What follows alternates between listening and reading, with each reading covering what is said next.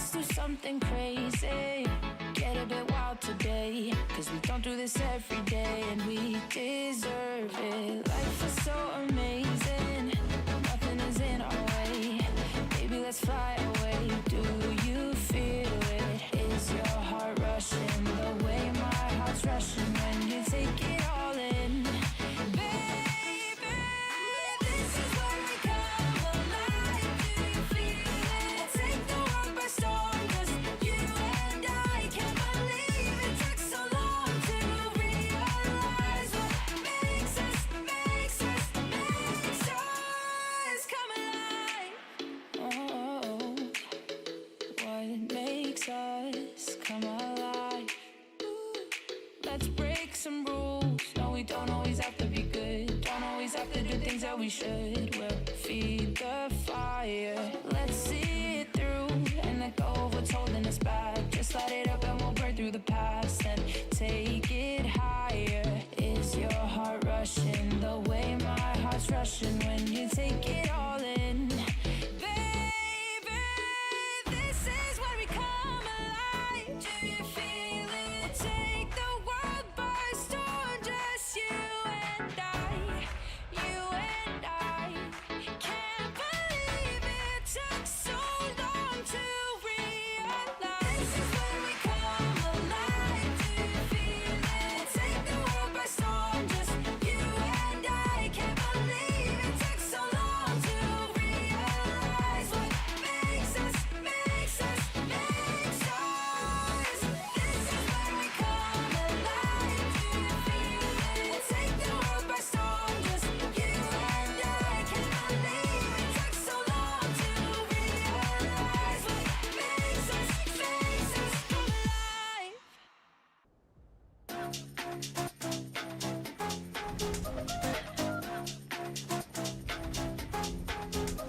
나의 속도가 돈이라면 벤소미 더 세게 괴롭혀봐 나를 rain on me 다가서면 뱅뱅 전부 걸어 게임처럼 너의 고개를 떨굴 때는 댄서니 모두 몸에 걸어 눈이 빛나는 걸로 전부 걸치고 난이 노리는 것들일 거야 발밑에 쫓아와도 너는 절대 못 껴 넘어질 배포도 없는 애들은 no 따라오지 못하는 건 얄빠가 아니지 그래서 the boys not my type 아니 거리동이 틈에 판이 바뀌지 이기는 건 당연하니 cause my type 시시하게 겉으로만 판단하겠지 웃는 얼굴로서 저렇게 잘 봐 날 멍청한 애들이 여기 자꾸 넘치니 바가게 써니 목소리 내못 따 짜증나면 질러 I don't like being cool At least night to night girl들만 불러 money on the fool I'm a boss to be or hero 뭐든지 다 내게 close 말했잖아 내가 뱉는다면 내가 다시 look nice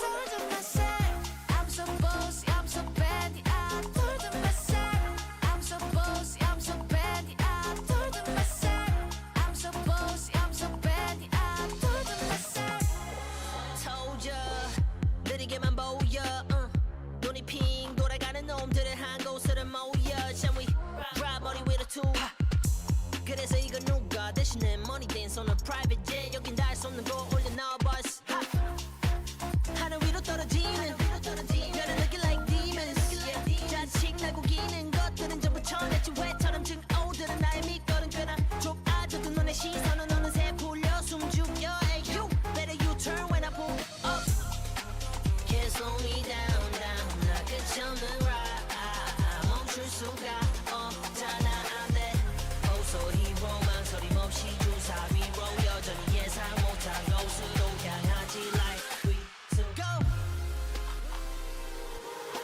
Told to myself I'm so bossy I'm so bad I told to myself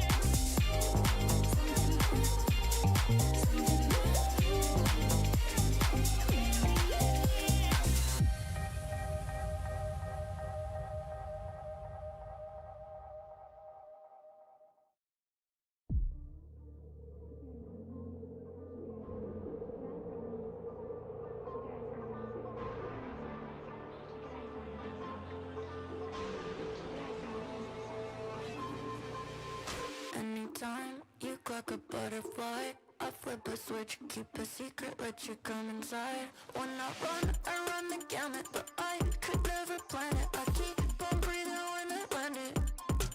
When I run the gamut, but I could never plan it. I keep on breathing when I land it.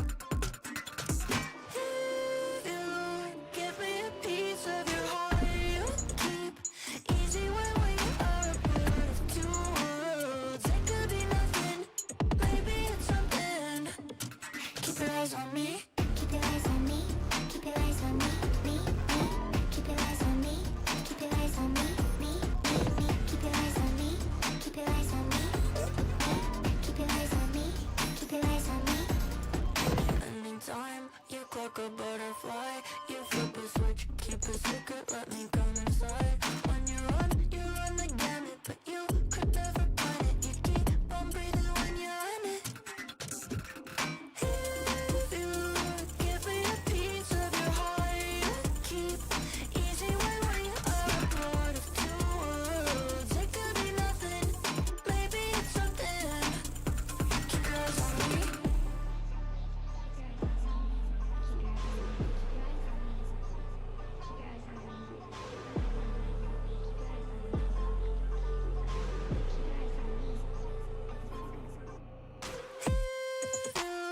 Give me a piece of your heart, you keep easy when we are a part of two worlds. If you give me a piece of your heart, you keep easy when we are a part of two worlds. It could be nothing, maybe it's something. Keep your eyes on me. Keep your eyes on me. Keep your eyes on me. Me. Keep your eyes on me. Keep your eyes on me. Me. Keep your eyes on me. Keep your eyes on me. Me. Keep your eyes on me. Keep your eyes on me.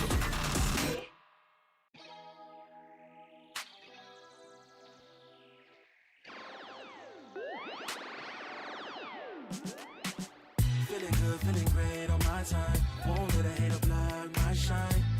I'm just living my life. Too busy chasing good vibes. Chasing good vibes. Chasing good vibes. Chasing good vibes. Too busy chasing good vibes. I'm feeling good, feeling great now. A hater can't play with my day now. Get that negativity out of my face now. In my city, I'm the man of my state now. Yeah, I'm living life to the fullest. Baby girl, you're talking to the realest. Energy and joy, you can't steal it. Good vibes all around. Baby, tell me, can you feel it? I woke up, so I'm blessed. Just another chapter in the test. I know I'm doing better than the rest. Got a smile on my face, showing teeth for the crest. It's no sweat, I'm a vibe in my own right. Go time in the sun, yes, I'm gon' shine. So fine, got a baddie on my phone line. Feeling good, feeling great, chasing these good vibes. Feeling good, feeling great on my time. Won't let a hater block my shine. I'm just living my life. Too busy chasing good vibes. Chasing good vibes. Chasing good vibes. Chasing good vibes. Too busy chasing good vibes.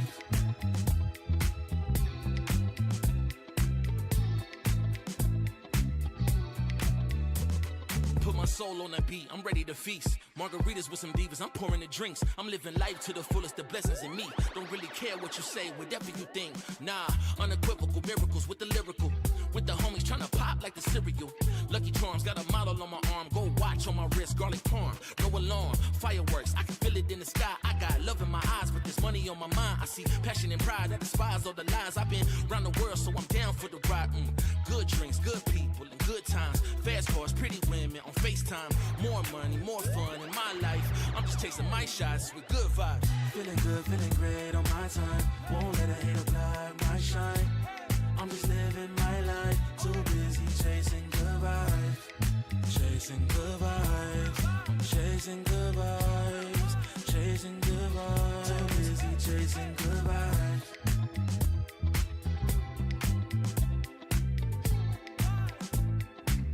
Too busy chasing good vibes.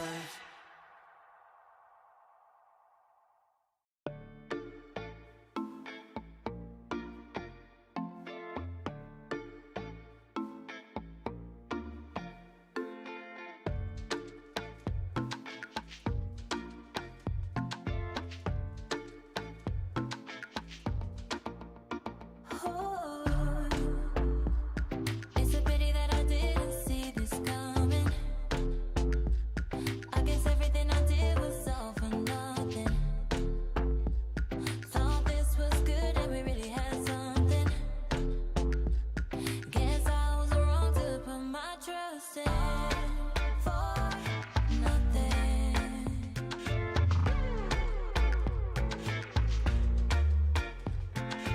All for nothing.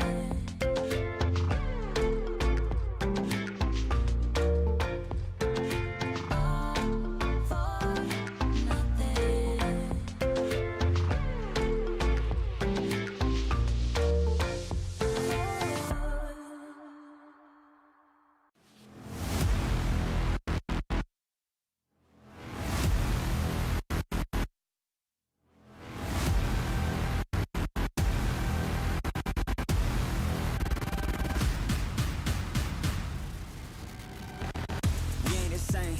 Get in your lane, stay in your lane. Wait, this ain't a game. Been through the flame, now get out the way. Whole lot of change, still been the same. Put that on the name. I had to go through it just to get to it. Look what I became. Elevate, level up, way to the top, headed to the peak. All them boys wanna talk, hit them out of law, but don't got receipts.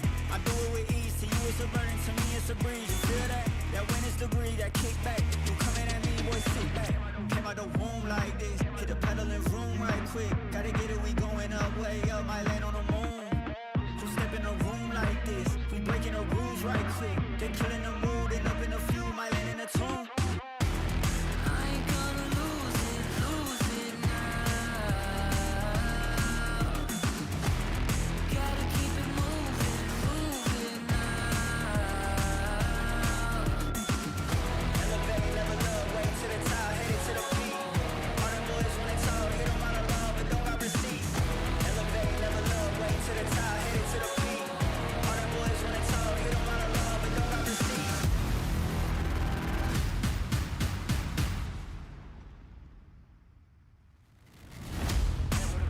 benches. Killing the ops, I'm leaving no remnants. They all in attendance. Gotta go big, I aim for the fences. It's mine, I sense it. Back in the scene, I'm back to the business. Back on the front line, gotta grind. It's time that you be the witness. At the time, turn a repeat to a 3P, yeah. Got the franchise on me, you more like G Lee, yeah. 21st century, you all the way BC, yeah. Old boy been washed up, I'm washed up in TT, hey. Came out the womb like this, hit the pedal and room right quick. Gotta get it, we going up, way up, might land on the moon.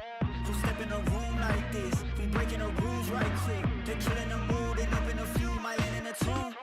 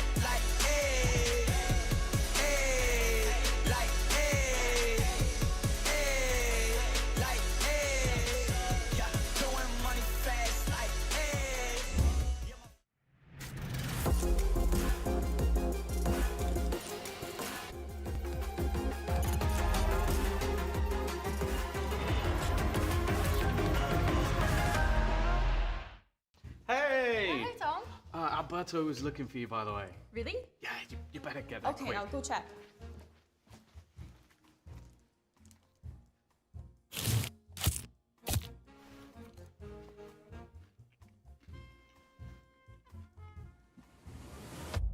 Have a break. Have a Kit Kat. Tom Biz. You've had your fun. It's my turn. At Carmine Corp, we demand the best. This is what backs us up. The Razer Iskor V2 New Gen.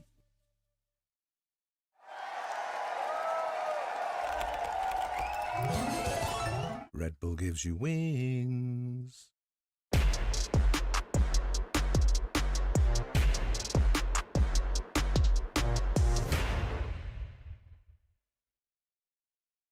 Want to find your fastest server every time? Express like a pro and optimize your connection in one tap. Express and game without ISP throttling. Express and shield yourself from DDoS attacks. Express and choose the VPN trusted by gamers everywhere. Express VPN. Experience gaming the Express way. Fast, stable, competitive. Outplay the world. It's time to Express. Unlock free cosmetics, including Lightning Kicks Buddy and more. Scan to subscribe.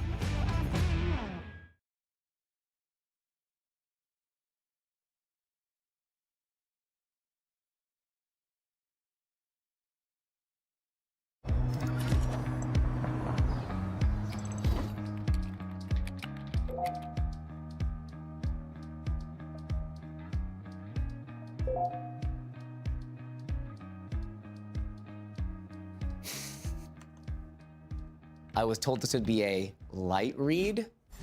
The file is the size of a major patch. Dude, this is classic Leo.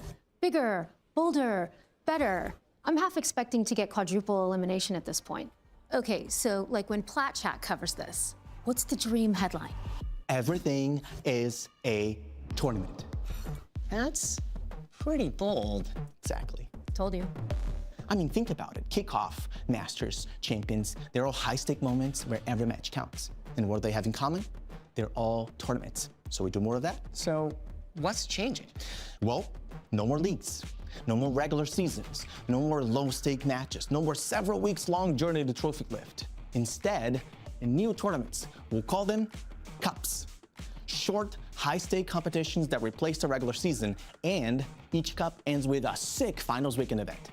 So everything is a tournament. Okay, and look, that all sounds awesome, but I told you to fix Tier 2. No more Tier 2.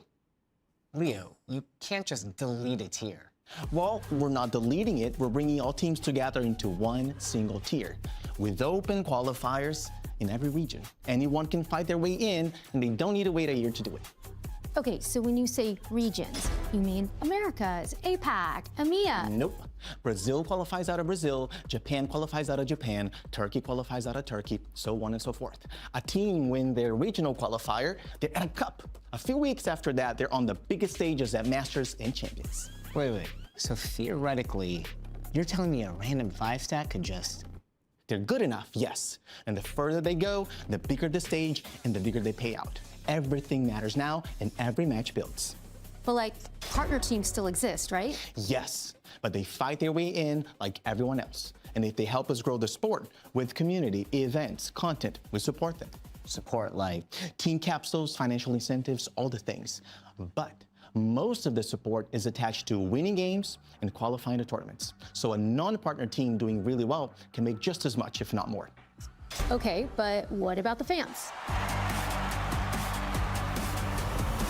We go to them. We go where fans are. Cups mean more events mean more cities means the VCT, closer to you. Did you practice that? I did. Wait, so let's make sure we got this. You want every stage to be high stakes? Yes. You want anyone to be able to qualify? Yes. You want more events in more cities? Yes! This could either be chaos or the best version of the VCT we've ever had. Exactly.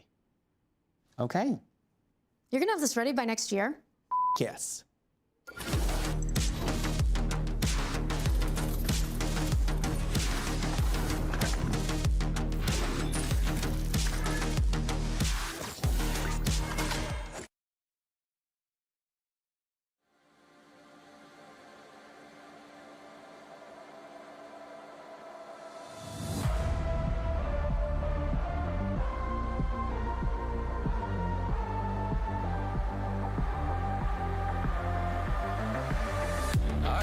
to keep you around. With my feet tied, tied to the ground. The end's nowhere to be found.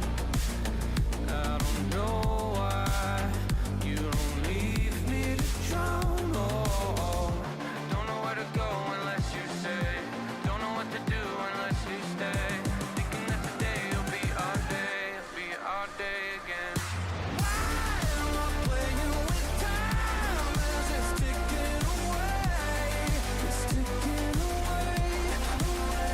I'm asking why we run for our lives. Not a second to waste. It's ticking away, away, away.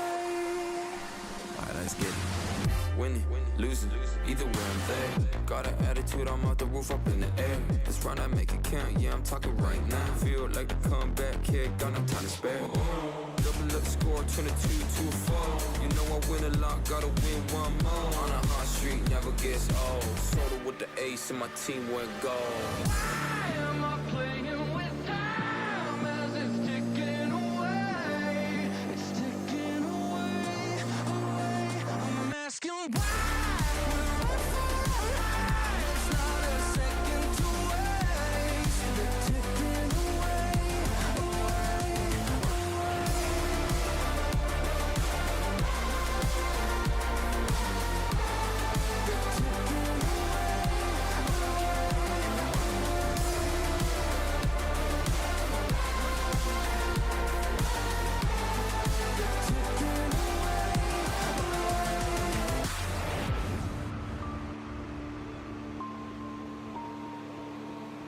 I'll give it one more try.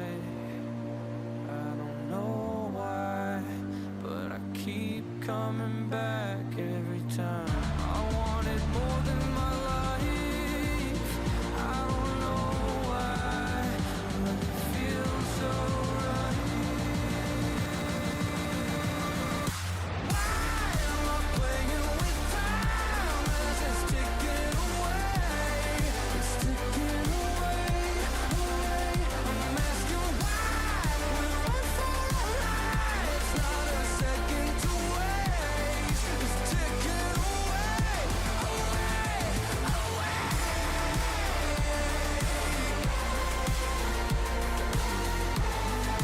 ticking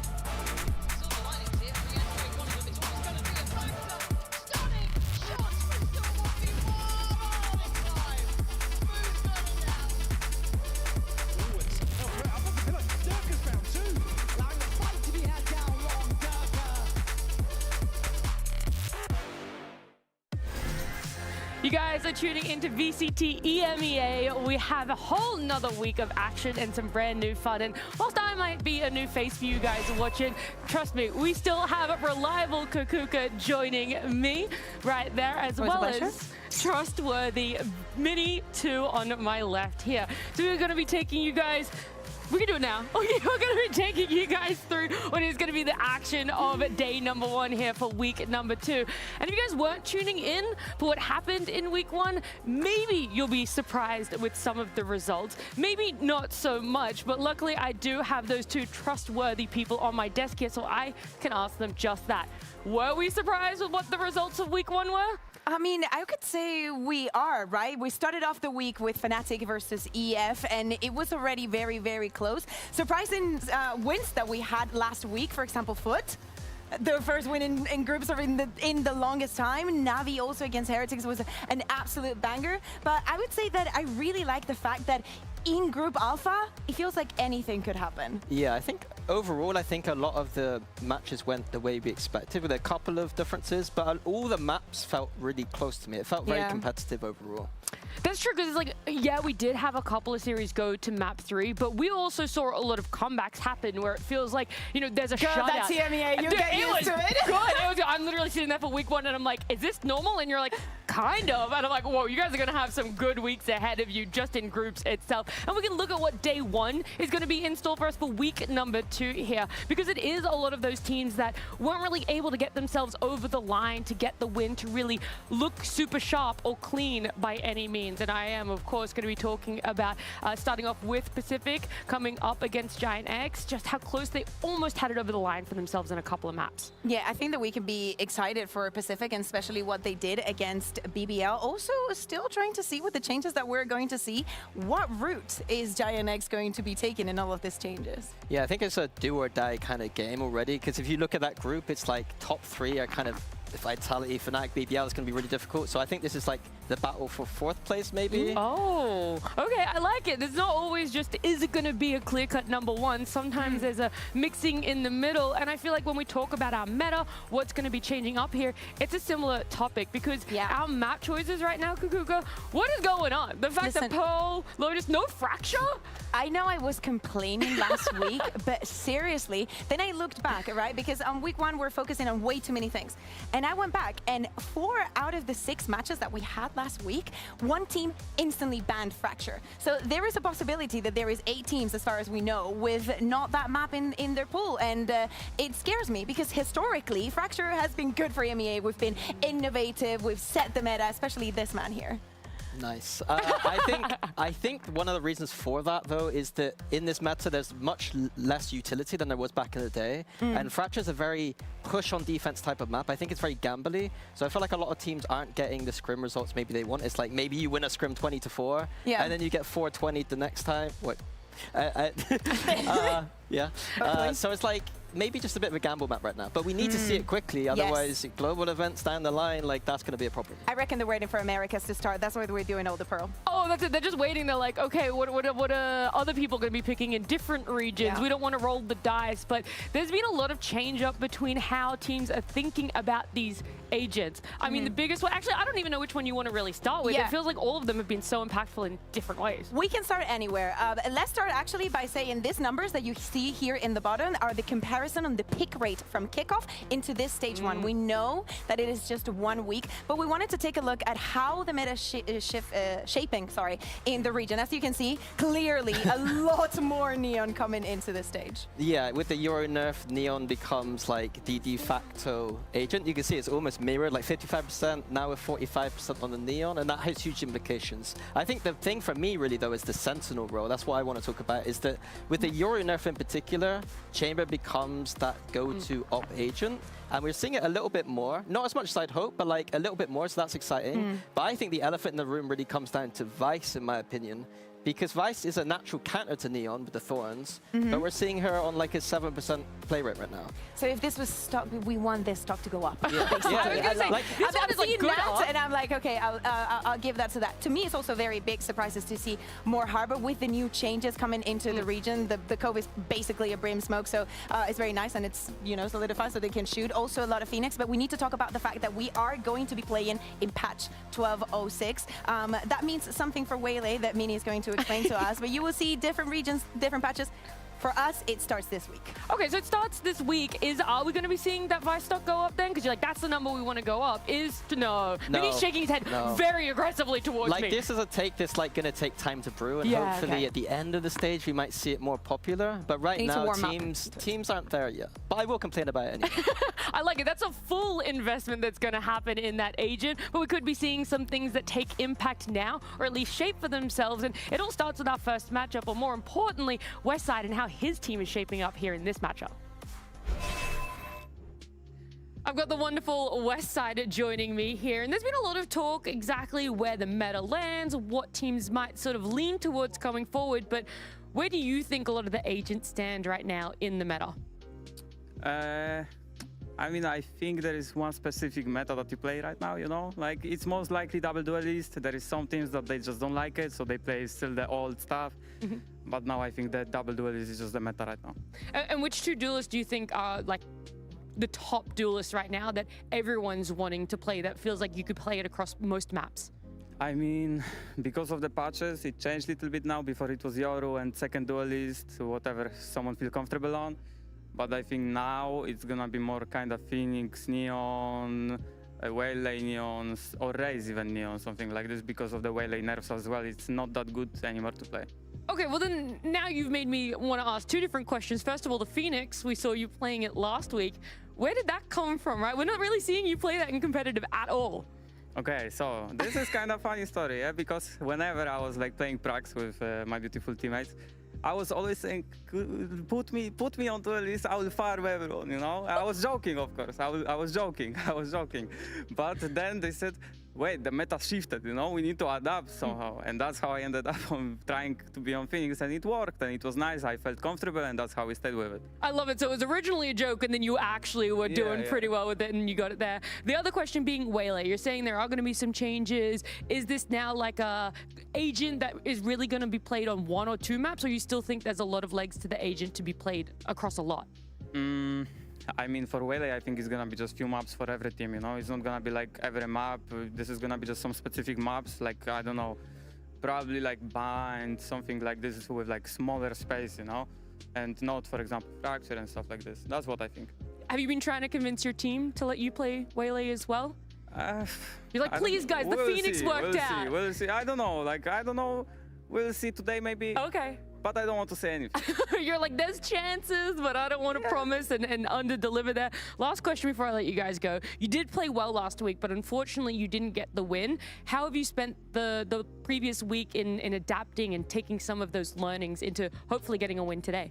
To be honest, I believe that yesterday we played good. I mean, not yesterday, last week. Yeah. That we played good. We just missed on some stuff. We just didn't play on our 100%. And I think that day they were just better, you know, as a team. And I believe that today it's gonna be our day, because we felt how is it again, and we don't want to go through this again and again, you know? And that's why we just want to win. I love it. You want to win. Today is showing up for you guys. Well, good luck today, Wes. Thank you so much for joining me. Thank you. Well, we'll see if the win is truly there for. I have no doubts that the hunger is there, but he's talking about it, Mini. This funny story of how he fell into being able to pick up Phoenix last week. I'm like, we want to see more of it. Like the fact that he's just freeballing it in prac. Now they're actually willing to test it out on the stage. Yeah, I mean, last week they had a tough matchup against Vitality, but with that being said, Phoenix was the shining light on the server for them. Like I wasn't impressed by too much, but the Phoenix was really good from Westside. But I think it poses a little bit of a problem in the sense that Westside is a Cypher Phoenix player now, and Flickless is now a Fade Cypher player. Yeah. So I'm interested to see this week where that direction takes. Where Cypher goes. Where Cypher goes and how those roles, because it's really difficult to play multiple roles upon multiple different maps, and that's what I'm worried about a little bit. Yeah, I think it could be worrying in that sense. To me, what I picked up from that interview that is most important, because I do agree, I think that the Phoenix was kind of a highlight, is not falling back into old patterns. And we're not only talking about the Giant X that needs to reinvent themselves time and time again, but it's more so the Giant X that throws a 5v3, you know, those kind of situations. I think that's what he's referring to.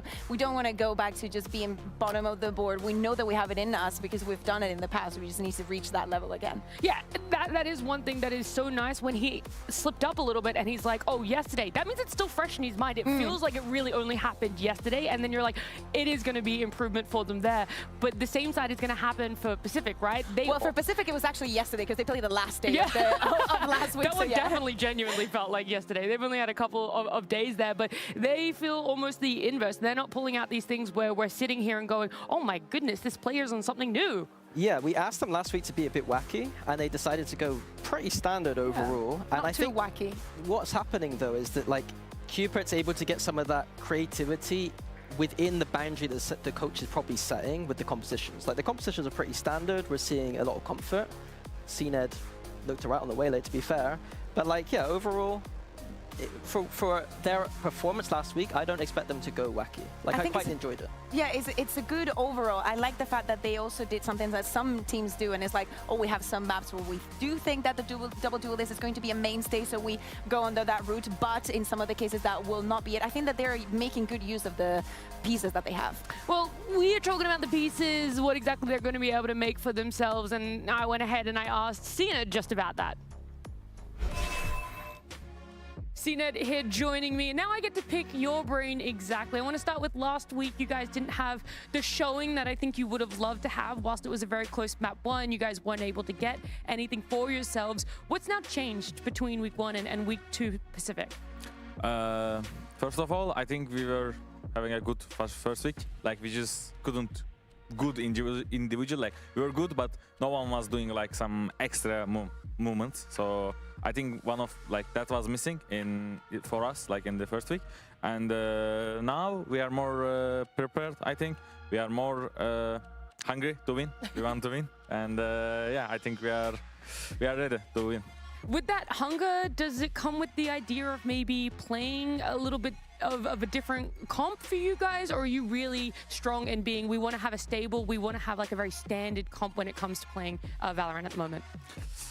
Like, it's come from just we want to win. It's nothing special behind it. Like, we want to show ourselves, we want to prove ourselves. I think we are not, like, everyone is considering us like first team in EMEA, but I don't think we are, because I think we have a lot of potential. We are just, I think, a little bit, not me, but like our players are a little bit inexperienced in the stage. So I think, for example, like last week we was 1 versus 3 with using ults. It shouldn't be happen, but it happens, you know. So this will come with experience, but we are really confident ourselves, and yeah, that's it. I love that so much. You're really confident in what you're doing, your players as well. What needs to go right in this series, like right at the beginning, for you guys to feel like, you know, you're going to prove everyone wrong about being the worst team at EMEA? Wait, what was the beginning of the question? That's all good. It was a bad question. Don't worry about it. I guess I'm just wondering, like, what do you want to see from Pacific to show that you're not that worst team people might be thinking? Like, I think we have a good macro, first of all. Like, I don't think we are playing bad in macro decisions, but I think we are struggling in micro decisions, which like it comes with time. So we are really putting effort on it, and I think it will come with the time. Like, in the first week, I mean, I can say unlucky because we played in the best team in EMEA. Like, they won the last kickoff, so it's normal to lose. And but it was really close. Like, it could go either way. And now, like, I think even like we proved ourselves in BBL match. I think with this like wins, I think it will be better. Awesome. I love it there. And yeah, you guys are definitely going to have that time to prove yourself, probably starting today. Sina, thank you so much for joining me. Thank you. I was trying every agent on skirmish, so I know which one is the best, because it's super slim, you know? Fight! When you pick me with no gun. Yeah. I'm going, bro.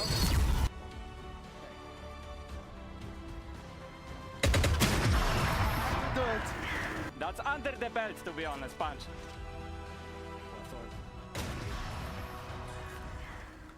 I had to take out the buddy. I'm shaking my head because last time I saw you, Cupid, you said, the skirmish doesn't matter. We give them that win. We give them that mental buff. But this time around, you really went for it. You're like, we need the win. Yeah, this time it mattered for the veto, so I had to try. Last time the veto didn't matter. This time we wanted to pick Team B, so I needed to get a win out. So when it was 3-3, I picked up the op. I knew it was going to be 5-3 instantly. I like it, the full confidence there. He knew what was going to happen. Let's see if he still is confident when he gets out on that stage. Smoke on my vision so hazy. Stress in the dark, you made me fall. Decisions in the past were made. All these eyes on me, can't breathe. Gotta keep from falling. Pacific Esports. Keep calling. Take a risk even though it might hurt me. If the fire in my chest keeps burning, I'ma prove I deserve it.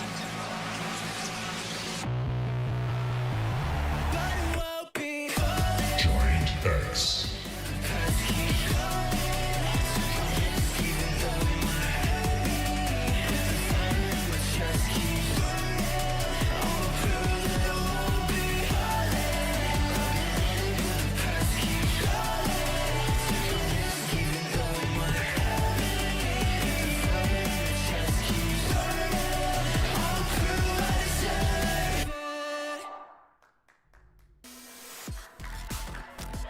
feels like there is a outstanding color here. Everyone liking the blue. Yeah. One of these teams might be blue by the end of this with a loss. We need Awakens. That's what we need in Valorant. We do. Awaken. I was thinking that exact thing. that? No joke. So it's like when football teams play, if they're playing in their home turf, they'll play their own colors. But if they're similar colors, then they need an inverse color scheme, essentially. Yeah, but technically they're both home. Well, one of them's going to have to be more away than the other. Maybe playing on some fresh new turf. Again. Oh my God. Do you remember what I was saying about we do not even know how many teams are going to perma-fracture?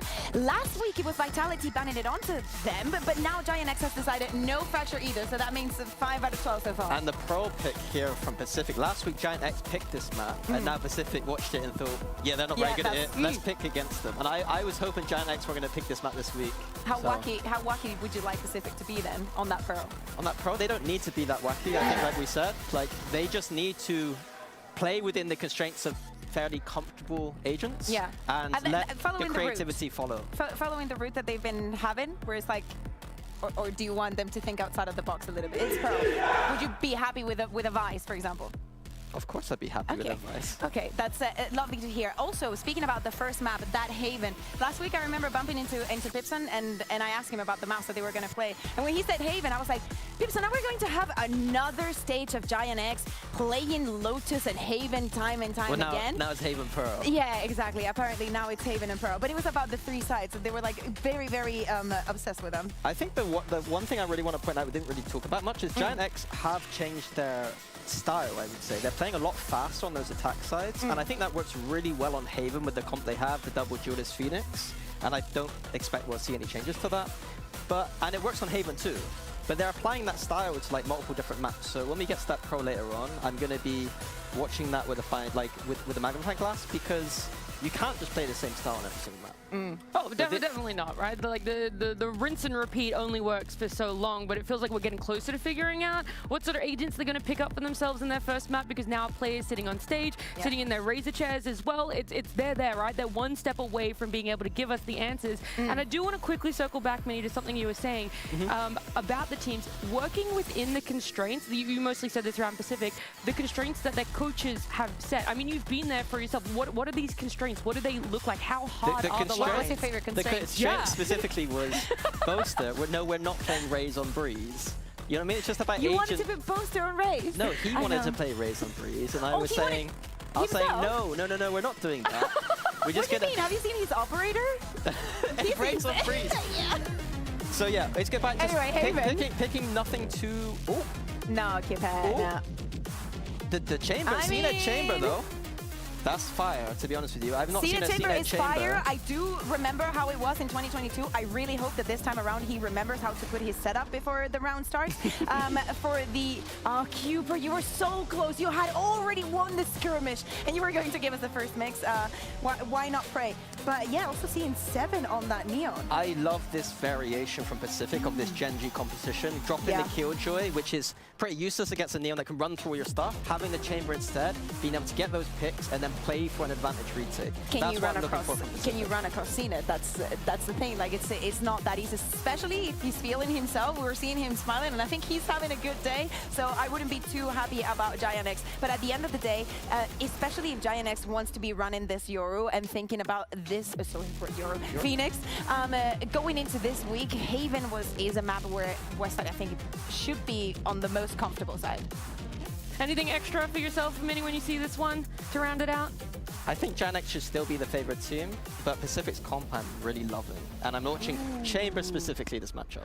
Okay, I like it. There's some things for us to look out to there as we're looking at those players getting ready for themselves. Jumping into map 1 with our casters, Mitch and Tom.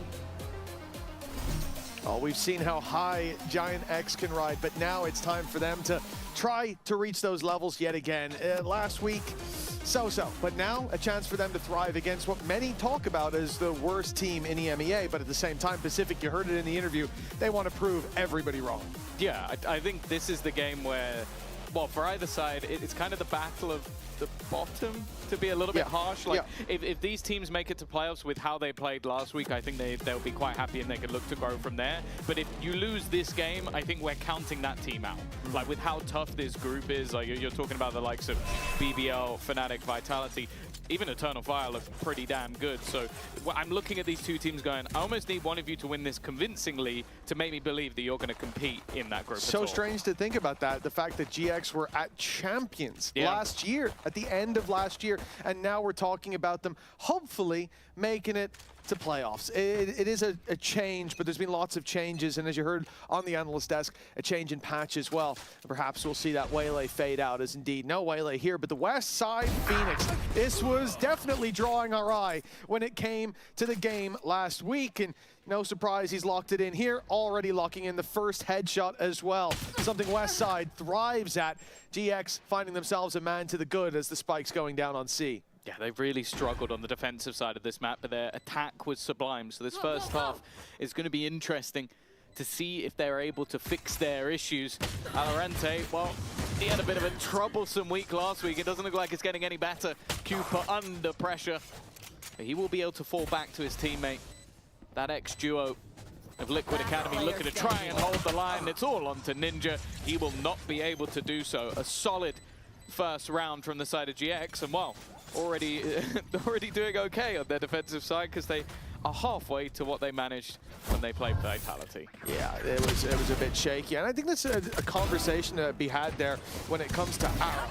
Last year, we talked about him as being inconsistent, up and down, and this year, it does kind of feel like we're seeing the same, but I do think the changes might favor him. His Waylay looked really rough. I found it hard to get any value off of it, and now with it maybe moving out of the pool, moving towards Neon, which historically has been more of a strength from him in some of the bigger games they had last year, I like that. And I do think for him, the important thing is to try to stop that bounce up and down.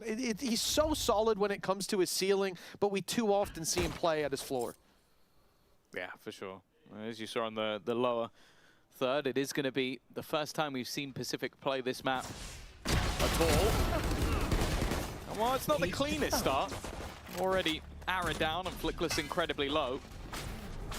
Paranoia will be sent through, and they've not actually managed to put the pressure onto Flickless. The danger, of course, is still VALORANT lurking around the edge of that smoke. And the gun that they've picked up, obviously a lot better if somebody pushes them. Unless, of course, you're on Neon, but unfortunately for them, 7 is already down. Yeah, taken down for that space trade, and as you said, the judge, great if they go walking into garage, but we would have some serious questions about GX's shot calling if that was to be the case. Instead, they'll have to close the distance the old-fashioned way, and there is a camera watching the walk out. The judge well and truly spotted there. Although with 34 HP, range isn't going to be too much of a problem. If that judge can find a few shots onto Flickless, he's going to wait for backup, play this on backside. But this explosion from Pacific, if they go through that smoke, they have got a chance of making this a favorable fight even. Checking the right way, they'll at least get one. The question of damage answered with 3 players alive for GX. Yeah, not too bad in the end, especially with how things started out, and for them to get those initial defensive rounds. Although it is worth mentioning that with having that chamber as a more aggressive Sentinel on the defense, you could argue that maybe this composition is a little bit more defensive from Pacific. So maybe both teams are looking for that second half. I am excited to see more of the 7 duelist though. I want to see how he's going to be able to be that little bit more aggressive while CNED can maybe play a bit like Filu did, like having that operator on attack when they can afford it. An important win for GX on this map as well, with Pearl up next. Got 13-3 last week. Have to change their comp most likely, with it being Ara on the Waylay. He was 1-8 first kills. Had a really tough game. Nice opening here from 7. Again, him on the duelist, opening up a lot of space.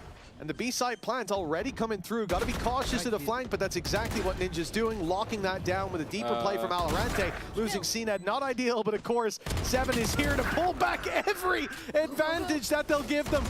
This is a stellar round already, sticking around for more, and 7 with 4 on the tally. Only Ara left to fall, a judge in hand. And not too many examples of where that judge could be used favorably. 7's low, so maybe that's your prime target, but the ace just 1 kill away. And Ara's almost teasing them with it. Oh, it's so close. The shots don't land yet, but in the end, it seemed inevitable. God, nice round from 7. It's one of those things where you want to get that confidence brewing, especially on the Neon. but this was all him. I think there was hesitation at the end because you go, well, I don't want to give a rifle away. Yeah, Like, I don't want to turn this into 2 guns being dropped versus a bonus, but that's superb. Just great at taking those isolated fights. And also the confidence clearly there. 1 away from his ultimate. But this is where things should get a little bit more difficult. You can see Westside already having that run it back online and in a fairly aggressive position. There you go. Straight down mid he goes. And, well, it's actually Ara to take the initial fight and lose. Go run out. Yeah, aggression on A. Lose a player. Ult used to aggress down Garage. Nothing found either. And now GX, having played their hand early, they're way behind. The recovery, there's no easy answer to this, especially with how Pacific are playing. Look how patient they are. They've got a pick a minute 10 into the round, and they're still spread in a default, still covering their bases for any extra pushes that might have come down or might come down from then on. And it looks like we're going to at least indeed get the drone coming out on mid. A little bit of posturing in that direction while GX group up and walk through on A. How many did Valorant just see? I think it was only 2, but it's enough to send them to C. It's very open C site. You do have the cam available, which will give a little bit of additional information. If you watched any of the Vitality game, this was how they sort of adapted to GX when playing that attack, was you just slow down. You let them come to you, and I'm hoping that GX have worked on having a little bit more in the tank. This retake setup seems to be the goal, but they are losing those fights again, though! Westside springing to life. He's given a small chance to Cloud. Well, maybe a chance of the 1v1, but he's not looking the right way. Big danger from Valorant as well. I mean, this guy sneaking his way around. If they were looking to full retake from spawn, if it took them a second or 2 longer, he would have had a massive hand to play in that round. And although, yes, a phenomenal attempt by Westside again, adding up that headshot tally, he's #1 in EMEA for a reason. But it's not enough this time for GX to keep that lead. Tied up 2-2, and now on an eco, it looks like we're going to pass the baton over to Pacific. Yeah. I do wonder if this is a map that Pacific are going to be happy to play going forward, or if it was just we watched GX play Haven and we're not worried. Because this isn't a map that they played. They've not been particularly keen to play this. I think they banned it last week, but when you watch the way that GX played the defensive side, it was just keep pushing, keep pushing, keep pushing. So if you have faith in your own default, which I imagine Cooper will do, I think they're going to be fairly comfortable playing this attack. And I want to see if GX do have a more passive look. Now in this round, they do, but this is just trying to gamble the rotations correctly. We've seen this before, used off of like a KO knife, even the early reveal, and then full stack the other side of the map with an advanced position. But 3 players sitting in spawn off of next to no info. Trips aren't particularly far. The drone went in, but we haven't seen, I don't think we even saw the reveal go up for quite a while. It was like a minute left on the clock. And now they've spread into a default. It's a strange looking round. But in the end, it will be a gamble once again. Cover their bases, make sure that the defensive line hasn't been broken, and now rotate to A, where they already find their opening pick. The problem being that the rest of Pacific are towards this C site, and Flickless has got the bandit. It's not like he's helpless in that fight, but he makes the wise choice to wait for backup. Try and get back in as a squad, but it's only really Cloud that has anything to play with. The few pistols that can be put in as well. Shock darts might make things a little bit more difficult for Seven in the backline. In fact, nice. It's semi-been checked, but the trades have worked. Even still, though, Seven comes alive again already. Maybe on for his second ace of the game. No way. There's only been 4 rounds so far, a 5th in this one. It could be 2 aces in 5 rounds if he can manage to take it home. He's in the right place at the right time, and already! What is going on? We had Cloric, another import, managing to go a 1v5 into a 1v4. Now we've had in 5 rounds 2 aces. Yeah, I mean, they're just one of the best players that we've got in the scene, honestly. Seven when they joined here again. I say this almost every time. Yes. Hey, eco kills or not, an ace is an ace, my man. An ace is an ace. Yeah. We said this, like someone that came with a lot of hype to our region, but we've seen that before, and often that just leads to expectations being built higher than reality can ever meet. 7 has exceeded expectations, even though they were set very high. 10-3 right now, a solid start, and Pacific get the lead with that play. Now for GX to go back onto a full buy, to try to fight yet again on even footing. And these rounds have typically been overextensions on their part getting punished. Pacific, as a result, happy to sit back and wait, at least for those first 30 seconds. This time, though, GX have been a little bit more patient. I'd still like to see the operator come in. I think that will help quite a bit with this. Grabinho, he's not going to survive, but the trades are good. Spike down, mid. Leaves them in an advantage. A chance to equalize with Ninja and VALORANT, the last two. But the bigger problem is they don't have the spike or any space. And, well, Ninja has found information, but at the cost of, well, almost his life. Yeah, now becoming an impossible task with the last man dropped. And for Pacific, the way that they approach this round, I think, is just expecting that GX will stop pushing, that they will sit back and wait. And the hope is that the B side is where the weakness sits, but evidently that's not the case. As soon as 7 loses that fight, maybe that's where they need a call for the pullback. But again, they hope that's the only guy. We can isolate that fight, we can trade, and then the full hand revealed with Westside there as well. Well, there you go.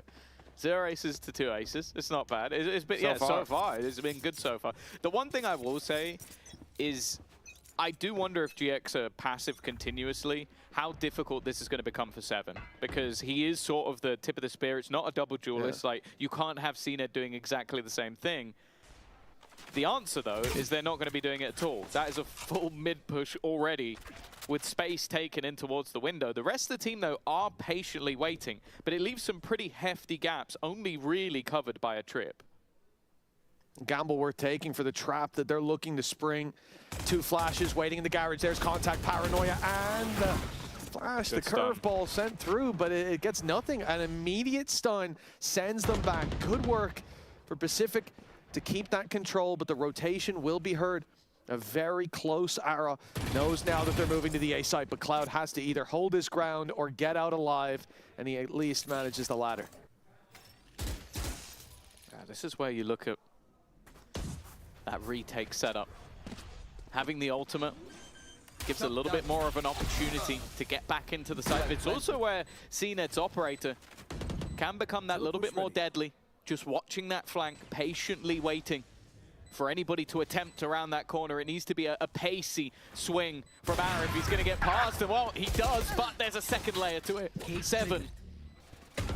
Keeping them in an advantageous position. Now Westside goes through with the ult, but he's not able to connect the shots. He needs someone to attempt to trade, and it's a little bit further behind. Even still, they're making this work. Time ticking. Ninja, the only one remaining. He gets back into the smoke, but it fades. And Cloud, with 3, will now give GX back the lead. Yeah, needed an extra second on that smoke, and he would have been fine, but caught with his pants down there. That's going to be 4 for GX. Very well done. Again, coming into the next round with Hunter's Fury, thanks to that from Cloud.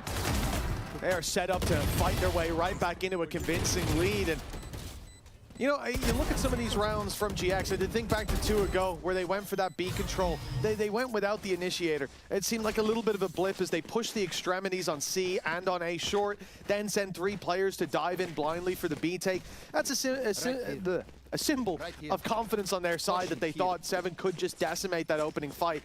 But you really can't put it all on one guy to do that. 4-3. And I think this is where Pacific, well, I would have thought, group up, play more direct, get in towards that site. But it's slow.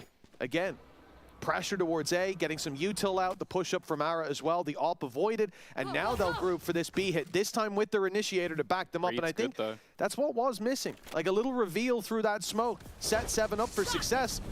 Although the drone's going into garage, this is all a ruse to take late C. Counter paranoia. 3 players were already here, and it leaves it onto Flickless. He's been good so far. Hunter's Fury through once again. Flickless holding his ground, but it's more on Westside. joined a little bit later, still fighting on the site, and this Phoenix ever so fierce. It leaves CNET alone. No operator in hand anymore, and of course the defense, they'll be waiting for Ara. Oh, there's his get out of jail free card now. He's gonna sustain those fights. The stun is perfect, and he nearly gets away with it. Nice try. CNET, one hell of a try, but the round falls again into the hands of GX. That would have been a big one to reset this fight and keep us neck and neck, but again, you look at Westside, how much value this guy is able to get in positions where often you call them one and dones. Not for him, just keeps on going. Really good Hunter's Fury as well from Cloud. I think that connected on multiple players, gave not only the positioning away, but also did some additional damage, completely disrupts the take. But I also just like much better the way that GX are playing this defensive side. Like, you go back to how they played it last week, and it was incredibly rough. And now instead, they're slowing it down. They're happy to play passive. They're happy to play retake. Those are all things that was just like, we need to keep running at them. A man, though, who has put 2 of the 3 rounds on the board so far for Pacific. And well, the man coming from Mexico, the one guy in our region, that one of the imports. He's been a bright spark of this team, but let's be real, Mitch, there needs to be more. Well, that's the thing. We've been wondering, because it was the case from the debut of Seven, that they looked like a fantastic player. Putting up numbers, big rounds as well. Never really any doubt in that department. But we have on the team players like CNET, who have been at a time the best player in the world, without a doubt. A while ago. A long time ago. Oh, we're going back to the ancient scrolls, but it was crazy time. It's back when we had open qualifiers. Yeah, imagine that. Imagine that. Imagine that. The good old days. Well, you never know when the good old days will come back. And for CNET, he's looking to capture that spark yet again.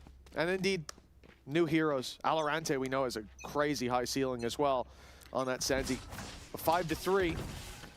GX building up some steam, pushing the economy of Pacific to the limits. So they have another full buy here, but it's expensive. And the ultimates they have to fall back on really just come down to that Viper's Pit. This time, presence on C. The mid pushes the adaptation from GX, but left all alone is Cloud, and now he's surrounded, not so easy to get out. scot-free, a price to be paid, and the paranoia should lock that in. Pacific trade out the early fight, and we'll get a plant now. And they'll run it back this time, but they do have the overdrive. Nice. Pit makes sense. It's gonna make it tougher to get out. Well, saying that, Ara's just gone. Rifle retrieved. One's been killed out by the flames as well, so that's at least gonna make things a little bit easier. Almost a frag. A swing around from Grabinho, but that was the low player. They still are yet to find the Viper of Valorant lurking in the darkness. But the problem is that spike positioning. They now need to swing out of the pit. They need to go looking to try and deny. And the second they're just waiting on the other side.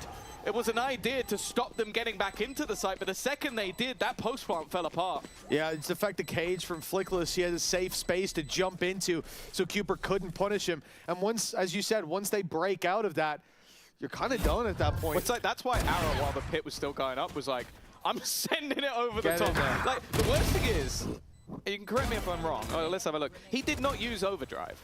He went out with an op in hand, thinking, I will pick up a gun, which is insane. It is a little bit when mental. You have an ult that's not like one you need to keep for a rainy day, really. Yeah. A bold play from Ara, but the confidence showing, and yeah, he didn't find the result, but drawing the eyes of the attackers was all he needed to do. 6-3 as we go to a pretty hefty advantage for GX. And again, this is a map that they want to be winning. Knowing the Pearl is up next, big adjustments to be made there, and a very tough loss for them. Last week, the walk up here from CNET's being watched. He's going to go straight into that crosshair, but he fires a shot into Ara. Returning to the site, this time with a 5 versus 3, and no pit, but it looks like it's already a guaranteed win. Yeah, the Hunter's Fury in the back pocket as well. Like, sure, you have Westside's ult, but he would need to get more than his money's worth to be able to break back into this site. I'd take those odds. What I will say, though, is that if you were going to ask me for a benchmark coming into this half, how many rounds GX needed, I would have gone with 5. So I think they're already past the benchmark on the defensive side. Like, they managed to get 6 rounds in the attack versus Vitality. No offense to Pacific, even if people are putting them at the bottom, which I am included. But we'd put Vitality much higher on the marker. Like, they are a team that we expect to be at the top. So I think the GX can be fairly happy with this half already. Of course, you don't want to teeter out at the end. You don't want to have the chance to go in with a lead and then lose a few rounds in a row. That means a pistol could throw this into the mix. But I think GX right now are in a very good spot. And I'm waiting to see, okay, what more do Pacific have if they're going to challenge more on this map? Well, a 2-round gap with 2 left to play for. We could end up neck and neck, and a big investment from Pacific. The op in hands for CNET, cash to buy up in the next if needed, thanks to that victory being pretty damn clean. So they've got the ability to fight for both of these, but as you said, expectations. We're about 5 for GX. They've already exceeded, which now puts the pressure on for Pacific to deliver. Flickless revealed in the corner. Hunter's Fury on its way. It won't find its mark, but they're spamming the cross back out. He's on 11 HP, but somehow survives. And that what should have been an opening pick for Pacific. Pressure applied to this side of the map instead results in the rotate going in with deep control for Ara. Early rotation through the spawn, but it's all on Ara. How much can he get here? A favored situation. It looks to get even better, but hold on. Valorant in 7. They pulled this back. Pacific somehow are now in the lead. Flickless on 11's walking into Valorant and winning the fight. Okay, neck and neck again. Well, the way we've got here isn't pretty. I don't like it, but we are in a 3v3. The man they're walking into is Westside. Oh, not really going to play a part here. It's all going to be about those headshots. So the first one's clean, but doesn't manage anything more. His 2 teammates on the other side of the map, and well, even after the last fight, Flickless is still on 11 HP. Well, Ninja's not looking any healthier. I mean, we've got about as even a fight as you can imagine. Early info for GX, cleared out Garrett's window, look towards sight now where both players sit. The headshot delivered, and the man with 11 HP. Somehow, he was in that first fight. They sent everything his way. Reveals, Hunter's Furies, the entire team spamming him as he exits the corner. And in the end of the round, he's still drawing breath. He's the one carrying them across the finish line. Fair play, Flickless. My goodness. I don't think VALORANT is going to sleep tonight. Like, that is one of those rounds where you just go like... You needed to connect the bullet. 11 HP. He should have been... Like, the fact that he's re-swinging mid, like, even the way you set it up, you're like, well, he's dead. It's a madman. Like, he's dead. Like, he's got to be dead. He's currently 12 and 6. We talked about the sort of swap of roles, him taking over from Westside and maybe it being a little bit of a downgrade, if anything, but he has looked very good in this map. And a round that can, yeah, pretty much single-handedly put down to him. And whips. GX lose their trip early on towards B. Got to fill in that space. That almost works as an early rotate, though. Cloud's much closer by, but with an op. Oh, he's going to want to get there before the push comes in. Buying time doesn't seem to work out, but then Flickless steps up to the plate. Cage to play around. Finds another! And eventually, he will fall, but he's done more than his fair share. Still some slack to be picked up.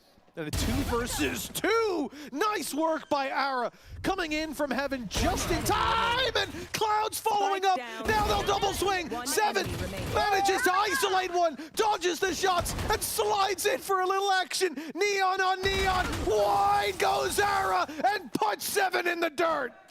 It's an 8-4 half, but it could have been one of a million different scorelines with the way that the last few rounds have gone. I don't know how we can explain anything that's just been going on. Do you know what I've heard, though, Mitch? What's that? I've heard on the grapevine that we don't need to explain things that have been going on. Oh. Because there is a man who is maybe slightly smarter than us, and that man is called Mini, who's going to show us how to do Viper Walls. There was a lot of yapping this week about Viper Walls on Haven from a bunch of coaches, and as the most storied coach in Valorant with all the trophies, that means my opinion is 100% fact, and so I want to show you guys what my favorite Viper Wall is on Haven. If we bring that up.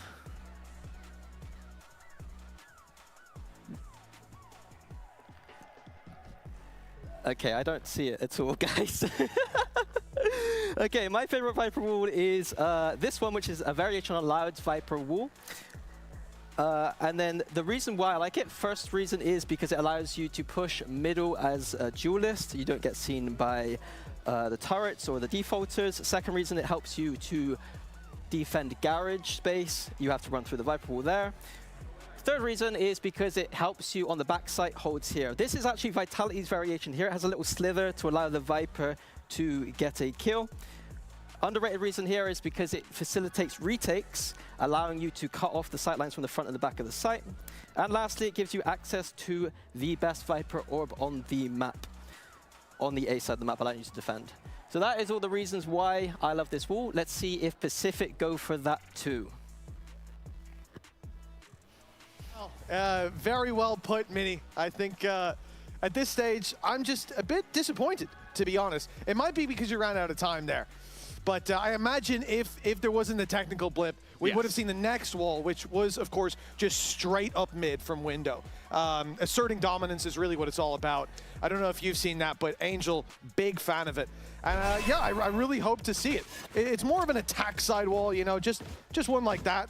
This is a little crooked, but you get the vibe. Cut the door in half, cause confusion, assert dominance, easy rounds. The Q, don't you disrespect my boy, all right? That's my rival's duo. He used an op in the skirmish. We're allowed to disrespect Only him. for 2 rounds. Only for 2 rounds. It's fine. The two that closed. Wow. This pistol's going to be really important for Pacific. They left this map open.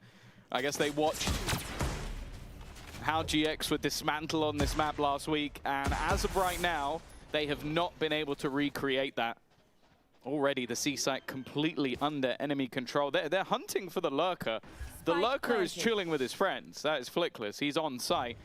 And they aren't getting in on that flank, but the second this trip is broken, yeah, you're immediately going to see players start to look the other way, start to realize that they're being encroached on. And the worry as well for Pacific is this has been quite a slow look at the retake. That time has been ticking.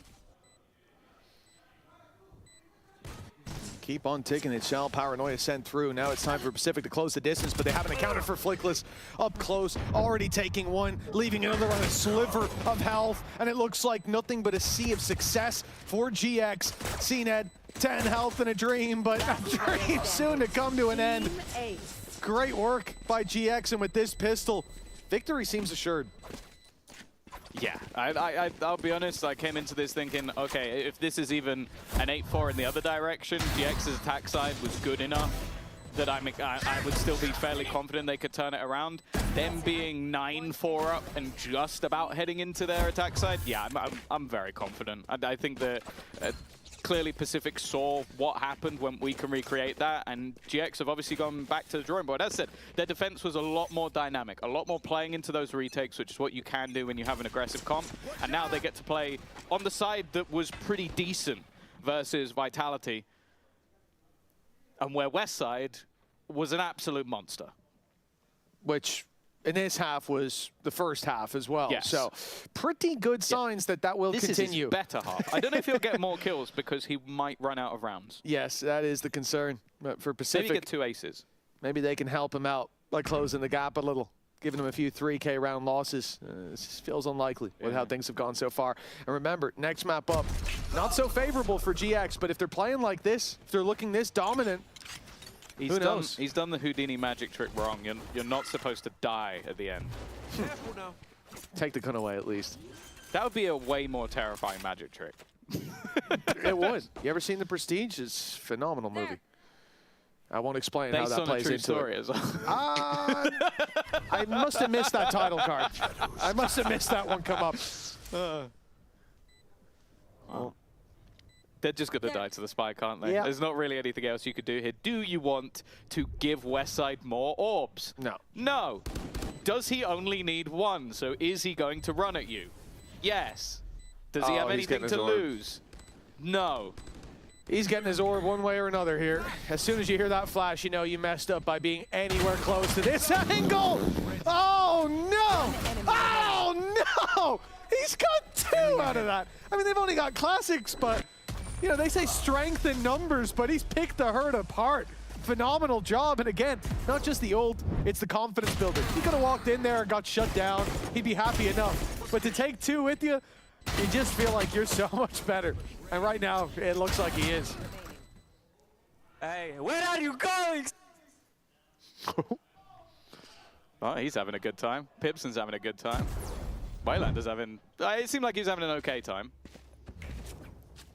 But right now, yeah, we've got to look at this as a must-win round for Pacific. Rifles on the board for GX, and they have an ultimate to play with.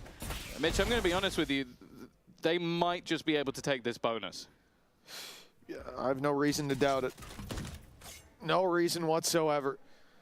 I'd like to see how things are working inside GX. That's what I've been wondering all game, but you know what? It's time to take a listen. I'm stand 140. Can you walk? Come. Walk garage. They left mid, I think. You're gonna walk garage. I'm gonna walk garage, Cloud. You can do... Close. This trap was behind the box now. Omen, backside. Go towards side, go towards side, you. They're giving up C, by the way. Yeah, he's city. He's top city. 3, 2, 1. It's just like me, for real. Can't believe he was behind the box. Nice job by Cupert. There's Flickless down, and Grabinho, last man standing. If he makes this happen, we end the game, end the series here and now. Nice paranoia, but he'll be put to bed. Okay, a nice round for Pacific, a little flawless on the board, but they have quite the climb back to rise back into this series. Yeah, and this is one of those moments, so you get an in-zone flawless off the back of what has been a bit of a rougher time. You get that economy booming, you get yourself into a position where maybe you could build something back into this half. We are looking at it though as nice, let's go guys, good job.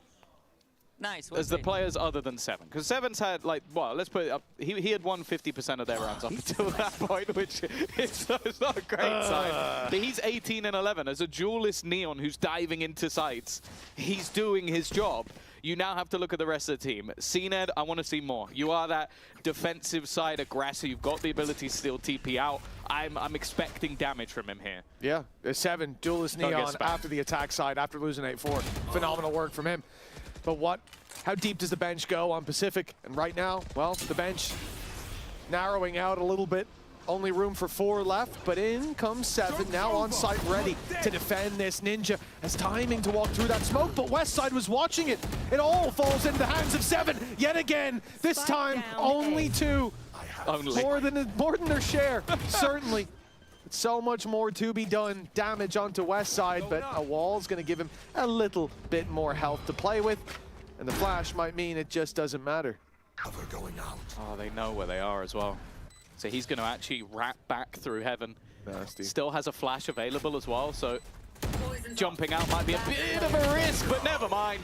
Westside with his 3rd of the round, and Flickless there to close once again. This said how devastating this Phoenix on attack can be, especially in his hands, or more so in his hands than many others. Yeah. But it's exactly what I'm talking about.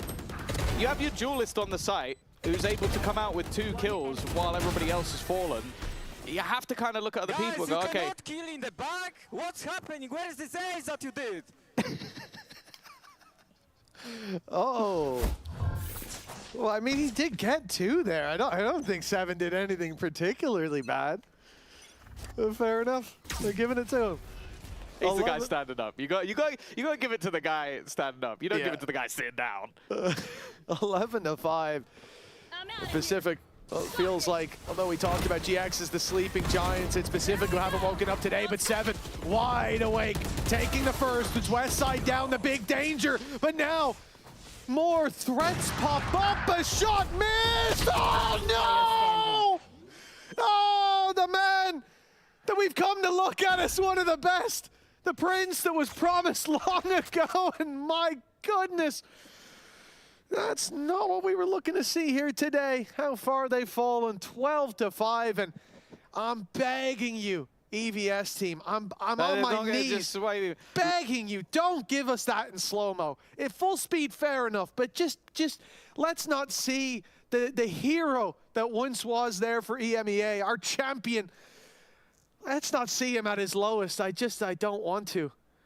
Well, I don't think I can take it. I'm surprised we're not already looking at it. I'll be honest. Mid-round replay. I'm surprised the second you said it, we are just going to go to that. But it's hard, but it really does feel like we're in a scenario where there's only one player on the server for Pacific, and the second that we see 7 go down, it's round over. Like, I think we've had pretty much every single other player just whiff massively at some point. Like this one I can forgive because it's a Neon sliding across. Oh, it's getting slower as well. Oh, he hit him in the end though, didn't he? Almost yeah, he did. had him. 55. That was the op shot missed right before it as well. They were so busy slowing it down, they forgot to bleep the swear word. And now we've just cut to Pips and laughing at him. Brilliant, brilliant. Yeah, let's not be mean to our previous champion. Oh no, let's just bully him as much as possible. Dear Lord. Oh my God, Ara, I didn't know you had it in you. Fair play, man. Fair it's play. actually nuts that he's got 21 kills and the next highest has 9. Like, I don't want to be a scoreboard Steven, but in this case, it's actually accurate. Like, I have seen CNED with. I've definitely seen Alorante with, and that's the thing. You go back to kickoff. The reason I'm being so critical is he was one of their best players. Like, he was a highlight when they came close in some of those games. He wasn't last week. He struggled in the first game. He's struggling here now, and that's a real worry because you can't have a 1-2 punch of like, okay, 7 plus him or 7 plus Ninja if these players are not showing up.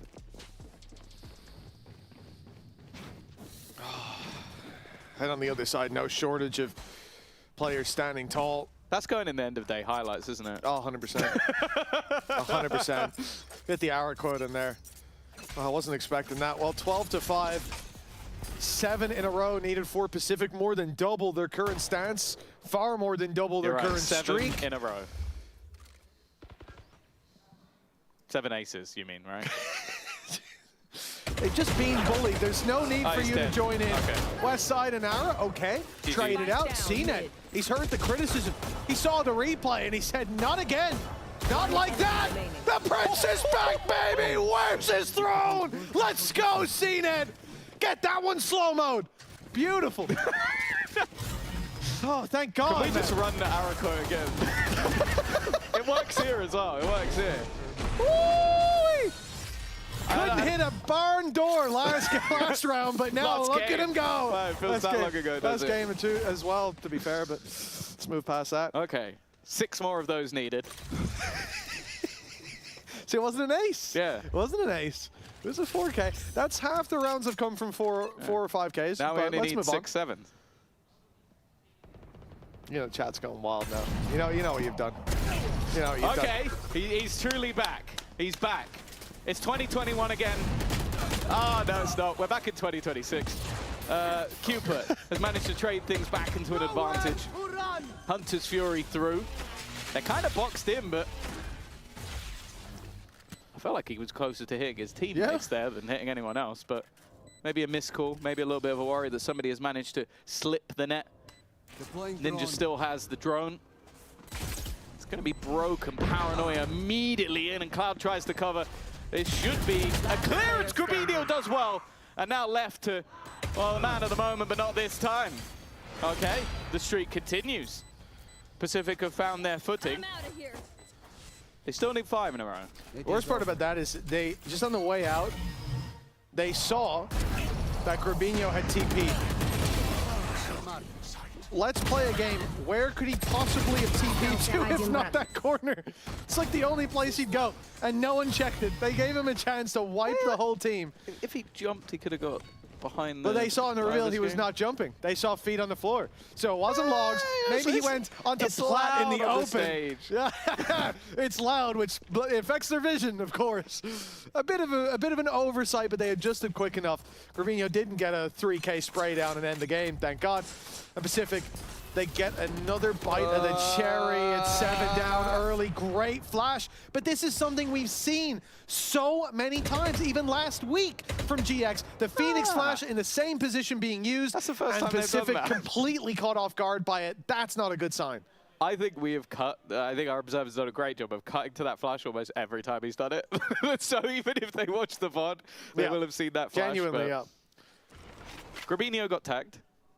Silver linings. 7 is dead again, though. But, you know, last 2 rounds, they haven't needed him at all. So It's not a problem. Ninja, great position. Should be at least 1 and 2. And Grabinio's low. You know, if anything, it's an advantage. Valorant, at least he's traded evenly.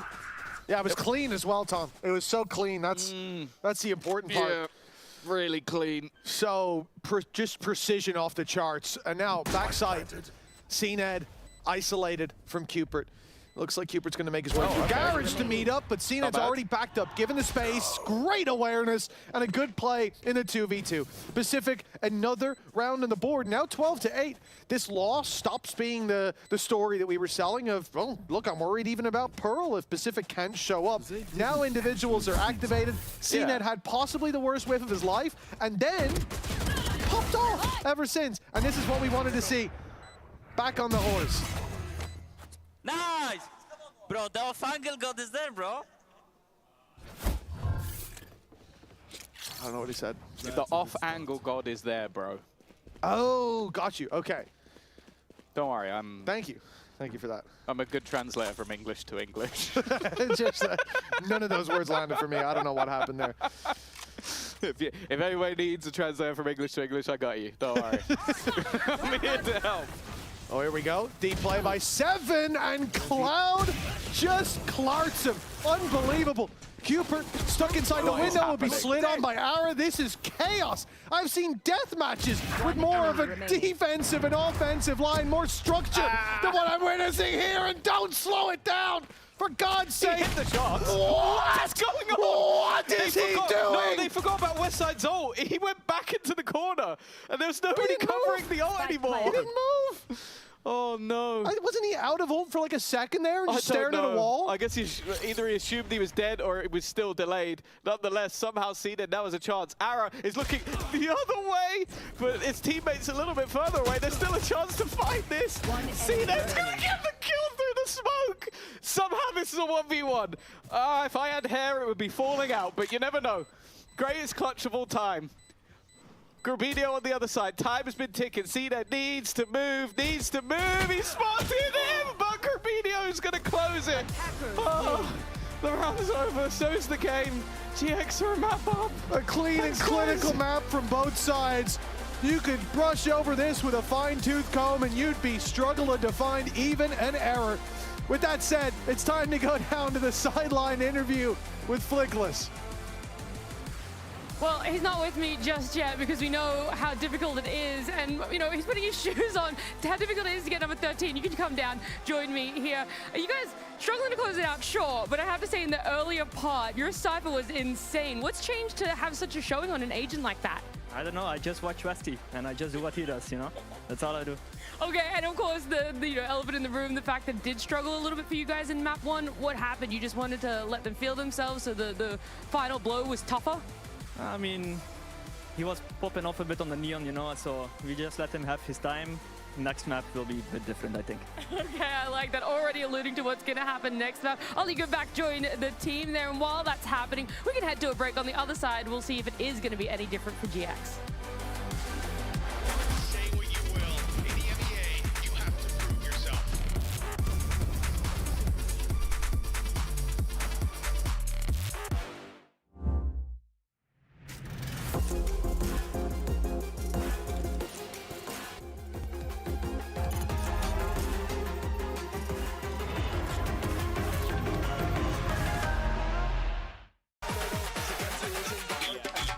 Corp, we demand the best. This is what backs us up. The Razer Iskor V2 New Gen.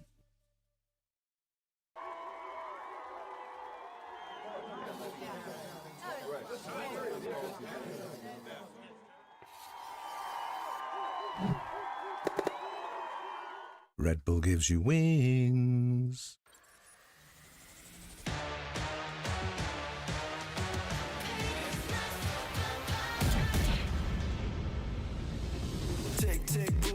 차고 있죠 이건 데자부 이미 와본 걸까 내 성공을 전부 담긴 그릇이 작아 I can't lose 점수 그건 의미 없는 숫자 내 열의 top 10 거는 식당 행걸로 채운 옷장 전부 대스탁 상시주의 red dot 경고는 없어 better not 난 사방에 다 뿌린지 마치 red hot Broken and bruised What's left to lose Here on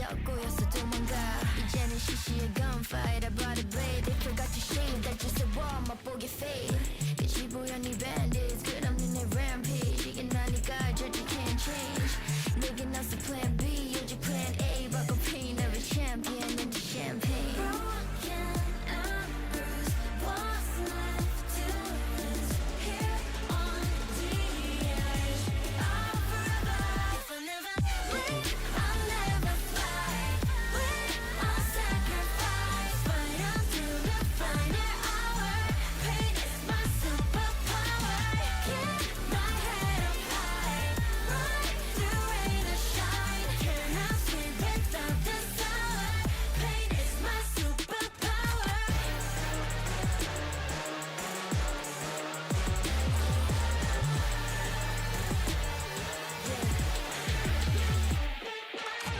This one never saw me coming I kick down every door they lock No rules, only gods can judge me Only gods can judge me Only gods can judge me Only gods can judge me If I never win, I'll never fly Win, I'll sacrifice Fight until the final hour Pain is my superpower Keep my head up high Ride through rain or shine Cannot sleep without the sun Pain is my superpower Fight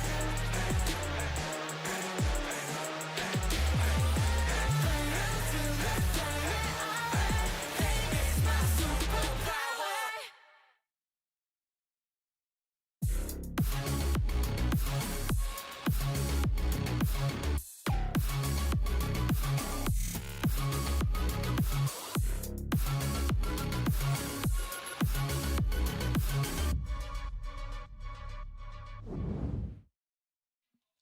This is the first time you played Haven this year. Were you prepared for it? I mean, yeah, of course. Otherwise, we wouldn't leave it open. I mean, I don't think we played honestly that bad. I think many rounds were close. We were prepared for them. We didn't execute some things properly, or at least the way the coaching staff would have loved to. But yeah, apart from that, yeah, of course we were prepared for it. Yeah, I think that we misunderstood a couple of things on the game plan, but I think in terms of micro, the map looks good. We were doing what we expect from them. It's all about the micro, and I think a little mistake that can happen first time on the map when you play an official. But yeah, we were ready for it. Welcome back, everybody, to VCT EMEA. That is a lovely first map that goes the way of Giant X. Mini, we were just hearing the coaches from Pacific saying that the micro wasn't really there, that they have already seen where the mistakes were and how the planning was wrong. Were you that quick when you were a coach? Sometimes if I really hated stuff, I guess. I think it's obvious with a game plan. If you have a game plan coming into a game and then you realize that Alfie has forgotten everything, then you're going to be like, okay, we can see the problem. You know who didn't forget?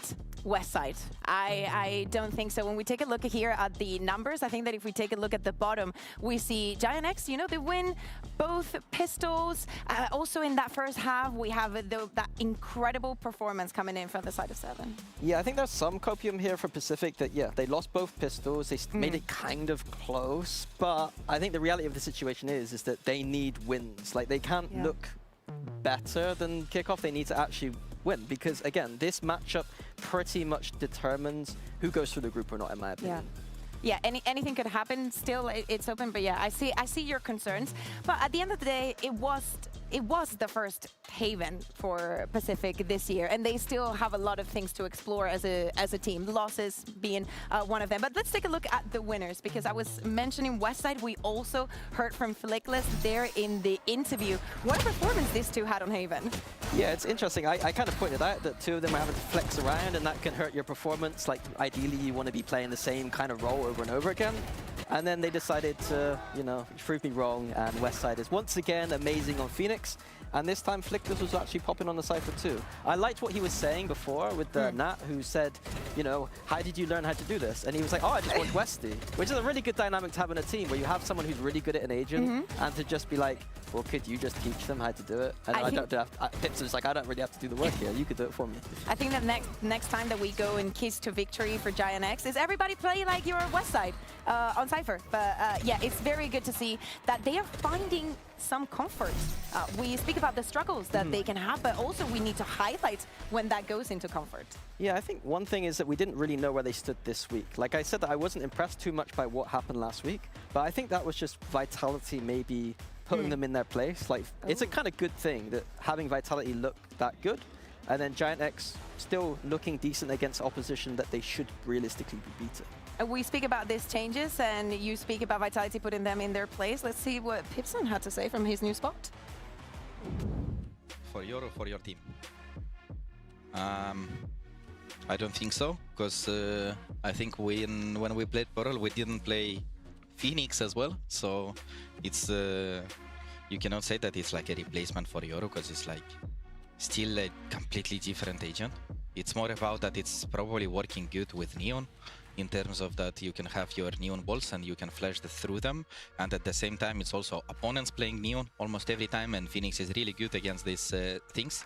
Like you can have ideas with your own Neon wall, you can have you can still counterplay like or do certain things against an enemy Neon, like using her wall into your advantage, similar that a lot of teams also play Viper. So like it comes that there are too many walls when Phoenix is just good, but I don't think it even can be possible for a replacement for Yoru, just because the main idea of Yoru was I have fast TP and rotation. For attack, it is a replacement. For a defense, it's not. That's true. And our next map is going to be Pearl. A lot of thoughts there from the coach confession room, Mini. Yeah, I once bumped into Pipson with his wife once, and his poor wife was sat there for like 3 hours whilst me and him were just yapping away. Were you standing? We were standing on the stairs, yeah. So that's even on the stairs, yeah, and she was just there? Poor girl. Yeah, of course. Yeah, Pearl. And at no point during the 3 hours you felt like you... It wasn't 3 hours, but let's be right. Eventually I was like I feel sorry for you. I bet it's like this all the time. And she was like, yeah, he just likes to talk about Valorant all the time, which is a good thing to be. You feel sorry, but do you feel as sorry for her as you felt for Giant X and what they had to undergo here on Pearl last week against Vitality? Because at 13-3... No, they put it on themselves. Why? Because they, like I said before, they play very aggressive on Haven, which is really good. But what they were doing last week with this tail fade was they weren't exploring the map enough, I don't think. They were all-inning a lot of strats on the attack side. And I feel like that's a problem with this comp. You want to explore the extremities and kind of... So speaking about extremities, I love what you're saying, but in the extreme of my screen, I see Alorante and Vito. Thoughts? Thoughts? Interesting. Interesting. You're seeing it with the double duelist, the solo controller, which is not something that we see a lot. We've seen Pacific run this before on buying the Vito, and it looks pretty decent. They had a lot of micro ideas. I'd like to see him kind of set up people to get into forward positions and see if Giant X can actually use their initiator utility this week to actually take the map. Because last week they weren't. Yeah, at the end of the day, we're speaking about Pacific that, yes, they might have struggled. They're still, you know, looking for those wins. But at the end of the day, they chose this map. They chose Pearl for this encounter. And I cannot wait to see what our casters have to say about this. Give it up to you, Tom and Mitch. Thank you very much. Yes, it's time to get into map number 2. Pacific, they've taken a bit of a fall, and now they've got to prove that that hasn't finished them. Bouncing back towards the end, though, Tom, I do come into this map more confident than I would have before we started to see players wake up on their side. With that said, you also have GX, who had a terrible showing on this map last week. Ara, who's still playing the Waylay, and he went 1-8 on first kills last time. Now this is a much harder Waylay to entry on. I'm very curious how this one's going to look from GX in terms of their attack side, which we'll see in the second half. Yeah, for sure. I can only assume that this means that their goal with the agent is more about him being able to take space rather than set up somebody else, which when you look at what comp they're running, they don't actually have like a Neon or something secondary that if he dives in, uses the stun as he could in the past, someone else is there. No, they won't be there. So clearly they had another goal overall, so I don't necessarily hate it. I did hate watching how it happened last time, though. So I want to see if, again, though, they managed to fix a lot of their issues from when they played Vitality. we've now got to see if they've been able to do that in fairly quick fashion.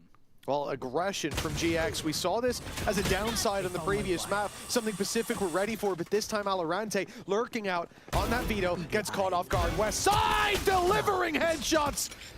And now a 4 versus 2 thanks to his efforts. The flank coming through, connects every shot, and 4v1, the IGL of Pacific. A kill under his belt already, but 20 HP left. He is done for, and Flickless makes sure of it. Yeah, solid pistol, and a solid pistol for Ara, more importantly. What did you say? He was 1 and 8? He's already 1 and 0. First so kills, the one is there. Yeah, he was 4 and 14 overall in that map, so it was definitely a rough day out. Again, like, I'm going to caveat it. They were up against Vitality. We have very high expectations of Vitality. And also just like some of the rounds they lost were like Chronicle winning a 1v3 and like things where you go like, how that happens. That happens to everyone who's ever played against Chronicle. Even still, this is where the expectation is going to be higher on Pacific. It's their map choice. A map which haven't been massively successful on when they played it before, but 2-0.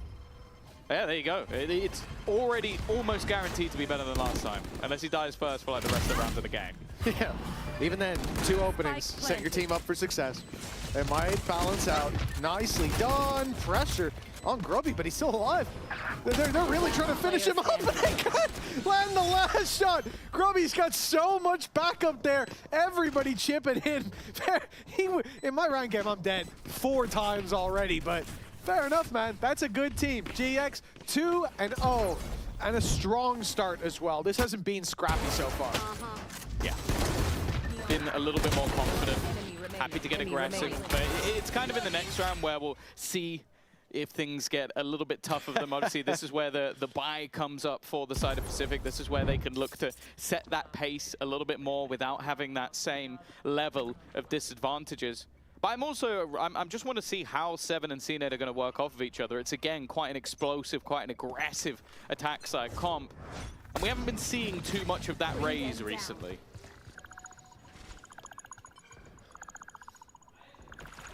Well, a slow approach. 3 players towards B long, but no intention of fully pushing down, just robbing some info with the smoke, and they'll back off. See how they handle this one. Let's jump in with the comms again. Can we pick here together? Yes, please. 1, 2. We poke B-Link, we go I can talk B-Link with my Roomba, okay? Yeah. I need a smoke? Yeah, I can smoke close. Yeah, smoke and then I Roomba. Rooming now. I'm ready to pressure, tell me. Walk hard. I broke keep walking hard, then you pressure in. Yeah, tell me when. Okay, go pressure A. We activate here. 1. I'm in con. 2, 3. They're anchoring side, guys. Do you have raise nade? Raise nade the backside, like secret. We just need to raise in secret. I'm coming. I only have smoke for flower. Main. He's top side. 1, 2. Nading. Close main. Hold the main player. Low HP Astra. Go. I see side. Oh, now full site control landing into their hands as we saw and heard, but now GX have got players at the gates ready to rally back through on the retake, and the spike still hasn't gone down. Utility making a bit of an issue, and a wide swing from Cloud. He's got one from miles away. West side chimes in. Grubby's there too, and Cupert, the last man standing. He tries to find the final player, but the final player finds him. He knew about Cloud, but Grubby landing the death blow puts 3-0 up for GX. A strong start if ever we've seen one, especially with how Pacific moved towards that site. They're aware someone's going to be sitting there, but Cloud still manages to get away with 2. Yeah, I think as well, you just see the value that we always spoke about. Nice ground. When they play those double initiators. Like, it was the first usage of the drone from Cloud, takes away all the abilities, also reveals players at the back of the site we saw from Flickless. It's one of those things where, like, okay, sure, you can't really get into your post plants, but also it just means they can take all of those risks of swinging everybody in early because you already know where everybody's going to be. Well, this is now still a decent buy for Pacific. They've come in with the light shields on most players, still got the rifles to work around. The money potentially getting out of control on GX with a clean round here. It makes sense that they still want to commit to this and not take it a little bit slower. You can see salvos lined up The attempt. He obviously can't see the player icons as we can. He's attempting to box them into this fight if they do overextend. Allowing his teammates to have a favorable fight, but they're getting the idea on the side of GX that this play will come towards Art instead. Players shifting back and forth, waiting for Pacific to strike, but as time ticks on, no move being made, which is fine for GX with all the space that they've got towards the enemy spawn. Looked like there was an opportunity, but not too much damage done. 40 seconds left on the clock as Pacific now need to, well, I say need to get a move on. They need to make a decision. They're now coming back out towards the B side, which is a decent read. Even still, though, Aras managed to get in behind them. The man advantage claimed by GX, but a post plant on that B side looking pretty likely. Yeah, we saw him posturing for that fight, and Ara catches him off guard, finds another. The push up from 7, spotted as well, but the punish is still there. A 3 versus 2, Pacific having again to climb up the squad that was bottom of the table last stage. Now falling behind in this series, already one series behind them that didn't go all too well, and the end of stage 1 could be just around the corner for them. Cupert manages to land one, CNET on another, and there he is! We saw glimpses towards the end of the last map, and a big play might just reignite that flame for CNET. He finally gets to have his Neon revenge. Use that slide to his own advantage.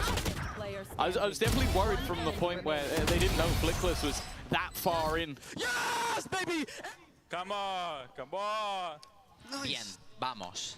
It's about the most energetic I've seen CNET in years. I don't know. You remember when he elbowed that table? That is true. That was energetic. That. It wasn't positive energy. No. But it was energetic. As bubbly as I've I'll never seen forget that. That was one of my favorite moments ever. Especially because the old meme was like, CNET when he wins, CNET when he loses. It's just him staring at the screen. He's like, elbow table. Back here. Bye. Nice little bit of info for Ara. Maybe clicked that earlier than he wanted to. But he finds them all here, and so the rotate already underway.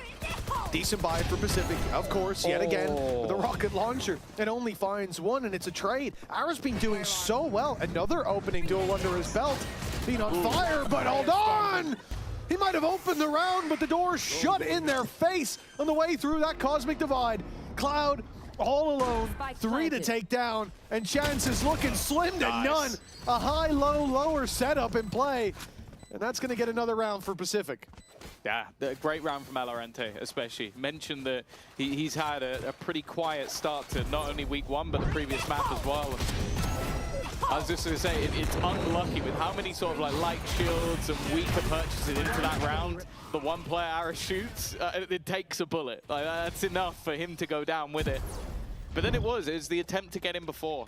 We heard last week when talking about Pearl, Mini was saying that the post plant on that B side is really hard to break through. So they tried to go early. They tried to get through the cosmic divide, and well, that was their demise.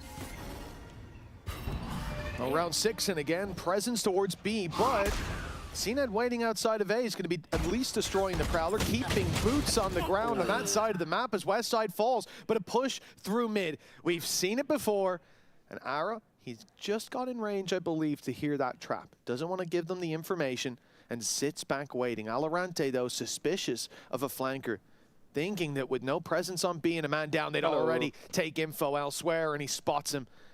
Doesn't take the kill or the fight, but this is almost better for him. Not avoid, you know, he goes out for it eventually, scares me a little bit. You don't really want to give them opportunities to pick up those better weapons, to take fights back into their hands, and CNET does well to shut down that mid-aggression. Now the world is Pacific's oyster. Yeah, they needed to clear out that player, because otherwise they might be walking into a B stack. And instead, it actually sells the opposite idea. We've cleared one player out. Grabinho spots the Prowler, but they are now going back in the other direction. Leaving that timer maybe a little bit lower than I'd like. The one real danger from my perspective here is the salvo.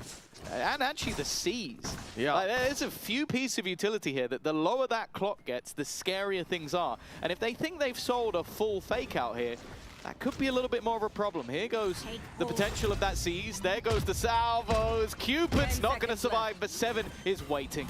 The second player close enough that it isn't too dangerous. Spams would need to kill him, and it doesn't.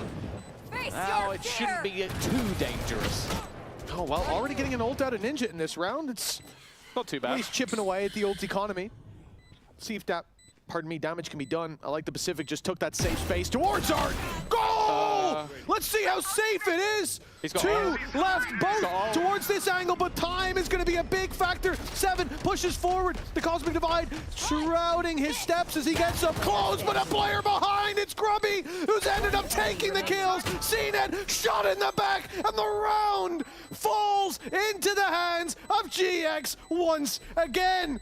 But this time, it's gonna have so much more of a sting to it. A round that never should have been.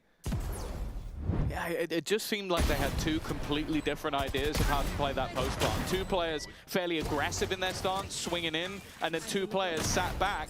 And the second you give Cloud his ult, that puts the entire round in doubt. It was our eco. Yeah.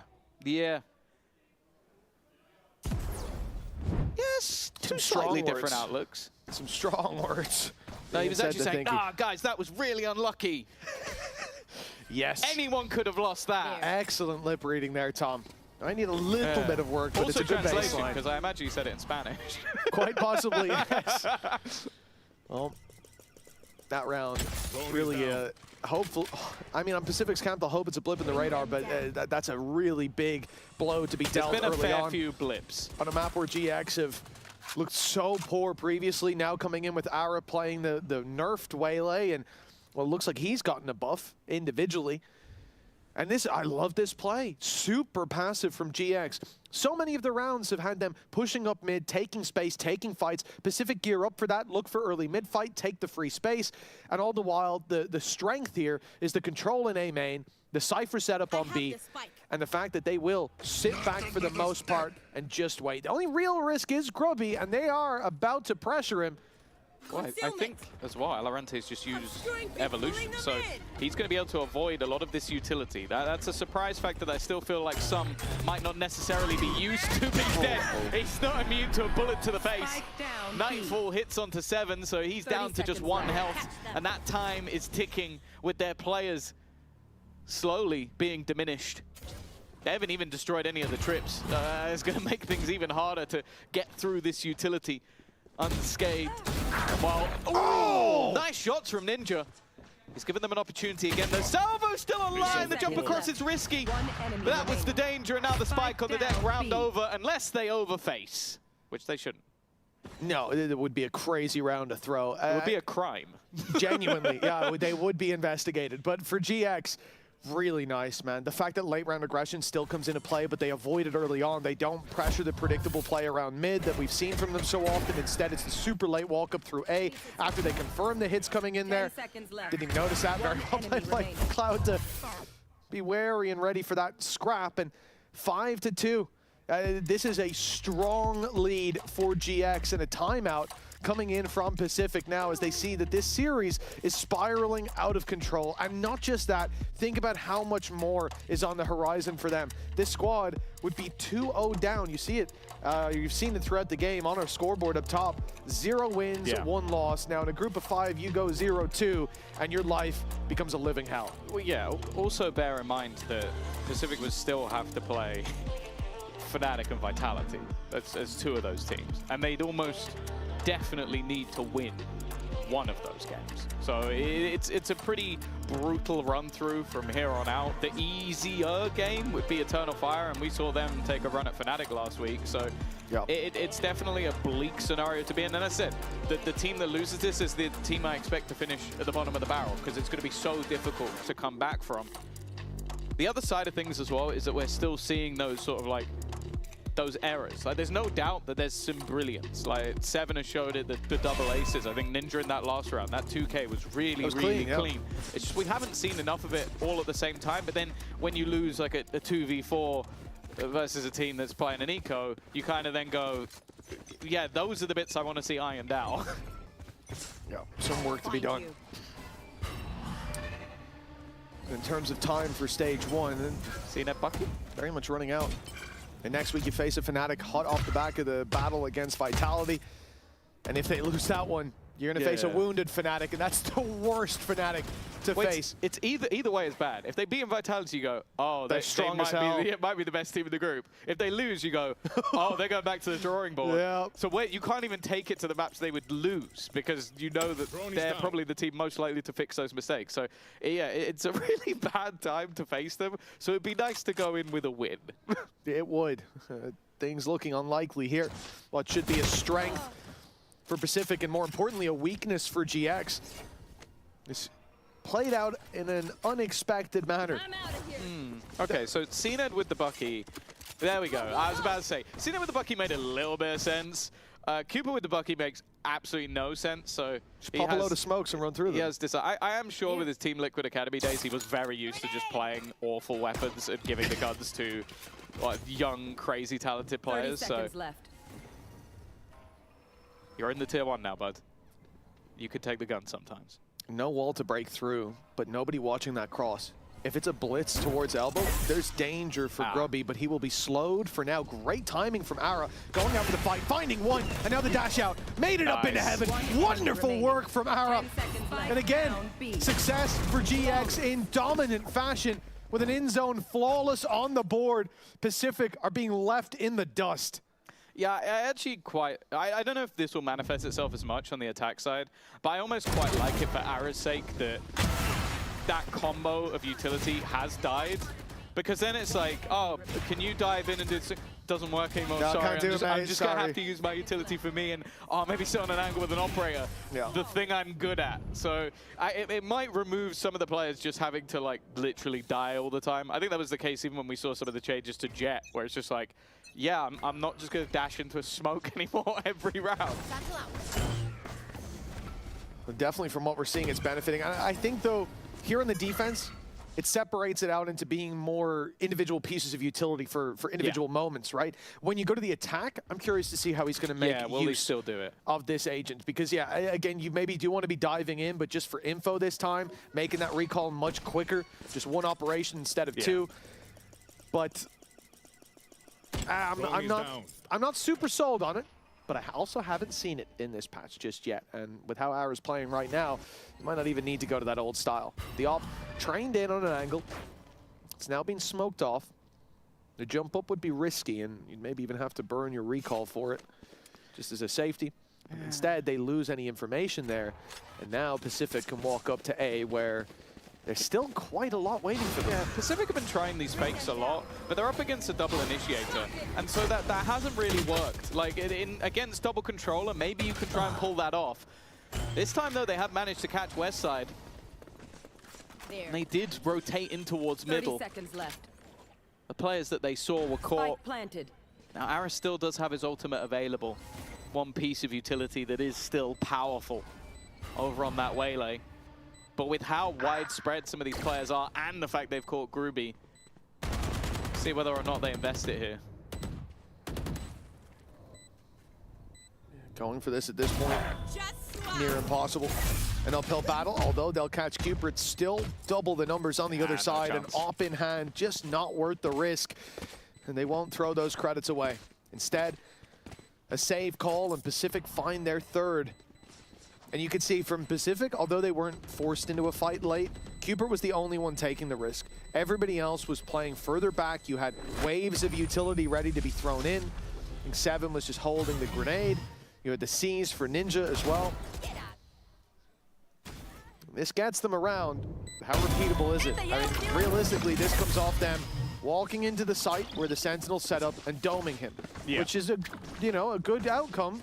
But when you're against Westside, it's not often a repeatable outcome.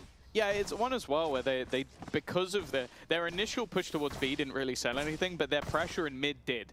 Like, it pulled in this more aggressive stance from GX, and so it was only Westside on that side of the map. And yeah, if you do win the 1v1 fight, which most people normally don't, that can help you out. Early space taken again. Ninja one-off ultimate, so potential maybe to get that online from the orb or go towards that showstopper, depending. Either way, they're getting close to a lot of ults. Important to note that they've spotted 2 players here, but neither of them are West Side. That could almost sell as a ruse, but now cages go up. They know, and already traps are going to be destroyed. Utility sent through for that, and over the top. Oh, it's a risky play up against West Side, and 7 pays for it with their life. A 4v5, but the post plant at least secured for Pacific. A safe ground, or so they think. They move towards actually fighting the site. Ult goes in from Ara, perfectly timed. He's wrapped around. Shot lands, leaves him low, and Grubby cleans up the kill. Numbers keep on ticking in favor of GX as the defuse gets its way to half, and 3 kills in the blink of an eye.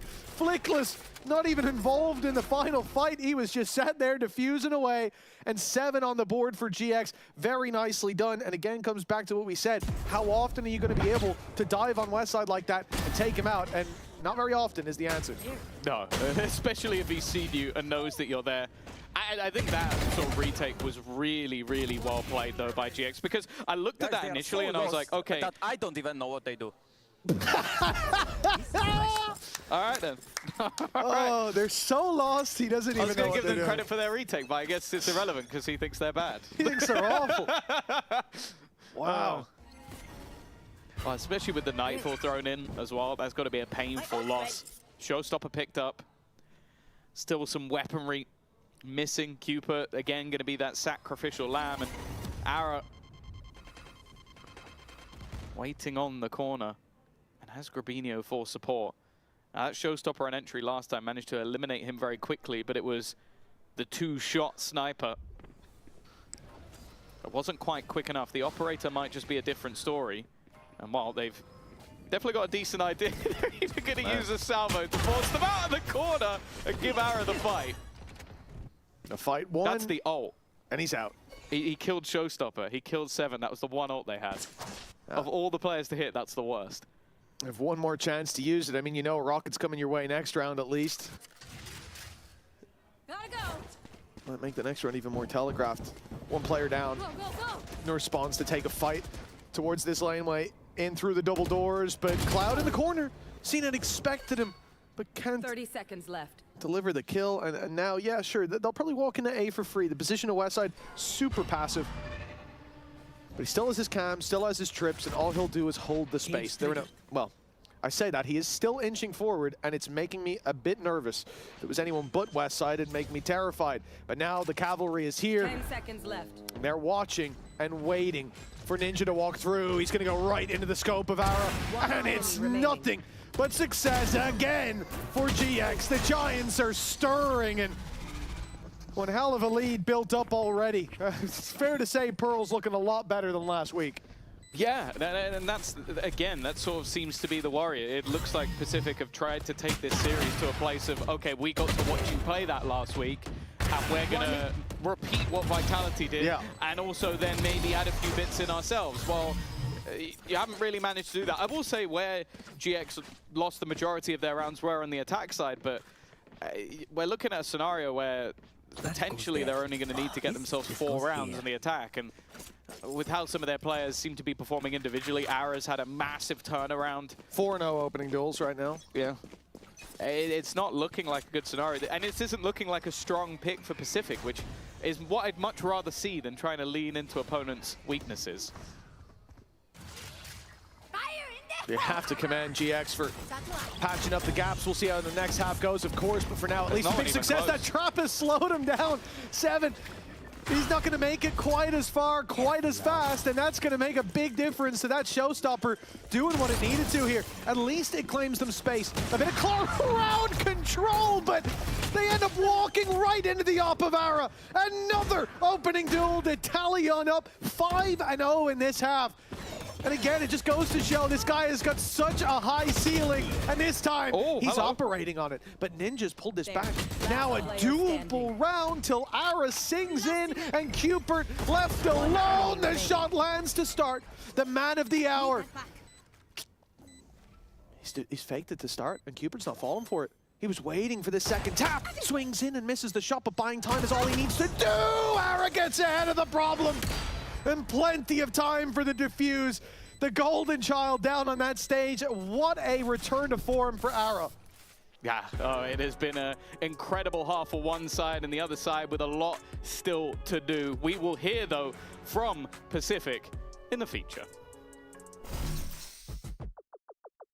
Kickoff was like a little bit tough for us. I mean, we didn't have a big expectations, but at least we want to show some like more problems for the team, I will say. But I think we did, but it wasn't that how we expected to be end. Like we didn't put the system like good, I think, in the team. Like we didn't had a good comms like right now. I think we improved a lot back then. Like right now we are, I think, completely different team, and we are still practicing. So yeah, like kickoff didn't went how we expected, but we are really believe right now to stage 1, and we know we can do so much better. Yeah, we had the time to reset ourselves. Like we give a break, went back to countries. We spent time there, but after the breaks, we worked a lot, and now we are here and we're ready to win. Like, I don't want to give too much insight, but I think the biggest change, it was for us like communication thing. Like we decide to communication-wise how we should call and how we react and which players call what, basically. So I think this was the biggest change for me, and I think for the team. BBL is a strong team. Of course, they come from Premier, and they like did a really momentum like to Premier, then win the Ascension, win Turkish League, etc., and then win Kickoff, and then they went to Masters with that.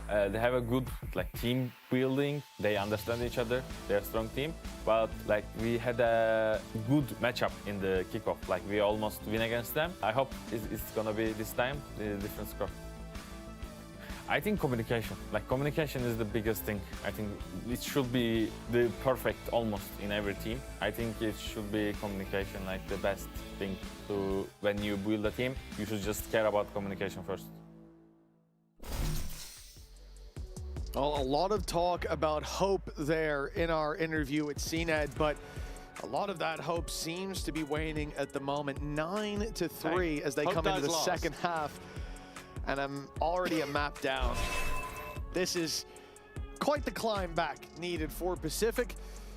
And with GX on this form, with Ara showing up the way that he is, this may be a quick conclusion. We did say, though, what we're waiting to see is Ara on that attack side. How are they going to make use of that waylay with the nerfs in play? And we are shortly going to get an answer. Yeah, wow. Last pistol. Ooh, he was able to dome a couple of heads. There. With the Sheriff in hand, I'm guessing the utility might not be at the forefront of what he's planning to do. I have a feeling he's just going to try and shooty his way out of this one. They've all bought Sheriffs bar one player. Yeah, they have. I was wondering about that one. You know, I've heard the stats. Do you maybe think that they think they're better? It's possible. I saw the stat, though, about it. I think 2 or more Sheriffs does increase your win rate in pistol rounds by quite a bit. 4 is actually more than 2. Okay. So I would say there's no fall off. That it might, well, yeah, maybe there's a minimum amount of ghosts, of frenzies, of classics, who knows? Shields and utility, perhaps. Where did you see this stat? It was told to me by some friends. So I said I saw it, I heard it, actually. I've been informed. Were they a reliable friend? Yes, they work on teams. I trust them. I trust them. I'll name them if I find out it's wrong. But for now, 9-3. If it's right, it's my idea. Okay. 9-3 for GX. 30 seconds and a chance to really hammer home this victory. They're going aggressive with the Sheriffs. And it's going to be 2 wallbang headshots, missed shots on the other side. The spams and the smoke for CNED not lucky today. And even though 2 players are clinging on for dear life, GX still have a 2-man advantage. Well, they've lost. 1 enemy remaining. One of their Sheriffs. You can stop there. They've lost. They've lost. Ara's on the scene. Why is he dropped this Sheriff and got more kills without it? So, you know. The damage done from the Sheriffs, you see? He shot the both of the head. I don't think it made a difference. I think he was fine anyway. Confidence, because he thought his teammates might have done the damage. Yeah, that's what it's all about. One enemy remaining. Decimation. Like, I want to see if they ever do that pistol again with 4 Sheriffs. or if this point they're just going, we're just better. Yeah, I think they're 9-3 up, and they said, let's just out-aim them at this point. And it look, did work. It worked. It worked beautifully. Ara is already, so he got, he's already had 3 kills in the attack. He got 4 kills in the whole map last time, so yeah, I think it's going slightly better. His opening duels, I think they're 5-0 at this point. I mean, he's just been looking fantastic across the board. 6-0, pardon me. Sorry to undersell you there, Ara. And yeah, considering last time, 4 kills total, 1 and 8 in openings, you can say this is quite the improvement. Again, though, they were against some pretty steep competition for GX.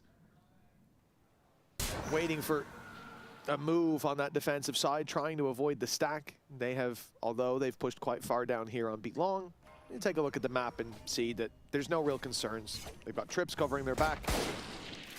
Watching mid, watching a long push, and they are now gravitating towards this B position. That makes me worried, because this is where all of the defense is. The best chance for Pacific, they're going to go through, aren't they? Okay. Cage gets him out. Do they know there's a second player here? Well, they do now. And it might not matter too much. There you go. There's the slow. I don't even... Oh, it did hit. Just about. He got an assist. I didn't even notice it, the pulse on the top of the head, but okay. Or he just shot him a little bit. Maybe he did damage, yeah. I think that actually is more likely. I think it might be more likely, because it didn't it look shows. like it was fun. Of course, we have the new HUD now that shows you, there you go. The assist, so it was just damage. And in zone flawless. Yes, yeah, we're perfectly synced on that one. That was beautiful. 11-3 now, and yeah, look for Pacific. They had the right numbers in the right place, and then they pushed through a smoke thinking, well, they might leave after seeing a few of us. We need the information. It's been so long since they actually pushed, since they took a fight. And when they walked through the smoke, the round was lost immediately. You're fighting rifles on range just as the reinforcements come in. 11-3, from bad to worse, but at least for Pacific, they now have rifles. But the downside is they can't really lose a round with these rifles. Oh, you know, from here on out. Last week, GX got 13-3'd. Yes. After they lost a map, I think, 13-8. Yeah, actually, I think you're right. Yeah. Are you getting deja vu? It was 13-8, yeah. There you go. Exactly. I got a good memory. The worst part is, CNAD said in the interview, you know, I hope to have a different score. Yeah, I think he was talking about the BBL game. Yes. Yes. 2-0's 2-0, sadly. That was a better score. They're being forced all the way back. Gravwell, salvos, a lot of utility being used by GX, and now they're going to run down into what is a stack-up of players. Well, only one's managed to find the kill. Seven's been quiet. The 2 aces of the last map not really having the same impact. And a nice shot from Flickless, but that might be all she wrote. Spike down in a horrible position. They are pushing into the west side, though, and you have to be careful doing that. And Ara, I think he's going to be figured out now. It's been too long where he hasn't reacted off anything his teammates done. So they are expecting a flank. Left. If he gets one, that ult could be so dangerous, but he needs the first, and it's Cupid he can get the spike. Stepping back into Art. Now the spike is theirs. He doesn't know it, though. He doesn't know they've given it up and wrapped all the way around. He's trying to bait them on the jump out. He's going to run buying out time, but the thing is, 12 seconds left. He's got to go. Dashes up and over. Sees nobody here. 10 seconds left. I don't think he's got time to make it back. No, he doesn't. He's miles away. He'd have to win both duels, and they will not offer those up today. A rifle carried forward, but a round lost. Pacific, well, the start of the win streak has to be here and now. Push him here. This is such a gamble. Yeah, it looked like they were going to try and push towards this position, but it's not worth the risk. Like, GX have credits to buy into the next round. The other side don't. Well, it won't be a complete duplicate of GX's score last week. There's at least that. One better for Pacific. They did pick the map, though. And again, I think all props to GX for coming in and rethinking how the approach is to this one. We had that aggression, but it felt much more tempered. I loved what they did with mixing up the mid control that they were constantly going for. Literally waited till the moment the Pacific said, all right, let's deal with that mid control. And they left mid. They left water. They left everything wide open and played the extremities and then pushed up in the extremities super late round. It really feels like they are stepping up a level from what we saw last week, while Pacific kind of remain in the same spot. I think that's the thing. Credit has to be given to Pips and Waylander. They're always good at sort of learning from their mistakes, adapting, getting better as the season goes on. Valorant in a good position. Again, it has not been a week to remember for him.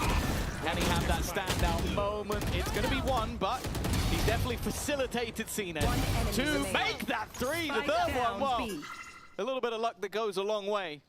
And this round's going to be far more important. The credits waning on the GX side. Another chance for a late comeback. They attempted it in the last map, and well, it didn't go great. CNET now a little bit low. You don't just want to throw credits into the wind, but you'd also like to remove this weapon from Grooby's hands. Yeah, 2 players low in the next. Even an outlaw could go a long way. 20 seconds on the clock, 4 players to drop, and I think the word save might be circulating in their comms right now. But he wants to make this a bit more costly if he can. Bleed out those credits from Pacific. And he won't even get close. CNET on another 4K. And this is the thing, like the conversation today, Pacific, we know they've got 1 player here to play. We know that for sure, but how deep does the bench go? And I guess now that, again, we look at consistency as the issue, because they have rounds like this where CNET's popping off. We saw it at the end of Haven as well. We saw big rounds from Ninja. VALORANT had some great flanks. It's just not there every time. Yeah. And also not at the same time either. It seems like, yeah, very difficult for them to get all their stars firing, but also one player's comfort becomes another player's discomfort. Like the swap of roles onto Raze for 7, it just hasn't looked good. Like he is 7 and 14, and 2 of those kills came versus the bonus. This round though, much more of an opportunity. 7 playing anti-flash, 2 on a stack up. Down. Clearly expecting there to be a consistent amount of pressure put onto ARP, because they're very happy to give up the other side of the map. Stun through, it's a little bit shaky, but Ara, yeah, he's gonna have to just fall back. The rest of his team hoping to make their way through the smoke, and Ara has come up with a big double. However, the last 2 players sat with pistols, now a rifle found. Well, the information might just get them into the post plant. Here. If they can find the spike, it is hidden. Very difficult to spot. No, of course, they're just waiting. Yeah, the suspicion you saw the ping go through from West Side, expecting that there will be a player a little bit deeper. And he's got the right read. 3 coming in just as he moves. Cupert steps into the angle, rips his head off, and leaves Grubby all alone. The timing, oh, it was almost perfect, but they've rounded the corner just as he got there. Ships in the night, but VALORANT, the one to open the broadside. 6 now for Pacific. And again, I think back to Haven where they were 3-2 up. And then the game fell apart completely. A streak from GX. And it feels like the same thing here. A close enough start. 3-2 down, but nice, boys. Within punching distance. My God, go. And then they go quiet. And GX run away with it. They build up such a lead, and eventually Pacific get back online, but it's that low point in the middle that just gives too much. It asks for too much to be met on their side for that success to be found. Yeah. Talking for a point of needed a significant amount of rounds in a row. And they are still at that point. 5 rounds needed to get themselves level. A little bit more if they're going to take it in regulation, but I'm yet to have that level of belief. A buy round now back in, and while Westside versus VALORANT has been a very one-sided story so far in this match, and with the B site now completely open for business, it really comes down to, can they kill Ara cleanly? And they can. That at least gives them a way back into this round, because a 5v4 retake on B, I don't believe at all. 4v4, there's potential, but it is still tough. Well, they certainly know the flank is coming. And the man that's watching it is West Side. He can have support quite quickly. Indeed, the flank is almost all that's coming. CNET sitting back in spawn with the up, hoping for an overextension, but there is none. Instead, looking to meet them head on the flank, finding a double. In goes a nightfall though. This is going to catch the majority. Does it reach all the way to the back? No, it doesn't. It leaves a bit of a gap, and in fact, that gap is the only place that they've got anyone standing. Flickless, the final one to fall. And Pacific, with a sensational retake with how it started. They're going to keep themselves alive, 11-7. I'm starting to believe the gap it's looking doable, crossable at least. Well, they're halfway to being level. It would be a streak of 8 rounds in a row if they are to get there, but... Yes! Come on! That would be one to get the blood pumping, that's for sure. Especially into that late round, I wasn't convinced that they were going to get back in. It seemed like even CNED wasn't until they get that Nightfall online, and then he starts moving, then he pops an ult of his own. Still going to be a purchase for GX, and their ults are building up. They have a lot of very high impact ultimates to potentially just get over the line. And now CNED with that operator, Showstopper available. A chance for Valorant to evolve. They haven't had to use everything to get through these rounds. Concealment. Yeah, credits built up favorably as well for Pacific. They have a safety net to fall back on. Showstopper ready and available for this round, and Pacific already putting out a feeler on mid. Second Prowler's being sent in, saw nothing. And now the 4 players that are occupying that space on the defensive side, they have to decide where they go. Unfortunately, they go towards A. The rotation now slower, and CNED left on his own. Gets one, and even decides to stick around in a risky enough position, but that might get them the info when the smoke falls. We've seen GX flee towards mid, where now there is a fight brewing with Ninja. It's a bit of a risk being in this spot, especially when there's a trip right beside him to hold down that push, but it has worked out. The double, an advantage is built on from here. What was he saying? The off-angle king? That's what he was calling himself earlier. Last player standing. And clearly it worked. It's playing B. a slight, as you said, unorthodox position because of where they were placing that trap. But it's worked out. A big round for Ninja, and that climb back definitely going to be continuing at least a little longer. 5 rounds in a row now for Pacific, and we start to look back to that attack side half versus Vitality for GX. That was where they really struggled. I think it was 2 to 10.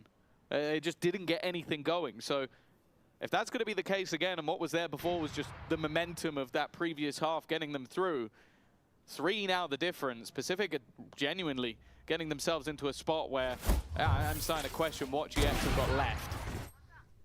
Well, that's it. They're on course One enemy to remaining. find that success. And in Spike fact, down, B. perfectly timed from GX. A timeout. Their first of the map. They felt in control, and as rounds started to slip away, they said, okay, let's see if they can steady the ship.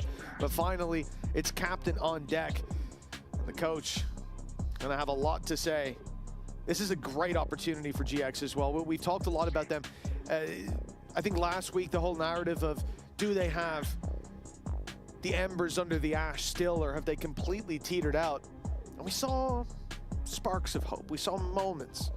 But here, this is their chance to get right back into things, to decimate Pacific. And in fact, there were opportunities for both of these maps to close out dominantly in their favor, which would be for everybody a sign of, okay, GX might be back. They're on track to get back on form. But if Pacific do come back into this, if they bring us to map 3, if they were to best GX, well, the ash smothering the embers perhaps in that case. Again, both of these teams 0-1. You set the stakes at the start, Tom. Whoever loses this, it's basically goodbye to playoffs. It's not guaranteed, but they will need a miracle run and certainly a complete change of face going into those last 3 weeks, especially with the teams they've yet to play. But that's the thing, is like you're talking about Pacific, Vitality, and Fnatic alongside Eternal Fire. GX, pretty much the same, but they've already played Vitality. You swap them out for BBL. It's not better, is it? It's I'd say about the same in terms of where we put the teams at that top end. Many will have them on their way to London at the end of these next couple of months. And a pacey take being attempted. It's going to be the early trade, not too bad. 7 though, Showstopper over the top, but Cloud's doing well. That Sheriff doing damage means he has his ultimate online, but did they expect Cupid? A snake in the grass, sneaking his way through, clears 1, clears 2, leaves just 1 man standing, and in fact, he'll take the lot. A clean sweep from Cupid as a solo retake, where the plant never even came in. No, he interrupted it, got ahead of the curve, and now, well, we talked about the others having their big rounds. El Capitan stepped up to the plate too. Pacific looking online from top to bottom, while GX hot off a timeout. They find nothing. They get nothing. And I think that shows you everything you need to see. See, do you know what? Do you know what's always good though? They say that like men sometimes suppress their emotions. Pipson never does. I ain't never seen Pipson suppress a There's thought. no suppression there. He lets it all out so that he can get back into the game. He was shaking same as Alex. Alex don't suppress no emotion. He lets it out and then he gets himself back into the right mindset. Bring back Barbar as a mental coach. That's what I want to see. I do miss it. Have you tried breaking the table? The table is the enemy. Pulls up some wrestling VODs for the guys to look at. Well, here we go. Deep play from Pacific. They're trying a bit of aggression, are going to be met by a trap. They found my wire. And that wire broke, and Westside knows what's going on. Cam's going to spot one walking through, the others with a patient face, and now they'll group up. I like this. This could completely catch them off guard holding mid, but Westside not one to miss those kinds of shots. Oh, man. The right idea from Pacific, but GX, they were ready, and the fact that it wasn't just Westside, the Grabinho is there as well, is very unlucky for the defensive side, but those shots landed, there's no look about it. That's pure skill. Hold on, he's wrapping up behind Valorant. He's being launched, and the shots don't land. Cupert, great round last round. This one, yeah, would be a bit too much, and again, for GX, they pounce on him at the same time. Very nicely done. Yeah, made sure that there was never going to be any shenanigans. And as you said, I don't mind the call. I don't mind the idea, but it is just the shots again from Westside. So clean with it. Moving himself ever closer to the top of that board. And that's the problem. Nice! You see these sort of streaks going in, but when you are this far behind, a single round can be enough to break it. Like that's the moment that all of the doubt creeps back in, all of the worry of, okay, this map is slipping away, and all that momentum can just dissipate. Pacific need 3 in a row just to stay in this series. And maybe, like, I know it's super early, but with what we expect, maybe even stay in the tournament. Bring them down. Well, Pacific have the info early. And they're in the right position to avoid that ultimate coming through. The C's not so much. Ara's already going to get side control for free in the spam. It takes down 7.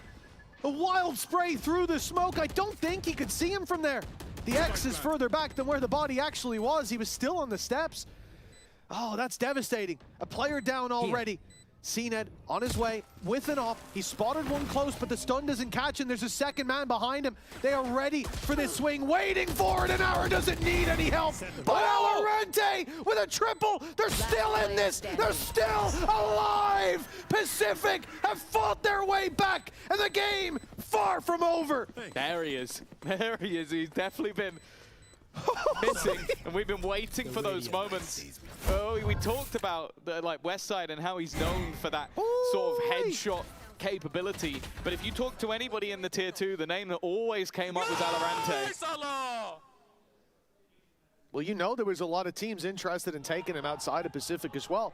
This man was a hot prospect, and I need to walk it off. That's what you're waiting to see. I'm walking it off. I'm walking it off. 12-10. 2 chances to close this out, and the attack side, historically not kind to GX. Ara 23-12 as well. I mean, again, what a phenomenal turnaround from this guy. But from what we've seen so far, it might not quite be enough. Do you know what we've missed a trick on? We need a Pipson Pip, the Pip. We just have him in his live reaction the entirety of the round. It's like a watch party, but he's also in the coaching booth. That's what I like about seeing when we tune into the comms. We can kind of see him in the corner and just... He's beatboxing. It looks like he's IGLing. It's like back in the day. What is this, a game of Fracture? 12-10, 2 rounds to go. And GX, they are on the verge of course correcting on that last week, setting themselves up to still be in contention. Maybe not for the top of the group, but to make it through. And oh, those players coming back in. Art timing is perfect. It looked like it was perfect, but 7 and Ninja dealt with by Flickless. Another huge round by him. CNED knows, and he'll catch one. He'll get out, but he is surrounded and has to fight his way out, brawl his way back to his buddies. And he spotted them. He's seen a player up close. That's the only man he needs to deal with. VALORANT's on his way, but CNED will be there waiting. One coming through. Cloud stunned up, but no one able to react off it. A very low HP CNED, but with an operator that might not be too bad. The players have been heard, making their way to the site, and that's CNED gone. back into a 2 versus 2. No salvos to be had, not a lot of post-plant this fight. It's everything, and Cooper wins it again. The position not good. Westside had to run. Pips and Cam. And this continues to climb back. 1 round now the difference for Pacific. Just moments ago, I believe they were, what, 8, 9 rounds behind? Well, we talked about this, the climb up from the very bottom. The bottom of the pit. They were 12 out of 12 over in kickoff, coming into this, expectations low, and then GX start to bruise and batter them. But now, we haven't seen this kind of climb since Christian Bale. 12 to 11 Pacific, a team everybody counted out. They've won so many rounds, not quite in a row thanks to round 21, but it's good enough. One last hurdle to jump over. And what could be the final round of this map, of this series if GX are to take it. Let's listen in with GX for this pivotal round. BBL, BBL, BBL! I'm pillar, BBL, backside! Can reveal? Dead. Tetris. Last player standing. Spike down B. And the final blow of regulation, it lands with Cupid, but this game is not over yet. If you told me you believed in OT, I would have called you a fool, Tom. But here we are, 12 to 12. Somebody get Pips in a new desk. This one is going the distance and then some. It's giving me flashbacks to, do you remember the game they played versus Generates where they lost 11 rounds in a row? It was they were dominantly in the lead on Bind, and they just lost. I think it was every single attack round they lost to Starzo's Calling. It just seems like one of those games where at every single hurdle I'm going, okay, post plan 5v4, oh, they lost that one. And just each step of the way, somebody brought back in from Pacific. Like, these players have stepped up, and we were joking about how it was the 7 show. It actually hasn't. It hasn't been him in this map. It's been anyone but, in fact.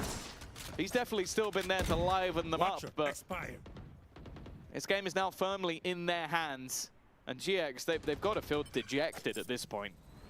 That's the thing, right? Both teams have had the same performance to end up here. They both won 12 rounds, but in how we got here, in being so close to reaching their goals, to fall short like that, I'm out of here. no doubt. This is a tough pill to swallow for GX, but the battle is not over yet. Another map after this, if we even get there. They could close it here and now. Hara was a shining star, but the operator this time doesn't land. I think they're even potentially waiting for his attempt on a reswing. 40 seconds left. Committed to this B site. A 4th player rotating in. And Aaron taking some serious damage. Valorante's gonna miss. They've almost forgotten about him. And he has sprung to life over the last couple of rounds, but another man they've forgotten about is Aaron in the backlines. Somehow still standing, and now the only one left. He will fall as well. Valorant with another high-impact triple. And Pacific, from the depths of defeat, now have their first map point. Map 3 on the horizon. What a play as well. The bait here was perfect from Pacific, and it starts long before our replay does. They're standing on long, they're putting utility out, the stun, the nade, then the wall goes up a while after, each time letting it settle. Pushing players out of position and not filling the space. That leaves your opponent sat there going, what, they're gonna come now? They're gonna come any second now. Are they rotating back? What's happening? And as they're ready, as the neon wall goes up, Valorant strikes in the back. Oh, that is unbelievable. For Pacific, thinking back to Haven, there were rounds that didn't make sense. They pressured B without reveals, without anything, and now they have perfected the game. They've left Pipson rivaling Rap God's words per minute. 13 to 12, and we could see map 3. I cannot believe it. Waylander's face is like, you know when there's someone complains to the waiter, but you're not actually that man. It's like, and he's not happy with his steak. And Waylander's like, yeah, I was actually fine with it. It was a bit dry, but you know, I asked for seasoning was nice. I asked for medium rare, and it came medium. Like, it's really not that big of a deal. Oh my goodness! Like it's the eyes. He keeps looking at him like, oh damn, like he's really going in there, isn't he? I hope they don't show this on cam. We always show it on cam. 1 round Wouldn't for miss it for the Pacific world. to get this map. One that they chose, one that GX looked bad on last week, but I'll say, that, like, Ara couldn't get anything done. He was being shut down in early fights. Now he looks so much better. GX have tidied up the game completely, and it doesn't appear to be enough. At least it wasn't in regulation. Now to fight their way back on the attack side, the one that they struggled to find rounds on. Already blitzing in and losing Ara on the entry. It seems unusual in this map to see him lose an opening duel. It's a good seize, but they just don't manage to capitalize off it. A few players tagged up, but those tags don't really play a part. I like the re-aggression as well from Pacific. They're not just sitting pretty, they're feeling confident. They're looking for those fights, and they are going to find them. 2 players about to round the corner. 1 dead immediately, the second as well. Map 3 looking inevitable. With the spikes dropped, it's now a retrieval mission. Utility having to be used just to try and claim that back. And Grabidio's space has been watched for. West side 1v4 split just moments away, unless he can have another hero play, which I'll be honest should never have been needed.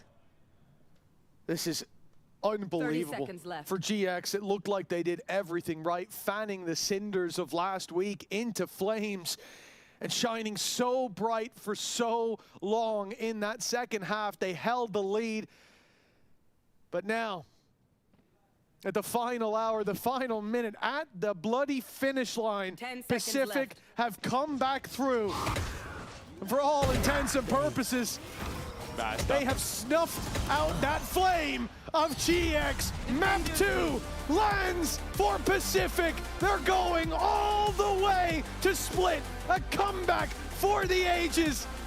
And for Pacific, 1 map away from really dealing what seems to be a death blow to GX. Let's go down to the stage where Nat is standing by with the star himself. It's 7. I'm gonna do the best I can here to get the information out of it, but 7, I know your emotions right now are probably going everywhere, but what on earth happened in that second half for you guys to come back like that? Honestly, it's just trusting our game plan, trusting our game. When you're down in rounds, you have to just do the stuff that you know that works, and that's what we did. Okay, then my other question is, are we gonna see that from the get-go in map number 3, or do you think you're gonna have to be down by 7 rounds again to pull out that magic? I mean, I think map 1 was a warm-up for us. I mean, so was a little bit of map 2, but I think all of us right now, we're primed up, we're all firing, we're all calming, things are looking good for us. All right, I like it. The fact that we're going to be seeing this Pacific showing up for map number 3. It's only a short moment before we get to it. Stay with us, because on the other side of this break, we'll break it down a bit more and be excited for that map 3.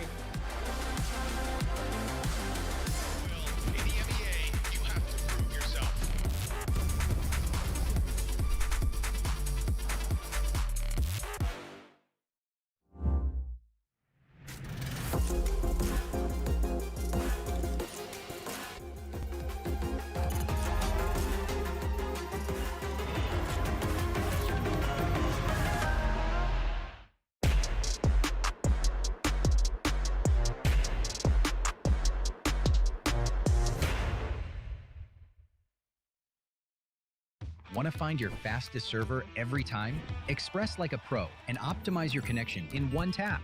Express and game without ISP throttling. Express and shield yourself from DDoS attacks. Express and choose the VPN trusted by gamers everywhere. Express VPN. Experience gaming the Express way. Fast, stable, competitive.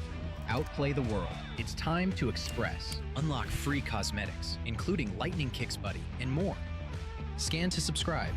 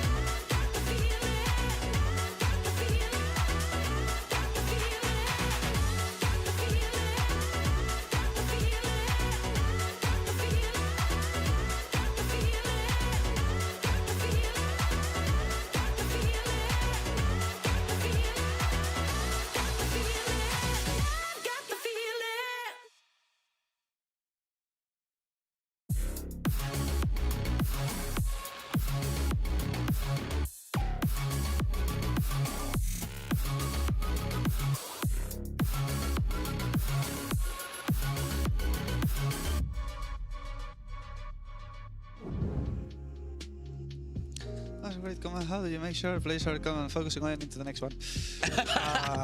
I don't know. To be fair, I think that they were even more calm than us. I think we just trust over game plan. Both attack and defense, we trust a lot this map. I really think that we had some unlucky things on attack, also the pressure after losing the first map is always there. But yeah, as soon as we won a couple of rounds, we knew exactly what we had to do because the gameplay was there. We have been breaking the map in the same way for 3 last weeks. Yeah, basically. more or less. So as soon as you win some rounds, you get momentum. You just need to let them do the job. And the overtime, perfect. Yeah, simple as that. Like, there's nothing else to say, really. We've been breaking the map, we trusted the game plan, and that's it. Like, just do what you do every day. Simple as that. There's the ability to be able to keep calm in a situation like that, make sure your game plan is executed to a T, and momentum, sure, that's an element of it. But to be 11-3 and have enough momentum to force overtime and then win it cleanly, Mini. Like, what How do people do that? How do people? Seriously. Can you imagine? I don't know. I genuinely don't know. Like, I know what you're doing, but yeah, I have no idea. God, I think it's just about you start believing again, the momentum. I think that Giant X specifically on that attack side, I highlighted before the game, they weren't defaulting that map again. They were just running it down, and Pacific had a good game plan going into it, being able to absorb the fact that, you know, if Giant X are going to go one direction only, then we can rotate really quickly. We could do anything we want to. I like the way that Giant X was playing on the first half, like the way that Cloud was working with Tejo. I think that there was a lot of very good individual moments as well, but then things turned around. I think it's crazy. We also saw in the graphic that we just showed, a lot of those first engagements also going into the side of Giant X, but then this comeback happened. CNET having this moment here with the Neon, is he now going to be proficient in so many agents? Cupid in the 1v3? Like, hello, that did happen. Very, very exciting to see this kind of Pacific. And we heard the coaches speak about momentum. Think about how CNET was screaming top of his lungs by the end of this map. Yeah, one thing I was worried about coming into the game is that, like, obviously 11-3 down, I'm starting to think, did we kind of overhype how good Pacific were playing? Like, we were saying that they could win this series, but they hadn't won a map yet, and then it was going down to 11-3. I was like, okay, maybe we overrated this team. And then coming back crumbling type thing. Not crumbling, I think they just made series close. But then this map, I was like, maybe they're just gonna prove us that, like, they can't just win. But here we go, first map win of stage 1, and looking good going into the third map. I like it that they're also using it as, oh, it was just a little bit of a warm-up. Map 1 for us was, and now we've had that momentum. Map number 2 looks good, and now we're like, okay, where is map 3 gonna go for them? Because I'm also wondering, you know, is is Pipson gonna need a new heart after that one? He does. was a little bit, you know, cagey at the end there, a bit aggressive there, but he did also give us a little bit of time to some of his words about Whaley and why they went the direction they did for this map 2. Whaley has been nerfed. Are you still running it because it is a comfort for Ara?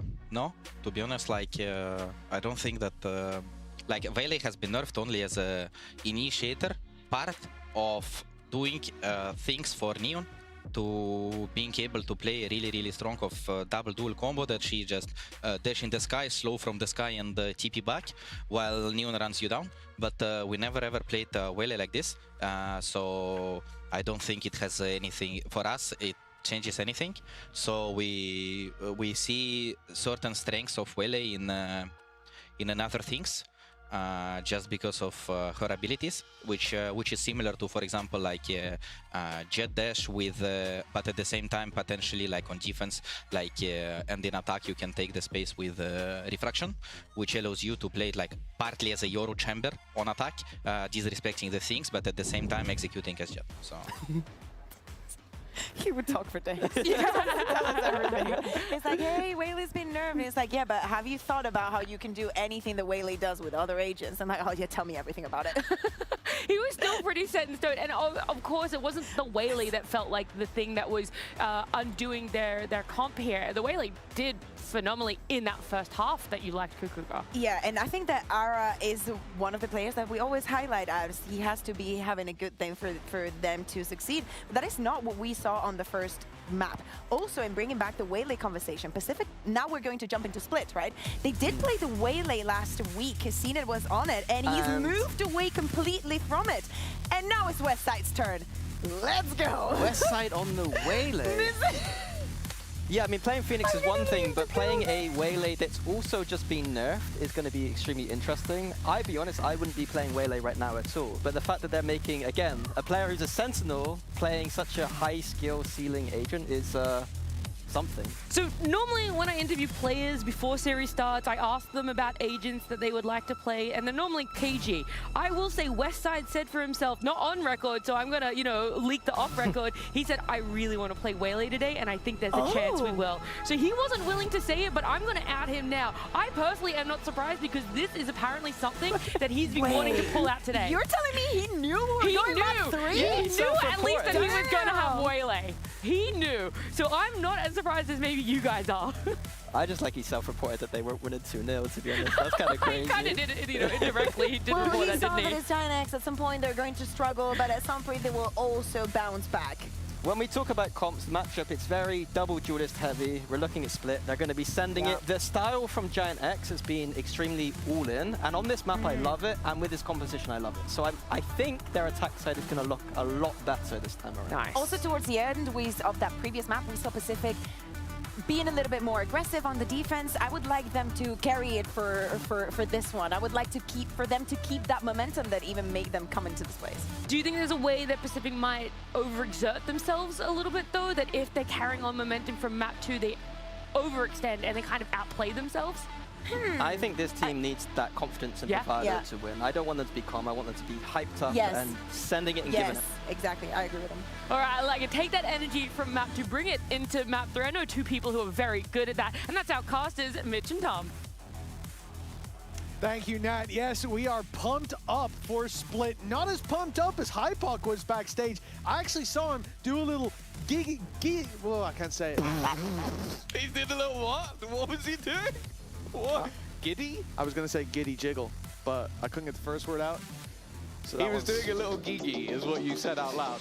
Anyway, exactly we're going to move very swiftly on from that. Yeah, there he is again, Mitch is saying weird things on broadcast. Who could ever imagine? Oh, man. This one's going to be quick and brief. We'll have to wait and see. It is our third and final map. It could have been a 2-0 in the favor of GX, but an astronomical comeback have made those Pacific fans feel giddy, and we'll have to wait and see if they're going to be able to take this one over the line. Feeling gee is what you meant, but that's okay. I'll catch you on that one. I mean, to be honest, I'm surprised Pipson could still speak after his voice should be gone from the screaming as he watched. Sorry, he's not allowed to talk into a pause now, so he can chill. But that doesn't stop him. We've seen it. He's speaking to himself. Waylander just sat there like, it's one way to handle it. Well, for GX. Do you reckon he has him on mute?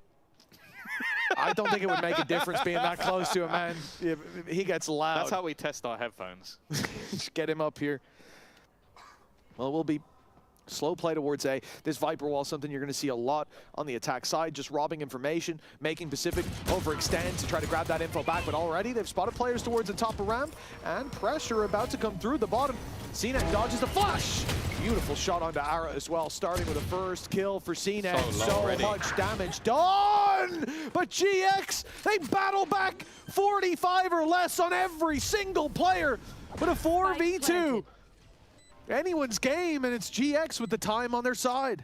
That comes down to mistakes. Is anybody going to give them an opportunity? One enemy remaining. Doesn't look like it. Westside's fighting. Ninja does at least get a couple for his trouble. A couple of orbs to go with it, but it is going to be the pistol round heading in the direction of GX. And something that is worth talking about is Westside going onto that Waylay. Because obviously we've seen him play Yoru before the nerf a little bit over in Clash. Phoenix has looked pretty good. Phoenix has, yeah. The Waylay, though. Come on! It's a very different role. It's you going in first, a lot of the time you dying first. So I want to see if that synergy has been built up between him and Ara, and if they are going to be able to make that one work as a duo. It is a strange time to be moving to the Waylay for him after the nerfs, but we did talk about this before we started the show today of like, you could have your Waylay is going to have to pick different dive spots if you still want to use the stun, but that can set up the Neon to be the one closing the gap off the back of it. And I can see some success on the attack side coming from a well-executed comp like that, especially with Sky there to blind them up. Yeah, too. Pipson in the coach confession as well sort of almost doubled down on what I said in the last map, which is that they didn't want to do that dive and throw slow. That was never their goal. So if you're not trying to do that and you're just using it as a better jet, exactly, that actually makes a lot of sense. So clearly, like, it didn't go fantastically on their last attack side, but hopefully on split alongside that secondary duelist, which is what I feel was missing, it might help them out a little bit. But I do just think Waylay Neon Sky is so damn strong. I mean, you're playing with a Viper and you've got an Astra. The amount of opportunities you have to pop and burst out of smokes, out of walls, is sky high. Speaking of which, Tiger sent through to pave the way, already finding one up close, and that's a decent amount of defenders backing up this site now. They've all flooded in. A sea of blue, of cyan, and, well, Westside's turning it red, but they've lost 2 battles. Pacific fighting their way right back into this. They didn't even invest. This is not a force, but they are a force to be reckoned with. Cloud, 21 HP. Look at the health. They've got 50 between them on the other side, but 3 weapons pointed right back. 10 seconds, and no chance? Surely. He doesn't have time to plant it. Only one of them needs to play. A mistake needed for him to have any chance here. And, well, planting is definitely not how you're going to win this round. Cloud done for. In the end, it's Ninja's triple that brings us 1-1. A beautiful round, and you have to think for GX, they just took a little bit too long. Yeah, ended up walking into the sack. Gave enough time for Pacific to pull off that rotation, and I don't think Pipson's going to be Bro, any... I'm the GOAT, I think. No, I actually, I'm the GOAT. Correct me if I'm wrong, Ninja got 3 kills in that yeah. round. I think probably it was a good stun he's talking about there. Got a lot of assists for him, but, you know, maybe slightly overselling your impact on the round there. He's won champions, you know? It's fine. True. He is a champion. And he was the GOAT. 1-1 at GX. Well, if they were feeling happy about winning that pistol, that's only amplified the loss right afterwards. Flickless down towards A main, and Pacific with an adjustment of fighting ahead of that wall coming down from ramp is really the weakness of it when you don't have players to back you up. Snakebite denies heaven control, and GX, it's a good round to learn from, to see all the utility that Pacific are going to be throwing at you, to see where they're playing. Maybe that ramp walk is going to be a weakness to exploit in the next. For now, though, it should be very, very difficult for them to find any impact in this round. Yeah, I like, again, just the positions we're seeing from the Pacific players, like no real aggressive spots, all playing passive. I can't imagine this setup will be played much during the actual buy rounds, because you know that it's going to be so much harder to get those picked with the weaker weapons. And it is so flawless in round number 3. A huge boost of economy. Obviously not too much saved from the prior round, but it's mainly just winning when you were full ecoing, winning when you have all the guns, and now going into that first buy round with pretty much everything you could desire on the defense. Yeah, it really is the best way to start a map, is losing the pistol and then following it up with a 2-round win. Your economy sky high. Without buying as well. Without buying, exactly. You can pull that off regularly. If you force buy round 2 and win, that's still a fantastic scenario. But yeah, coming in eco and winning, it's really a slap in the face for your opposition. 2-1. Buy up for both squads. Seekers online for the attackers. Not much else to report on. Certainly not on the defense. Nothing to answer back with. Deep aggression on A. Yeah, I said this could be something to exploit for GX, but oh my goodness! I didn't expect them to go running into the spawn, and that is going to be their choice of grave. GX really dominating those early fights, and I respect the attempt, but the shots hit on the other side are impressive. Yeah, I also wonder, like, a lot of the time you're going to see teams playing either a 4-1 or maybe like a 2-2-1, with the 1 always being outside of the A site. I wonder if that was just them expecting that to be 1. Because the second there are 2 players, it does become a little bit more difficult to try and clear everybody out. Even still, though, Grabinho doing a stellar job, and hey, if anything, keeping 5 players alive on your side, straight back into a 2-2 scoreline. It's going to be important for GX just from the mental side of things, because that last map is going to take a toll. Like, you were in such a commanding lead, your opponents needed 9 rounds to basically get themselves back into the game and even take it to overtime, and you let that happen. And you had clutches and big kill rounds from almost everybody on the side of Pacific as well. So many opportunities thrown to the wind by GX. That's why they're here. But yeah, like you said, I do think that's the exact adjustment from Pacific is we're going to full push towards A main. You have your C's, you have your nade. I think it was CNED that was there as well. So you've got the stun that can come out and a lot of aggression. So if there's numbers there, you catch them in the choke point. And if there's not, it's probably Flickless again, just holding that control by himself and you overrun him. He has backup, and that's really where the plan falls apart. The blind spot used to the attacker's advantage. Now it is just Flickless sitting outside A, but predictably, Pacific don't go for the push that lost them the last round. Oh, now, Operator in hand, missed shot. Getting out of here. CNED's trying to time it for when they stop spraying, and he has managed to do so. In fact, doesn't even take a lick of damage. Supportive utility in the snakebite to make sure they can't quite chase him down, and he kind of has a player locked into the angle, but a smoke utilized just to get them out of there. That's not bad, though, for Pacific. It means they've been able to hold on to that mid control. And actually, without spotting too much, you can already see the temptation from CNED to potentially gamble back towards A. He's been thinking about it. Cosmic Divide lined up, and it will be to heaven. They're going to full push ramp, leaving Ninja to take a fight through a smoke or just spam his way to success. The reveal caught them for a moment, but no kill off the back of it. GX gets a sight, and a plant soon to be found. Ninja almost losing his life to the return spam from Flickless. And it will be the retake to be played for. And for one pick there, if Ninja just found it on the way out, that could be huge. They'd have Nightfall to fight their way back into the site, but failing that, and both Prowlers used, this now becomes a very difficult retake for the defense. Still without first blood to be drawn. Oh, decent stun. Gives them the angle back, but the trades are immediate. A singular kill for 3 on the other side. And yeah, for the Pacific, it comes down to holding on to the weaponry. Yeah, you can rebuy most of what you have, but the Operator will be that little bit too expensive. Again, I think another round where you look at GX when they have a high impact ultimate, in this case the Cosmic Divide, and they look pretty good. Like the take was very comfortable.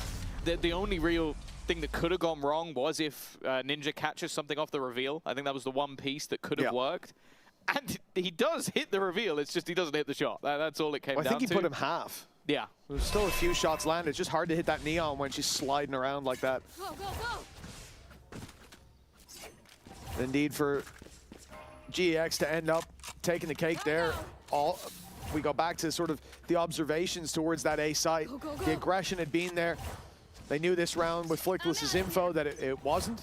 And that's the late play, is just pop down the Cosmic Divide, force the pressure onto Ninja, and take the site. Oh, he's continuing. Arrow's gone through the stun. The Waylay dive as well, but they're not accounting for another player. So close inside the smoke. 7 gets a second, but all his teammates have fallen. Ninja now last alive. Fires through the Nightfall, and I think caught them both as well. Good information to play with. No trail going back towards main. Catches Ara in the open. In goes the reveal, and Ninja won't lose this one. The ult, when he's all alone, is a risk taken, but there's your reward.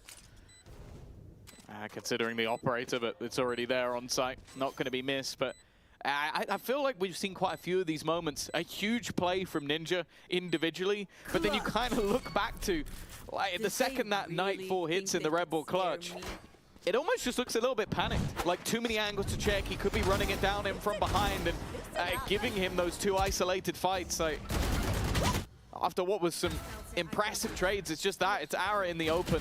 I think he's a little bit worried that maybe somebody's coming from main. Crazy. But the fact that you saw where he used that Nightfall from probably should have given the game away. Yeah, I mean, it was more towards stairs, right? So they are understandably suspicious of like a spawn walkout, but to be completely blindsided by the Heaven play is unfortunate, to say the least. New Viper positioning, thanks to the changes on the ult. going to still cover all of mid, given a lot of space, but it's abandoned immediately. The pit left open as they wrap into heaven. Pacific reinforcing it with a snake bite down. Already reacting with a lot of utility, and this time CNET ahead of the curve. Ninja backing him up on site. In goes the showstopper as Flickless falls, and well, that push comes to a close very quick and cleanly for the side of Pacific. An in-zone flawless and a statement success as they get back into the lead. Yeah, and an attempt at a much faster play from GX after kind of having the same success in the opening of the round. They go back to the same execution, and this time you just see that tunnel being created, and rather than cowering behind it, they get that little bit more aggressive. Wow, that's a very unhappy looking. That's maybe the first time that I've seen him look sad. Like, he normally looks annoyed. Someone give him a hug. Waylander, give him a hug. Scout destroyed. Pippi needs a hug. It's actually what they're doing during this round. They're just hugging. Embracing each other. Waiting for the inevitable, tries to turn from the flash, but that's so smart. The early peak. Westside's ahead of their own flash, and you could see they never expected that. It almost looks silly from CNET's position, or from his perspective. There. Just him with his back turned in the middle. But let's never stop hugging. 4-3, but it looks like we might be equalizing very soon because the push up from Pacific, they think that they're wrapping behind the play, behind the push, but there's no push. GX are waiting for this exact thing to happen, for Pacific to overextend and them to come in with the punish. And now finally, they'll make their way towards the site. Now that it's a 5 versus 2 and they know one's outside B, the thinking is correct, that B would just be wide open. Spike planted. Again, the decisions have to be made. You have some credits to burn, but how much is the damage worth versus the potential loss of those extra weapons? As I said, it won't affect them too much going into the next round, but it's the future of the economy going into a 5 versus 2 scenario. It seems like maybe just going to trap them on an exit or two. Start in place. Grabinho's going walkabouts. He's looking for an opponent on the other side, and actually they do clear up those remaining weapons. From a flawless in the last to 4 standing in the next, it is a peculiar game to say the least. But we do end even. Well, it's also a consistent game in that sense. It's being peculiar from the get-go. Not much has changed. A timeout called now by GX. Still tight in the early game, and well, Tom, you gave us it on Haven about the double timeouts. It's a wombo combo timeout. Both teams feeling the need for a timeout. You don't see that every day. Well, it's interesting, well, because if it was the other way around and Pacific had been first, I might believe that Pipson was like, actually, no, I need 2 minutes here. I need the full time frame to be able to talk as long as possible. But it is the other way around, it seems. I wonder if they know the other has called a pause. Oh, they'll find out very soon when that timer hits 0 and goes right back up to 1. He genuinely is rap god. I don't think Pipson's going to run out of things to say either. No. He'll be like, oh, I've got another minute? Okay. And go again. I love watching Waylander. And he's literally like he's leaning as far away from Pipson as he can. Oh, it's my favorite thing to do in the pauses. But yeah, I think that back and forth, and especially the dominance of rounds in the back and forth, it's got to be a peculiar one to manage as a coach, because on one hand, you're looking at this and going, okay, we just absolutely dominated a round.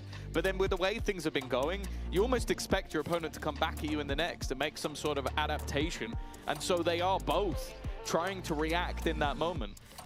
But the fact is, normally, the team that calls the pulse, the other ones goes, okay, they're going to try and do something new, so we're going to either stick to what we do, because it worked, or we're going to try and adapt to them. Well, both teams have done that. So now you sit there and go, well, they're going to try and adapt to us adapting to them, so they then have to adapt to us adapting, so we should adapt to the fact that they adapted to us. Does that make sense? You'd make a great coach. Yeah. For the halftime. I'd love to see some of the players. They'll never expect it. Do exactly what we did last round. Run it back. Well, look, for Pacific, I think either way this has been a success. Showing that they've got the resilience to fight back into the previous map when genuinely, I've come in today, I'm rooting for them. And, well... Why is that?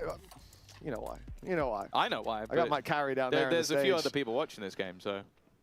Oh, we don't need to talk about it. But for Pacific, they've come in. And I knew you and Pipson were close, but that's news to me.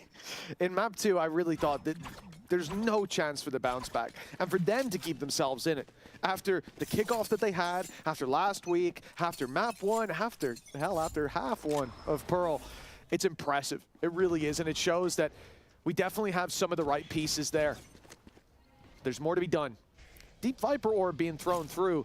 It's active on both sides, and it will be the defense to drop theirs as they continue to walk down mid. GX waiting again, though. The patience there on the attack side. They find a huge reward!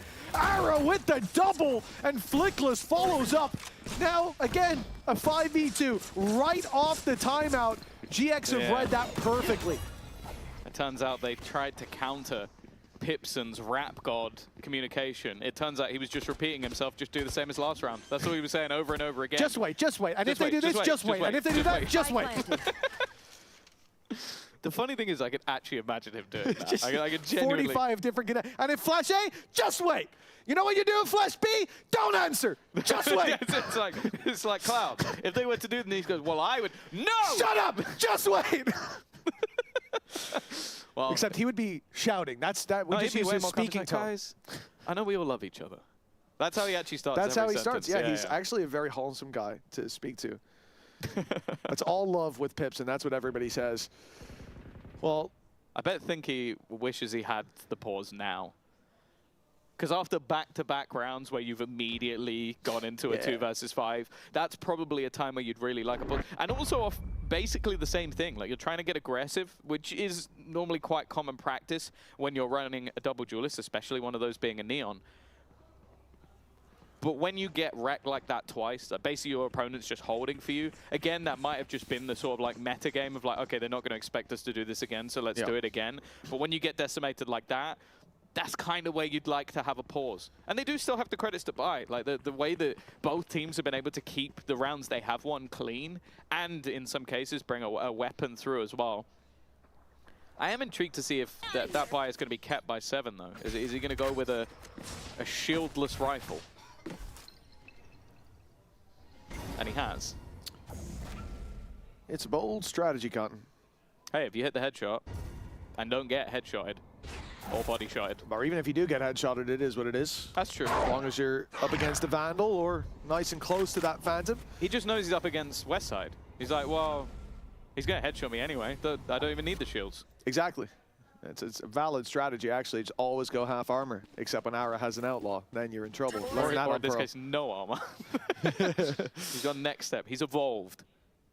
Well, let's see if this pays dividends. Already going to be avoiding the ultimate sent through by Westside. Now the Heaven split. They force themselves into main. It's going to be 7 alongside Cupid, but it's only 7 that's needed to hold the line. Clean shots without the shields, and clearly he doesn't need them. Westside and Cloud, 2v5. The shoe on the other foot now as 7 storms the site. Pacific with an in-zone flawless in return. I don't know what's going on anymore. See, no, I've got it. Okay.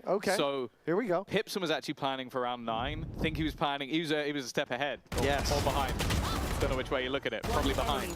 He was a step behind. He knew he could never beat Pipson right after the timeout, so he planned for the round after. So he was like, guys, we're going to lose the next round. Yes.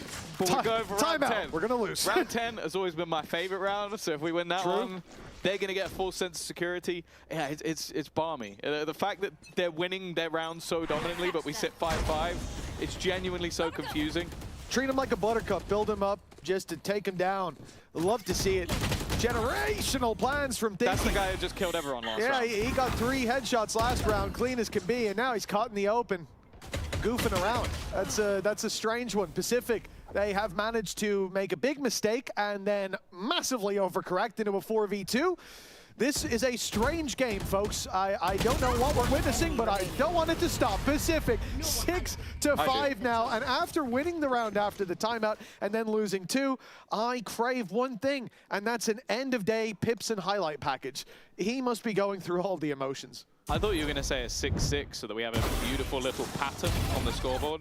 1 round, 2 round, 2 round, 10 round, 2 round, 2 round, 1 round. Yeah. That's what I want. Bobby. Let's go, man. And the good thing is, as I am a broken record. Yes. They can very comfortably still buy, and they come into this round with 4 of their 5 ultimates. So a good opportunity here for GX to level the half. It's exactly where we should be with how things have been going. An operator for Ninja, the Fade operator is a nuance. It's not something you see very often, and might be in trouble. Wesson, they're running through the utility, but hey, it's worked out for Pacific. That 6-6 not looking very likely. I think a combo breaker pattern ruiner is about to happen. Oh, they always say a Viper Wall, a Snake Bite, and a nade. Very weak combination. They pass each other on the ropes. They've passed each other on the ropes. VALORANT, he's dodged the dog. What's going on? They have not seen this man. He is a specter, a shadow, and he is about to strike from the... He's made noise! What is this game? And now he's leaving the site where they are to track the guy he doesn't know is flanking. I don't know what I'm witnessing. Grabinho somehow comes out of this in the best position possible, strikes onto Cupid. VALORANT's on the other side of the bloody map. And now Pacific, they've only got screens in sight to play with. They backed themselves into a corner. But also, that's where GX are going. They're walking into the one stack up on the side. And now Groovy's backstab almost seems meaningless. This has been a story of a round. One that I hope we never have to tell again. A 1 versus 3. 10 he's dead. seconds There's no way he comes out of this alive. A 7-5 Pacific will claim the lead going into the half. A peculiar half at that. And we'll see if GX are going to turn the tide just one more time.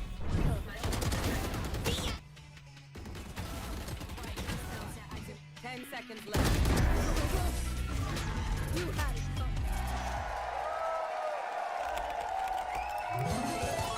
Red Bull gives you wings.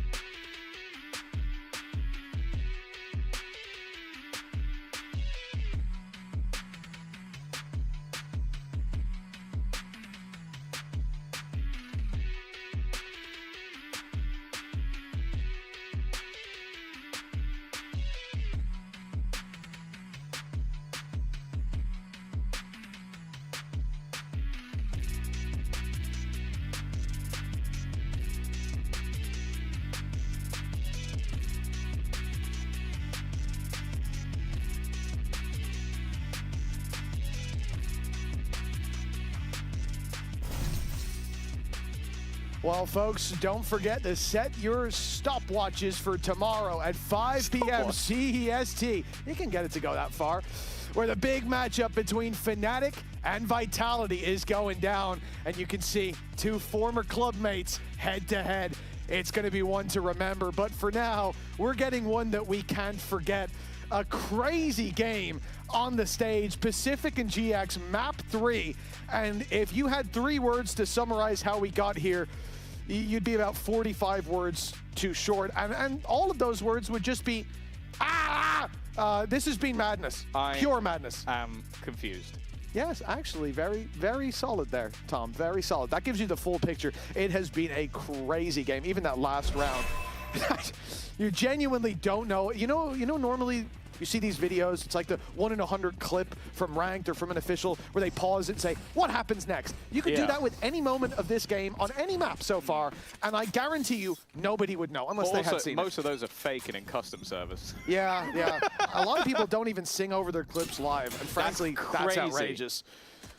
Jack Igo mentioned, well, round 13, the pistol round.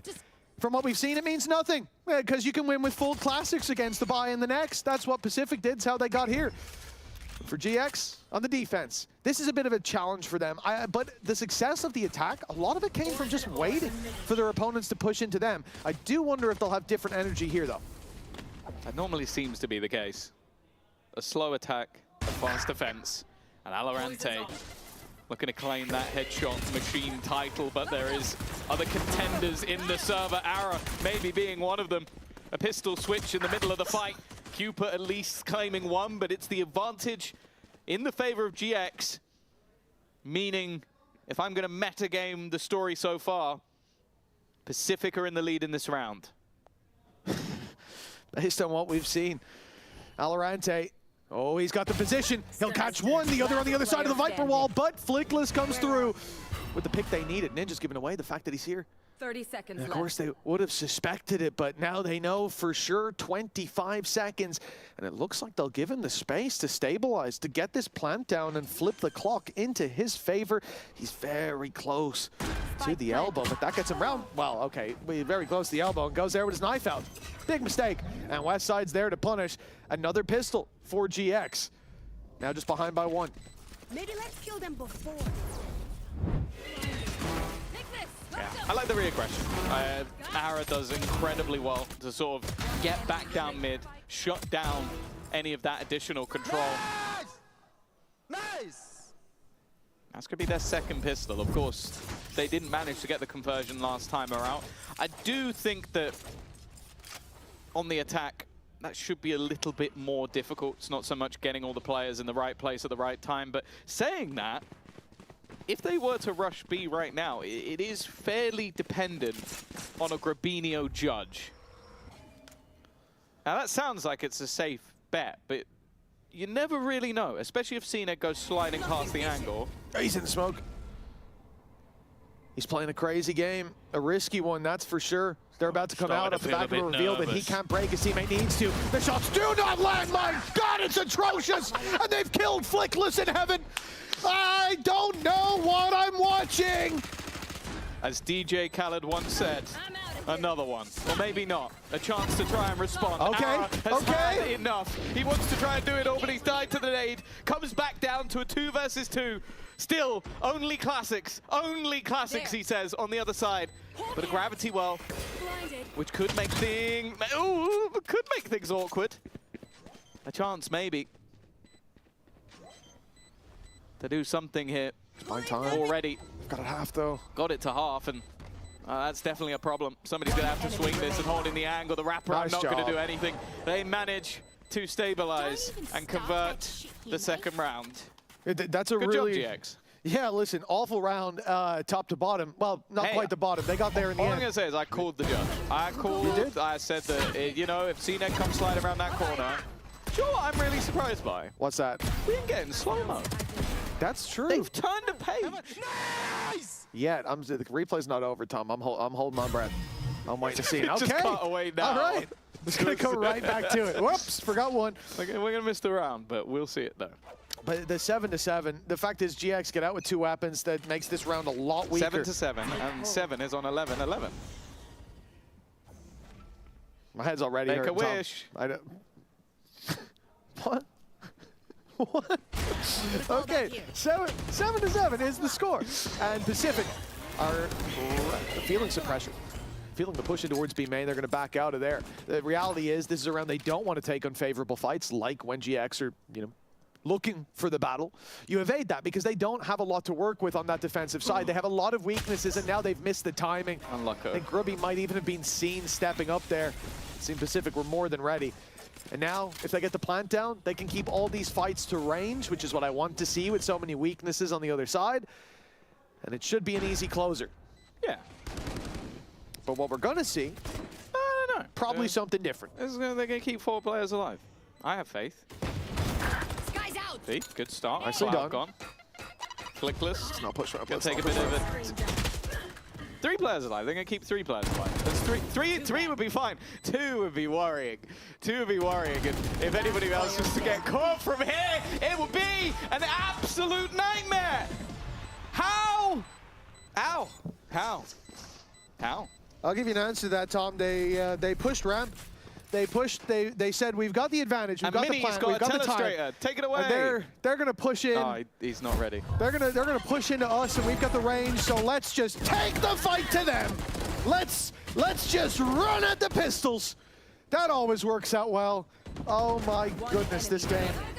I've already lost years off my life. At least you were right. Thanks, man. Yeah, it feels really good to be right in a moment like this. That's just such an overplay of your hand. Everything went your way. You won the opening fights. You got the plant. Time's on your side. They've got to push into you. They've got to push into your angles. And sure, you want to get ahead of the utility. They've got a very good calm for bursting out. I understand that. But they also have pistols. And you pushed into the pistol range. Now they have rifles. Yep. It is a repurchase. A judge for CNED. Judge has been unkind so far. Normally, well, when I watch the other Pacific, the region, it's normally pretty good. But we'll see. I'll find him. Over the top they go. This is a ruse. CNED is being sold to the wolves. He's being sent to his doom. But there's already an aggressive position from Ara. He only really needs to take one, and that's what he will do. Yep. Into the retake. Ninja's position is nice, though. They're going to pop some utility, but his flank is still in play. Timing here going to be everything, but he is making his move. Ninja by name, Ninja by nature. VALORANT is kind of slowing them down at least a little bit. And now that backstab becomes even more deadly. It's only going to come down to Flickless if he can turn the tide, if he looks back in the other direction, but he is just waiting for his teammates to make that move. A troublesome position for one. Cooper in the corner, Ninja, that defender, but the trade has been made, and there Flickless pounces, his patience paying off. And GX will claim the round in the end. It's a nice try by Ninja, at least. Yeah, I think really that doesn't come down to Ninja doing something wrong, right? It's just that they didn't push out the way he needed them to. Yeah. He needed them to flood so he could get them really quick. And because they took their time, Flickless can wrap up behind, and that closes the round. Otherwise, very different round we're looking at right there. Good attempt, but now the lead for GX and the money falling apart on the side of Pacific. It's nowhere to be found. There's a couple of credits. A few shots in the arcade machines, that's all they're going to get. And a timeout called here and now by Pacific, calling it out going into their low buy. Obviously, make the best of this, find out what you can about the setup that they're running, although I think we already have a decent idea. And the main thing will be to speak about the next round, because GX are about to be 10-7 up if things go as they should, which they probably won't. And at that point, all of the battle, the resurgence into Pearl, it starts to feel like success is on a knife's edge, and you're on the sharp side. Yeah, I also feel like this is going to be, again, a bit of a difficult one to sort of talk through, because the round where you've actually come in with the proper buy, the main question comes down to your post plants. Like it's just like being overly aggressive in silly circumstances. And like, yeah, I get it a little bit more here from VALORANT. You're trying to buy time for your teammate to wrap around. That's fine. But in the round prior, that was just silly. Like, it was just silly. And so you've had 4 plants. That's normally a very, very good sign that you're able to get into those post-plant scenarios. You get those few extra credits, get the orbs, and also get the timer ticking in your favor. But you've also lost all 4. And that is quite a damning statement for the first few rounds. And now you're coming in, well, you've got ults and a Bucky.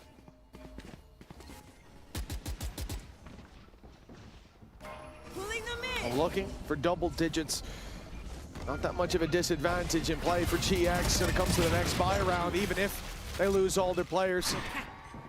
The start is good for Pacific, a trade, and now they'll focus in towards this A site. This is all we need.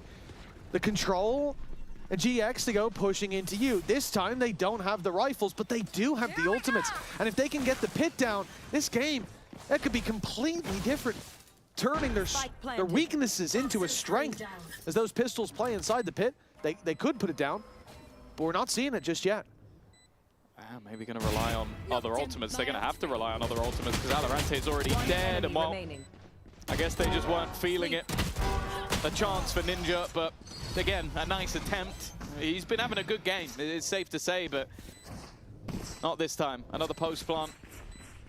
Seemingly another opportunity, but yeah, the thing is, I've seen teams, like, if it was the only ultimate they had, I could sit there and go like, okay, like maybe you want to save. They have a plan in the next round. You want to save it for your buy. When you have 4, I'm a bit surprised that you don't use 1. Especially the pit, you've got pistols. You put their HP low. You can play off each other inside of it, and what did GX have to get back through? Now they've got ultis. They've got the Seekers. That's a big problem. They didn't have the Seekers at that point. They didn't have any ultimates to fall back on. And it also nullifies if they have an op in play, which you don't know at that point. It nullifies that. It seems like a mistake. But This is what the timeout was for. This is the round we've been waiting for. The Pacific we're waiting for. They saved over every ultimate that they've got here. In the previous round, not committing it to the 4v4 post plant, and for what? Well, that answer, it's within reach. It's a few seconds away, and already Flickless is down. That's a huge spam kill from Ninja. He's been very good on those.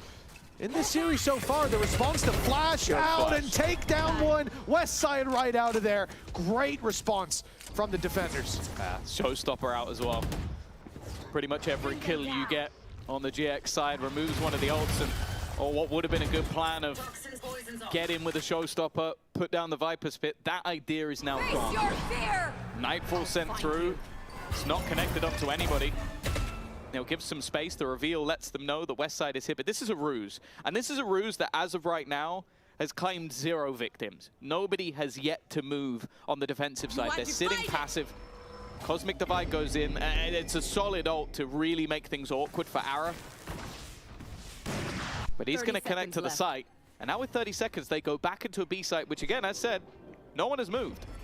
Yeah, they heard the op on A. They think then that the rotate should be coming in. The pressure should be felt, but the headshot machine, he's got it again. And then the run, oh my goodness, Ara's missed. That was a crucial shot, a much needed one, 12 seconds, okay. They can win the sprint to the site, and the first man doesn't have the spike. His job is to clear this out, to find this defender if they're on side, but Cloud catches them all. A double with time too far gone. It's 11 for GX. A close round, but not close enough for Pacific. The timeout burned.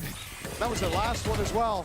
And now the home stretch for GX. Oh yeah, it was something that I sort of mentioned back on Pearl when they were playing the defensive side. Was Yo, you run back and forth, bro. You need to know what you do, brother. Okay? Let's go, baby. It's kind of yeah, that's fair. He said it perfectly. It's like they like to sell fakes on Pacific, but if GX don't move and you're not sending anybody into those sites, there's no real reason for them to, oh yeah, let's over-rotate, let's gamble, let's make all of these moves. It's not going to happen, and that is what lost the round for them, because the move back to B at the end, that wasn't the plan. That was panic.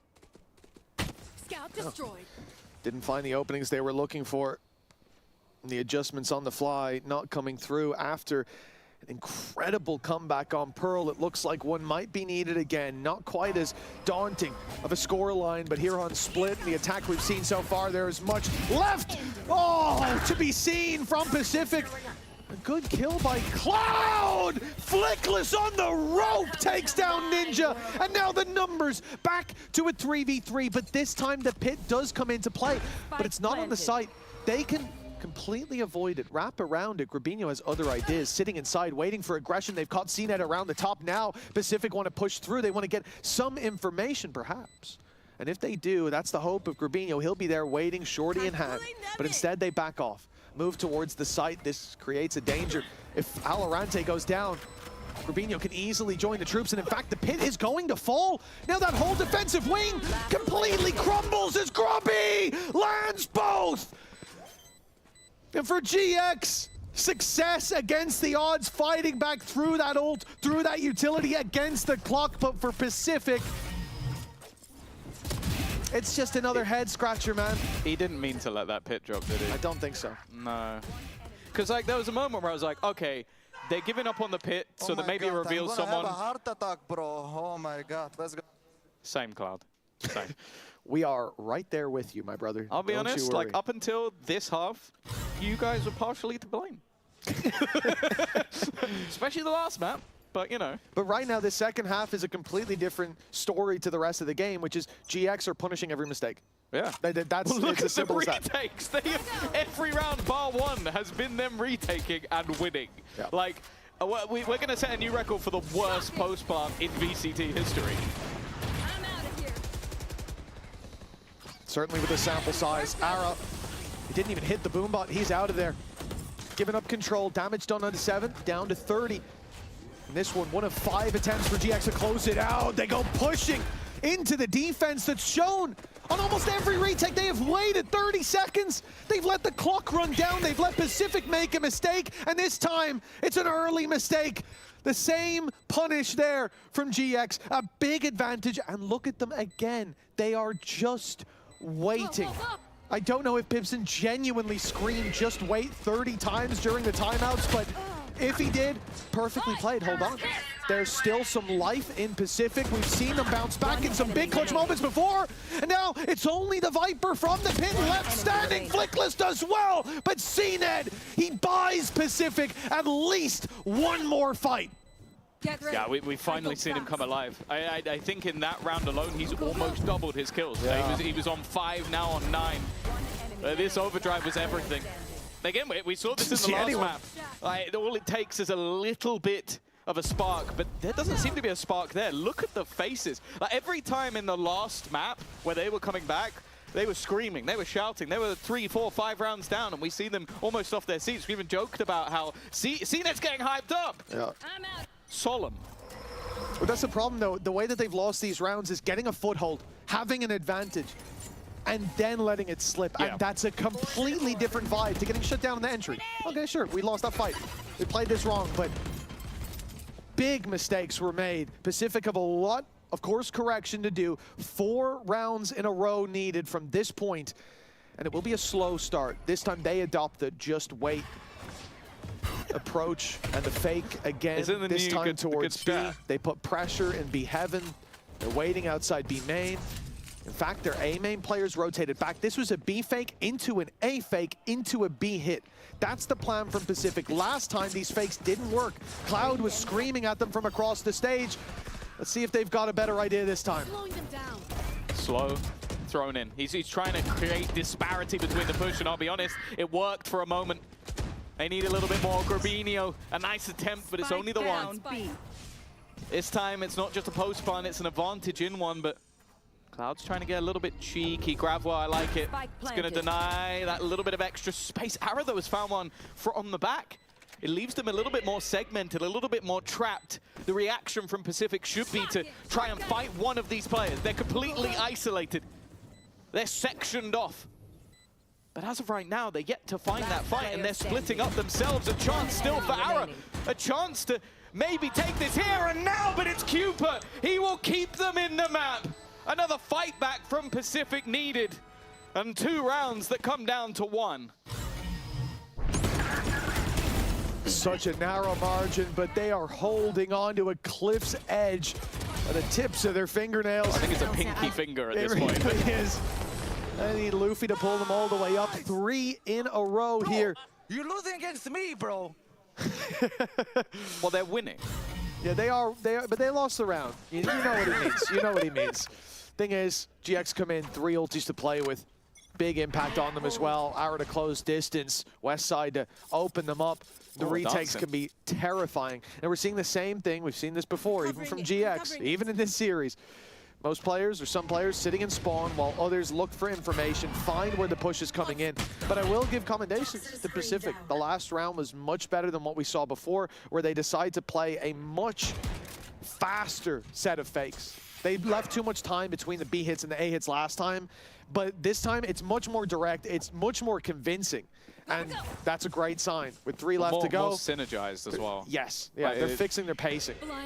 Because I think you could see it from the utility thrown out from West side. The goal was to hit one set of players so the others couldn't pincer them at once. This time, though, it seems like read is a wrong one. VALORANT is doing a great job to sell a fake with only a bandit. Oh, but the whole team's coming. They're going to go back, right? Oh, no, maybe not. But the thing is, if that's been sold as a fake, now they do actually get to walk into an open site. It's definitely a little bit more risky if they want to move, but yeah, it's worked perfectly. I was very nervous, but it is, but there it is. That's exactly what I want to see. Yeah, if the stack was still here, they'd know by now, perfect. And I think the fact that they send in the pistol, perfect. They clearly sells it to fake. Here's the retake though. We talked about this, how powerful it could be. The old pop by Ara, but he's going to be caught off by Ninja on the side. In goes the dash, but nothing found him. West side caught on the way back out. That was huge commitment. I mean, for West side to put his ult through it, it almost means Ara has to do the same to try to get in there quick, have some impact even on the slide, but being shot from an off angle completely decimated that play. And now those are some big pieces of the GX puzzle that will be missing for the rest of at least regulation here. Yeah. Oh, clearly felt like there was a gap to exploit. Wasn't the case. He looks very surprised that he hit that shot. Not what you want to see, but you know what, Cubert, you got a 3K the other round, so we'll let it slide. 2 rounds, 3 in a row. It seems like Pacific only start the party once they're basically out of the map. It felt like this was a done deal. Or maybe we're looking at the other side, and it's just like GX can't win a round the second they get to 12. Ara is looking to change that. The operator with the opener. Pressure being placed on, but Ara's there again. The distraction of Cloud has helped him out massively. Can he get out? Yes, he can. And they've been fantastic in their retakes with a 2-man advantage. Make it a little more.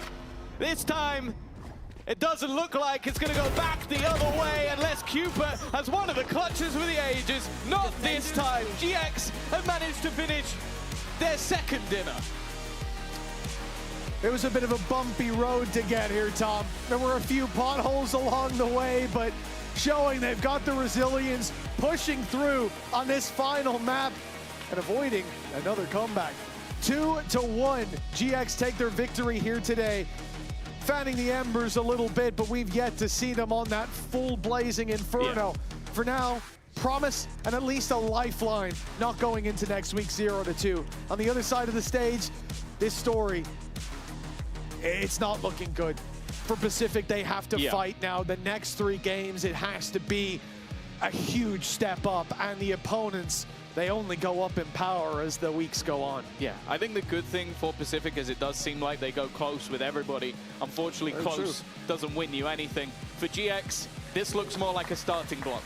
There were some high highs in this series, or with how they were able to play, but definitely some low lows in those second halves where teams are able to come back. But those are things that you kind of look at and go, okay, if we're getting advantages and letting them slip, we can work on that. It's a little bit more worrying if you're never getting the advantage at all. Yeah, the Giants certainly stirring, but there is so much more to be told of their story, and how it ends is up to them. With some big games coming in the next few weeks, they'll be going back to the drawing board.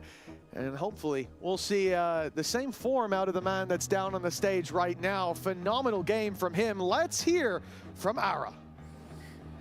I feel like you guys are already getting ahead of yourselves talking about weeks to come. Right now, we get to enjoy the moment of victory. Ara, you were just insane. I want to say the whole series, but map number 3 especially. Did you feel that after losing map number 2, you're like, we can't let them have any more here. No space given.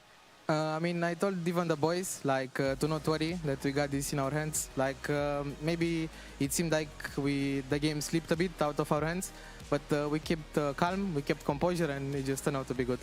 We were seeing, you know, during the timeouts, Pipson was quite animated speaking to you guys. What's your reaction when he's getting there and you know the game is so close to going in your way, but ultimately doesn't? I mean, Pipson is every time trying to help us win the game, obviously. Maybe sometimes he can be a bit angry because like we do some rounds bad, some rounds, for example, I do bad, and I know he can be a bit angry, but he's only trying to help us win the game, and he cares about us, and yeah. I have a couple more questions in regards to map number 2. Yourself picking up the Waylay, that's something that you had played last week on Pearl as well, but it not really eventuating to anything. Of course, you guys don't get the win here again, but you played just outstanding for it. Do you not feel the effects of the Waylay nerf? I mean, the way we use the Waylay, we use it like kind of like a jet, to be honest. Like we always, I have no refract, for example, the ability, and it's kind of becomes a jet with a stun. So I don't really feel like it's bad or something. I feel like it's a good addition, but we still have to cook it up a bit more. Okay, I like that though. You're like, we're not putting it out of the question by any degree there. The other question I have is, a lot of the Giant X fans out there obviously happy to get this series win along with you guys. How important did it feel though to get this win? Because we're saying it's a lot of importance for you, but did you feel that coming into today? I mean, this win really helped us, motivate us a lot after last week when we lost against Vitality. But we kept working hard, we always keep working hard, and this is the key to success, I guess. And we will keep working hard, even with this win, and I think it motivates us more. Okay, I love that so much, Ara. Thank you so much for joining me. Congratulations again on the win. We're going to be going into a break. On the other side of it, though, we still have so much more action as we're only halfway through our day number 1 for week number 2 here at VCT EMEA.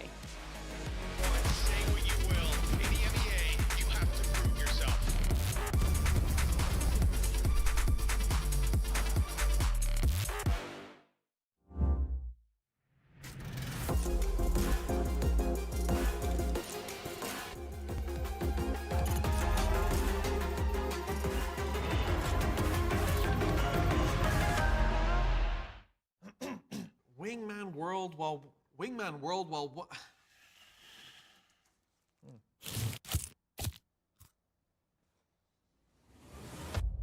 Have a break. Have a Kit Kat. Wingman World while wanting a well-won break. Let's go!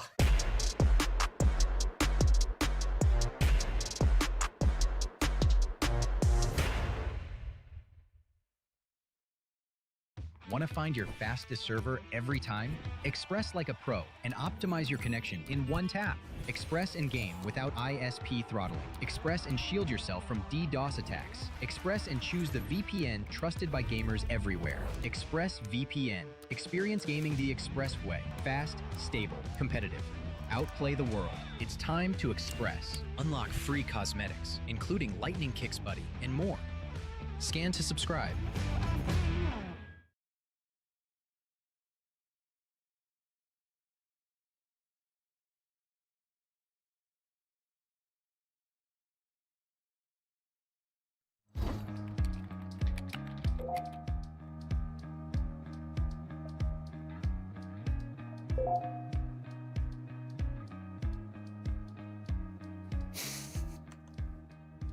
I was told this would be a light read. The file is the size of a major patch. Dude, this is classic Leo. Bigger, bolder, better. I'm half expecting to get quadruple elimination at this point. Okay, so like when Plat Chat covers this, what's the dream headline? Everything is a tournament. That's pretty bold. Exactly. Told you. I mean, think about it. Kickoff, Masters, Champions, they're all high-stake moments where every match counts. And what do they have in common? They're all tournaments. So we do more of that. So what's changing? Well, no more leagues, no more regular seasons, no more low-stake matches, no more several weeks-long journey to trophy lift. Instead, in new tournaments, we'll call them cups. Short, high-stake competitions that replace the regular season, and each cup ends with a sick finals weekend event. So everything is a tournament. Okay, and look, that all sounds awesome, but I told you to fix Tier 2. No more Tier 2. Leo, you can't just delete a tier. Well, we're not deleting it. We're bringing all teams together into one single tier with open qualifiers in every region. Anyone can fight their way in, and they don't need to wait a year to do it. Okay, so when you say regions, you mean Americas, APAC, EMEA? Nope. Brazil qualifies out of Brazil, Japan qualifies out of Japan, Turkey qualifies out of Turkey, so on and so forth. A team win their regional qualifier, they're at a cup. A few weeks after that, they're on the biggest stages at Masters and Champions. Wait. So theoretically, you're telling me a random 5-stack could just... They're good enough, yes. And the further they go, the bigger the stage and the bigger they pay out. Everything matters now, and every match builds. But like, partner teams still exist, right? Yes, but they fight their way in like everyone else. And if they help us grow the sport with community, events, content, we support them. Support like? Team capsules, financial incentives, all the things. But most of the support is attached to winning games and qualifying to tournaments. So a non-partner team doing really well can make just as much, if not more. Okay, but what about the fans? We go to them. We go where fans are. Cups mean more events mean more cities means the VCT, closer to you. Did you practice that? I did. Wait, so let's make sure we got this. You want every stage to be high stakes? Yes. You want anyone to be able to qualify? Yes. You want more events in more cities? Yes! This could either be chaos or the best version of the VCT we've ever had. Exactly. Okay. You're gonna have this ready by next year? guess.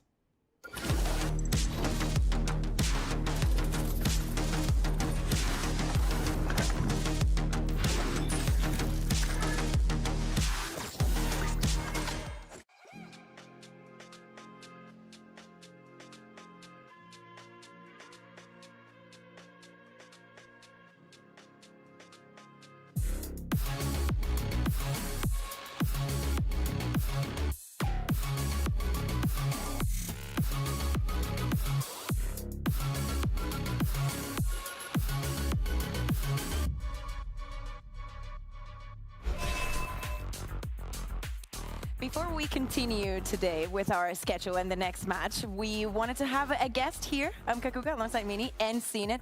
First of all, thank you very much for joining us despite the loss. But we have you here for a very special topic that we wanted to discuss, because we feel like it's time that we look back and we remember the things that we are proud of.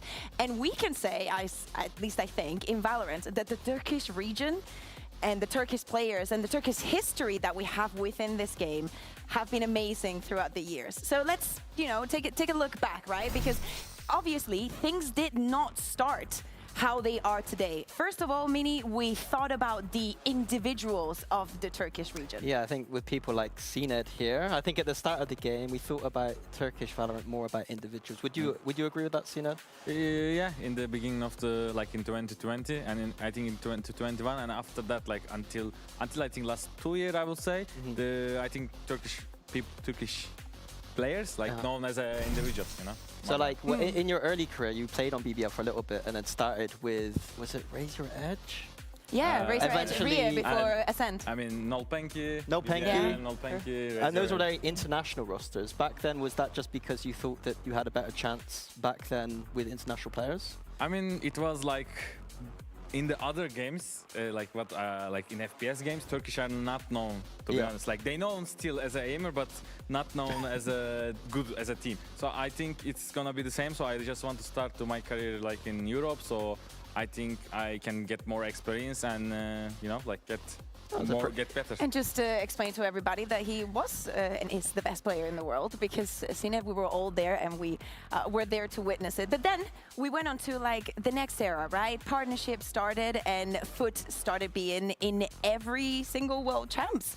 At the end of the year, we showed the dominance. Before them, though, back in 2021, before you did it, when we speak about teams, the only team that we saw was SMB, Supermassive plays in that 2021 in Berlin. What do you think has changed in the narrative or maybe the ecosystem in Turkey from when we went to just having individuals to having full rosters?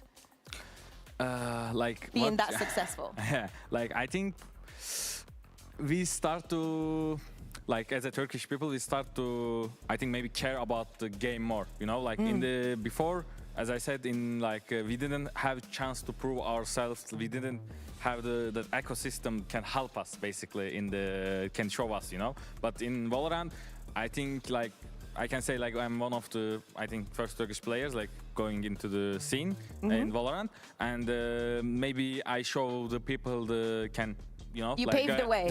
You paved the way. Yeah, that's and exactly then what people you get courage and everyone start to play. And there is good ecosystem which Turkish players can.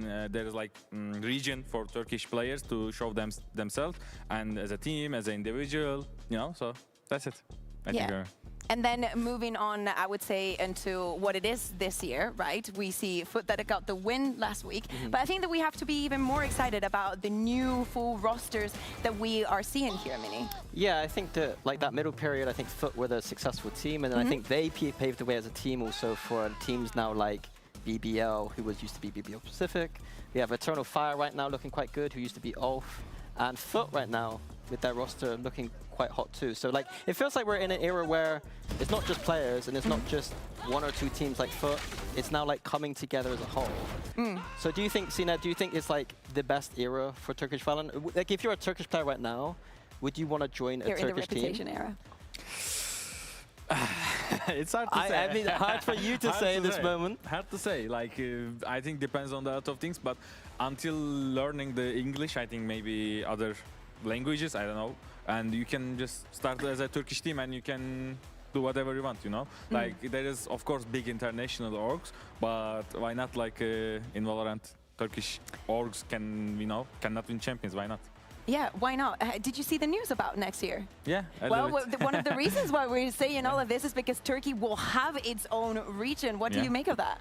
I think it's very good. Like, as there is a lot of Turkish players like which plays the game and wants to competitive and come to the like arena scene, like show themselves. I think it's a very good opportunity to show themselves. You know, we can go open qualifier to champions. Why not?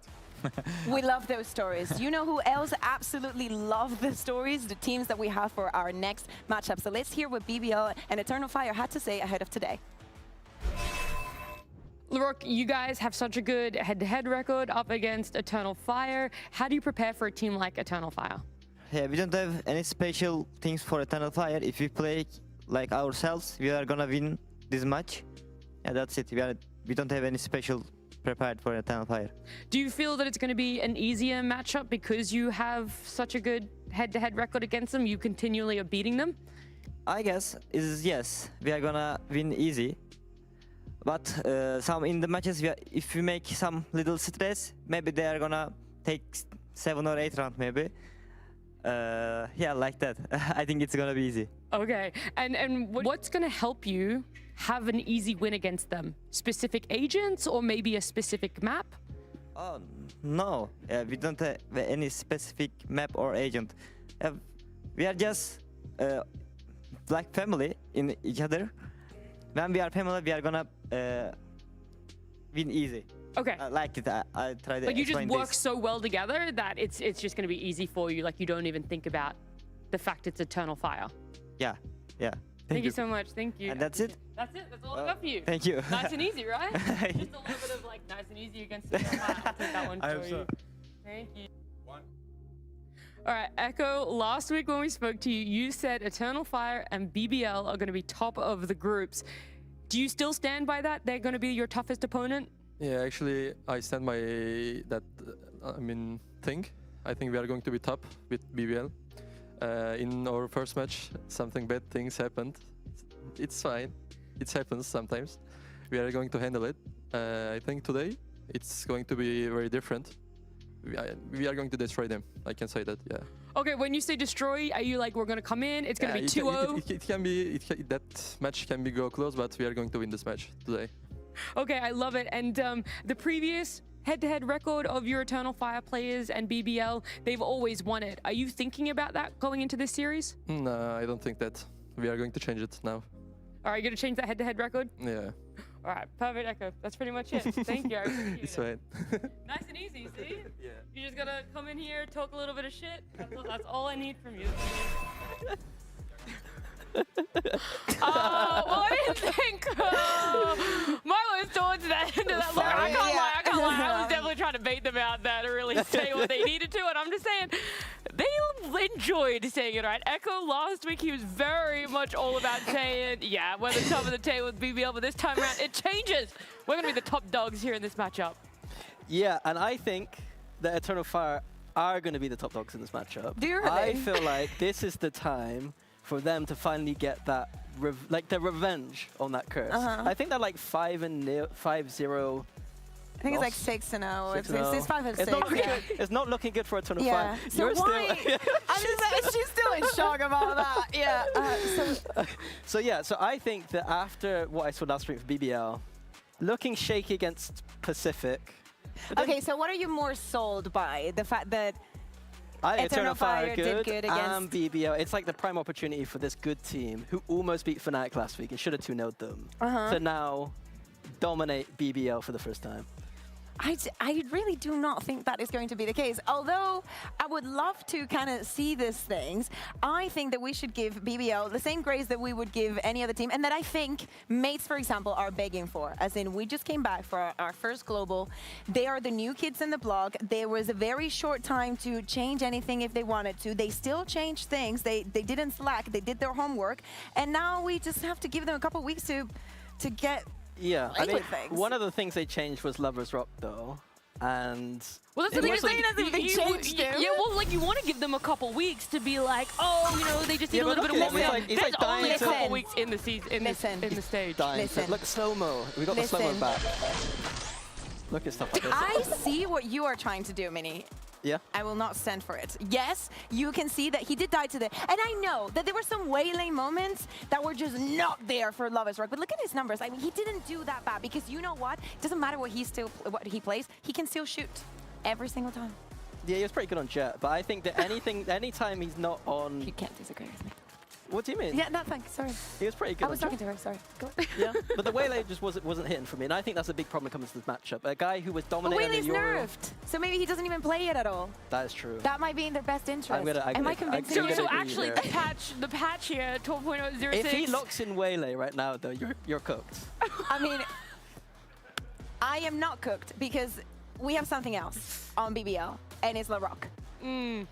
I know that you might have not been surprised, but to me, seeing LaRock moving away from the duelist in at least one map and bringing back the initiator that I know it's in him, that is extra aggressive, that I know it is weird to find in this region, gives me a lot of hope for this BBL. He played KO on the map he was dominating on Jet on.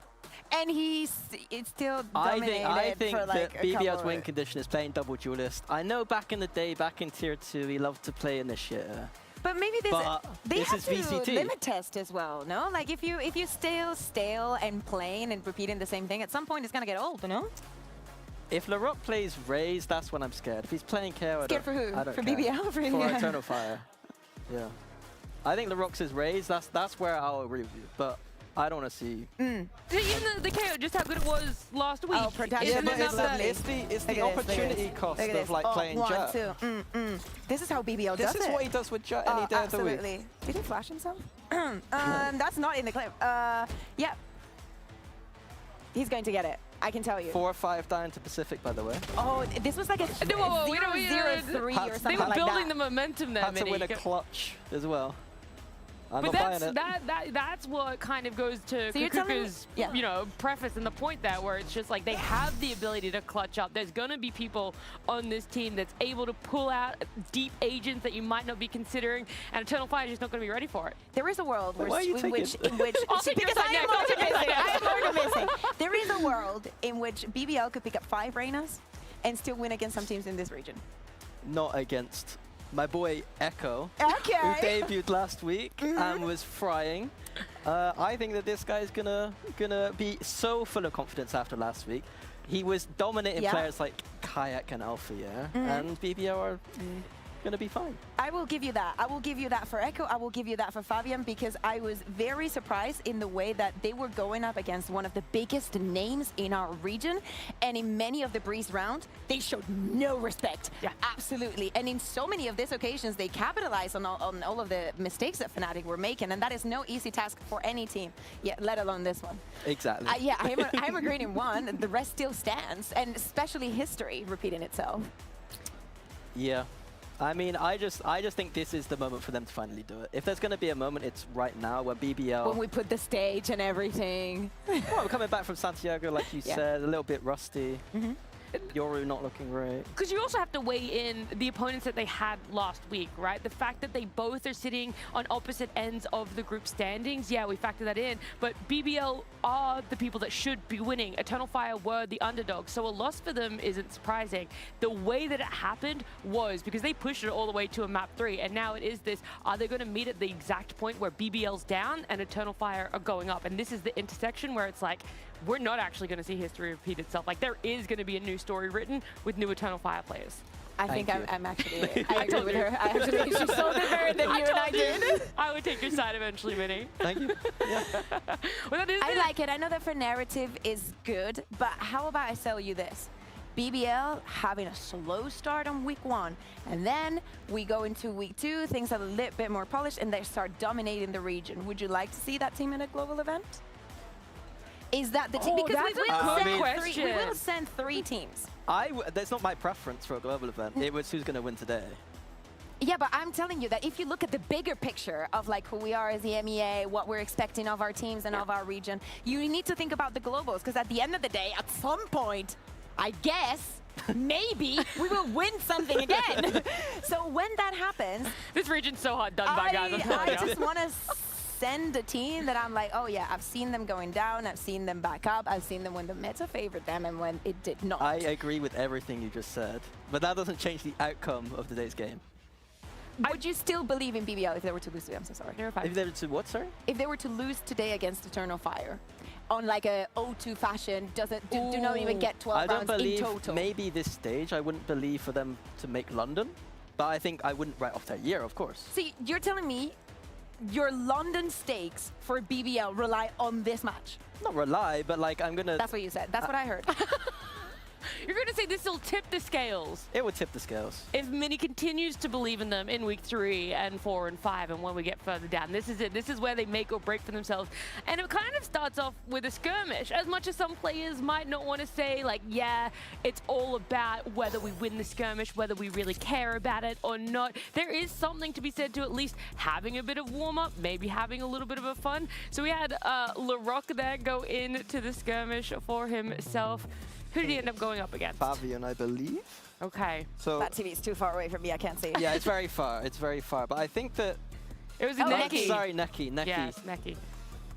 Yeah, LaRock should be favored in this matchup with Neki. In the skirmish? Now we're down to the... Yes. But you gotta bring it all the way down. He can shoot. Neki ain't our guy who's supposed to be out there fragging. He's rounding up the troops. He's just having fun. Look at him. He's like, also a Vibes merchant. Wait, didn't he just lose as well? He did.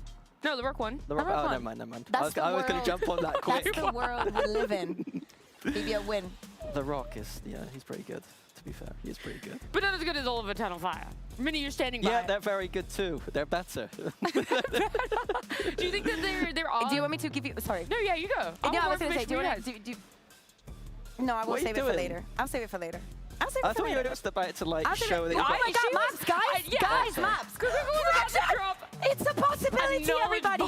It is a possibility. Oh my god, Eternal Fire, you're so good. We're so gonna go to map 3. We are so gonna go to the first Fracture of EMEA. That's where I want to end up today. Dude, okay, how did we get to Fracture? By one team winning Pro and the other one winning Split. No, sorry. That's not what she said. I know. So last week, both teams banned Fracture, and we presumed it was going to be a game of chicken. A game of chicken on who's not going to ban it. And the interesting thing is that they just played chicken to the end, and then surprise Fracture at the end. So it might be the messiest Fracture game we've ever seen. Was the one being like, oh, you're still going to leave the Fracture open? Let me see what you got. Yeah. So it might be a messy game of Fracture, but I want to see it so bad. You have no idea. I just want to... Sorry, like the TV's so far away. I am too blind and there's too many lights. What info are you looking for? BBL, Bind and Haven bans. Yeah. So for BBL, that is a map that they've been banning in the past and they've not been incredibly comfortable in. For Eternal Fire, I think it also, because of what we saw last week, it makes sense. It's a very good map for BBL as well. Both teams coming in with good vetoes here. I like the chicken on the Fracture, and I like the fact that they're just banning their opponent's best map, essentially. Gosh, I hope we get to it because, like I said, you guys have been, at least Kukuru's been hyping up so much, and the fact that it truly I hope that it delivers, Go. Dude, if we get there. Please, like, it just needs to, because the game of chicken that you're also talking about there, Mini, it's like, how often are you willing to do this? Yeah, we're in the earlier stages of stage 1, so maybe if you're going to experiment at any point, it's this, but is that also some part of maybe BBL just getting too big for their bridges here, and it's like that could also be their undoing to want to play a game of chicken against a new Eternal Fire? It's not like they're not going to have anything prepared. Like, they're going to be able to play this map. It's just interesting that last week they thought it was literally their worst map, or at least matchup-wise was a very, very weak map for them. And then this week they're just like, yeah, we'll just see what happens. I do think a game of Fracture in the early stages where we're still figuring it out in this new meta will benefit Eternal Fire more as the team that... I was going to say is technically the underdog here, but... Just because you're the underdog doesn't mean you can't win. Yeah, they're 100% going to win. Listen, they both went Ascension the way that they had to, and thank God that we managed to get both teams so we can get the final conclusion. We can say that this one counts as 10. So whomever wins today is the ultimate winner. Yeah, this is like golden goal. Yeah? Last goal wins. This is me doing you a favor. This is me doing you a favor just for today. Just for today. It doesn't matter what those other records are. If you win this one, yeah, you're on. That's it. It's going to be everything for you there. Do you truly, I know that you're all batting for Eternal Fire there, but is there a specific player? Because last week it felt like Echo was showing up in a lot of different ways, whether it was in interviews or in the server himself. Is he the other one that you're going to be relying on, Mini, a bit more here in the series? I think Izzy is someone who I'm very interested by. Like, I was very excited for Sop to be on this team and then is now on foot, but now Izzy coming in, I think that he deserves VCT. I think he's a very good player. I'm surprised I've not seen him here before, and I think it's down to him to start kind of matching Echo and doing those things with him. I mean, we were speaking about all the Turkish history that we've had, all the players. Izzy was one of the players who went to with a full roster, a Turkish roster, to go into a global event. And that was many years ago, but you know, he still has it and he's going to prove it today. Well, look, it's the Turkish Derby is what I'm going to coin it here, and we're going to jump on down with Mitch and one of the players to see just how they're feeling before they walk out on stage.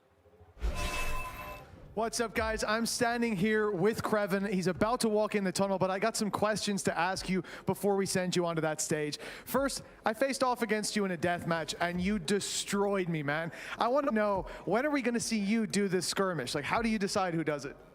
Like, Laruk is an animal, so like he needs to go. Like, that's not my game. Laruk wants to play skirmish, so we let him go. He's the animal. Let me tell you, you're a little bit of an animal yourself, though, on the deathmatch servers.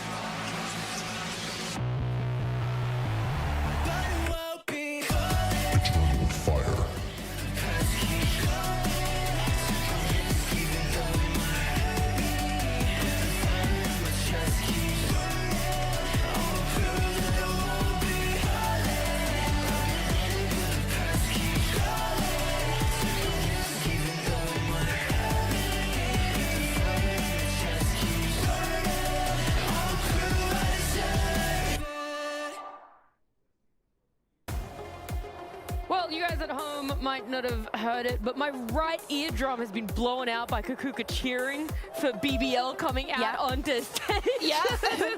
I am the crowd today. That's it. That's all we need there. Now, do you feel that they needed that little extra bit, or are you just adding a cherry on top of that confidence? All I'll say is that in global events, I go onto the stage and I scream to see if actually the white noise is loud enough so you can hear it. So that is how much I'm going to be cheering for them today. Now, actually, like, all jokes aside and everything, I really like the fact that we're getting this matchup, this derby, this moment in the competition, because I do agree with you, Minnie. This is a very good moment for Eternal Fire to show up to the challenge and finally get a different result than in history. Yeah, I agree. I think that, like, having the matchup early means that, you know, that Santiago run and coming back and not having necessarily all the time in the world to do things. Eternal Fire being able to do things in the background. This is essentially the point in which they are at the most advantaged. We don't. Just listening to them there. It feels like Eternal Fire are done with their huddle well before BBL there. They just want to get into it. Do you have any, I don't know if predictions is the right word, but... Okay. I think they scream. Next time I'm going to have to join in. I think you fired them up there. Listen, I think that next time I'm going to try and join in. My Turkish, definitely not there. Yet. But we were taking a look also at the map veto, and we were speaking about Pearl. One thing that kind of piqued my eye during Clash was the fact that we saw Eternal Fire playing Pearl and playing Veto. And I feel like today the Veto was just not enough in one Pearl. I would love to see it again. I would love to see some of the wackiness. Well, that was some of the stuff that they were trying in that clash, was Echo on the Chamber and the Veto. And I was very excited for maybe some Chamber and maybe even some Veto. But it doesn't seem like they went for that approach last week. So I wouldn't be surprised if he is just in. Yeah, but we've seen Gel, but yeah, but what I mean is, like, we've seen most of the teams have been bar the teams that are playing double duelists everywhere. Most of the other teams are like testing here and there, like, oh, this map double duelist, and this one, no, we're going to put an extra sentinel, an extra initiator, and I think it's also working fine. I think that it's a possibility. Can I not be excited for something? Of course you can, because that was literally what I was going to ask you guys about. Like, when we see those maps, we've had our teams pick their preferences there, but are there going to be those new agents? The one that you guys were surprised about in our previous series was Waylay going on West Side. Is there that potential for a new combo on any of these players and agents? I would be surprised to see a Waylay here. I honestly think Sure, not just I will be Waylay, so happy not to see her.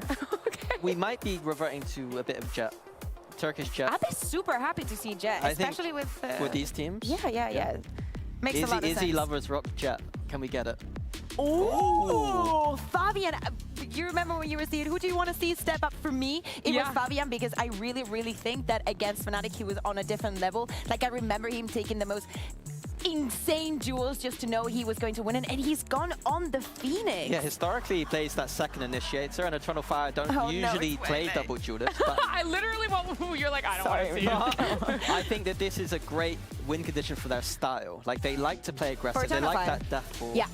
And I think that it makes them able to play with that pace. On BBL's side, yeah, still playing the Waylay, which was something that I wasn't too impressed with last week, and hopefully Lovers Rock can have a resurgence. Listen. Your argument was that he wasn't going to play Waylay.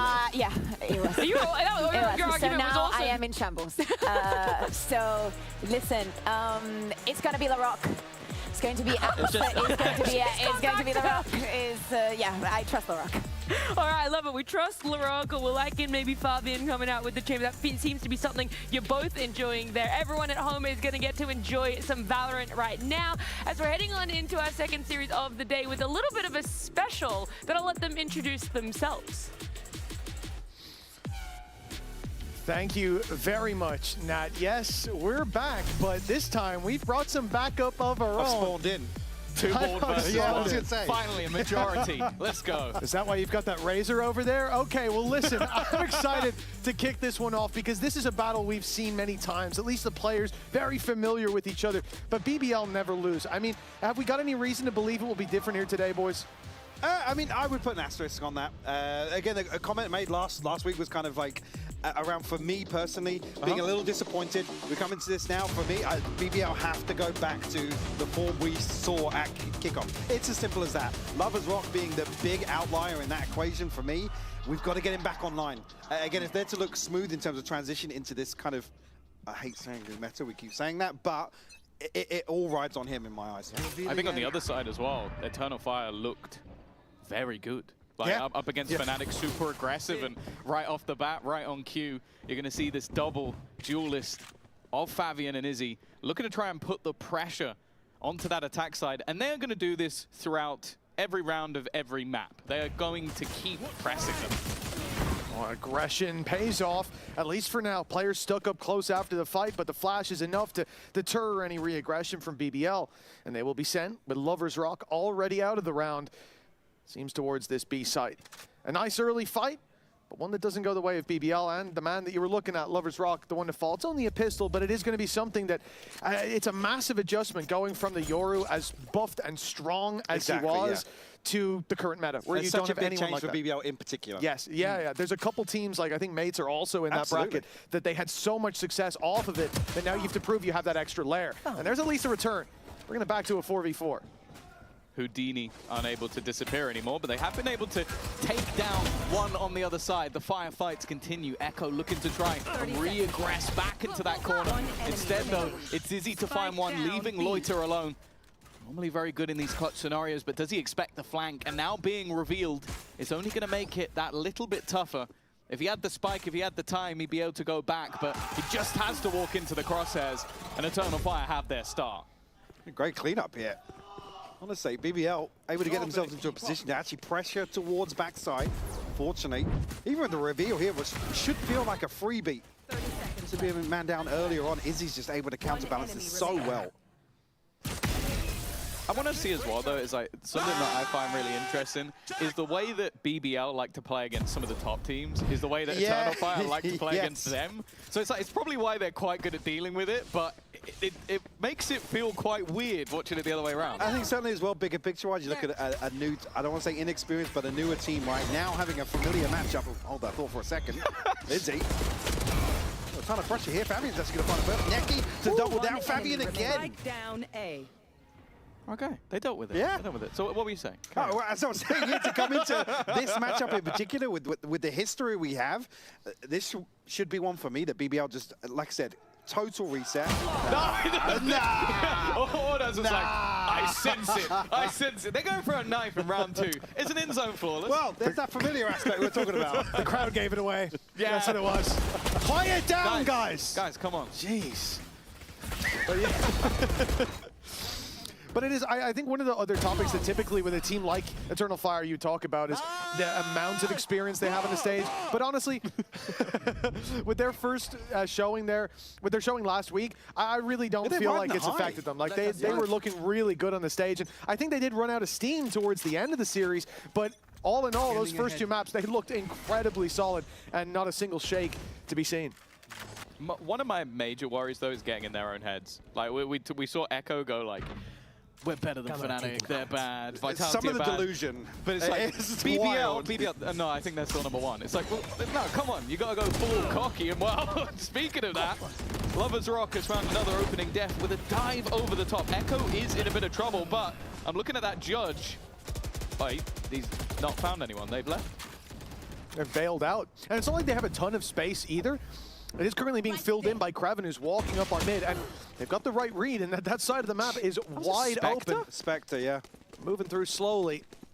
That will allow Eternal Fire to fill back in that space. It's all a question of how much control can Kraven hold onto. They're splitting up now into the 3v4, leaving Rose behind to try to catch this play out of door or play that late flank. They need to do a damn good job of holding the line then when the retake comes in. Buy him time.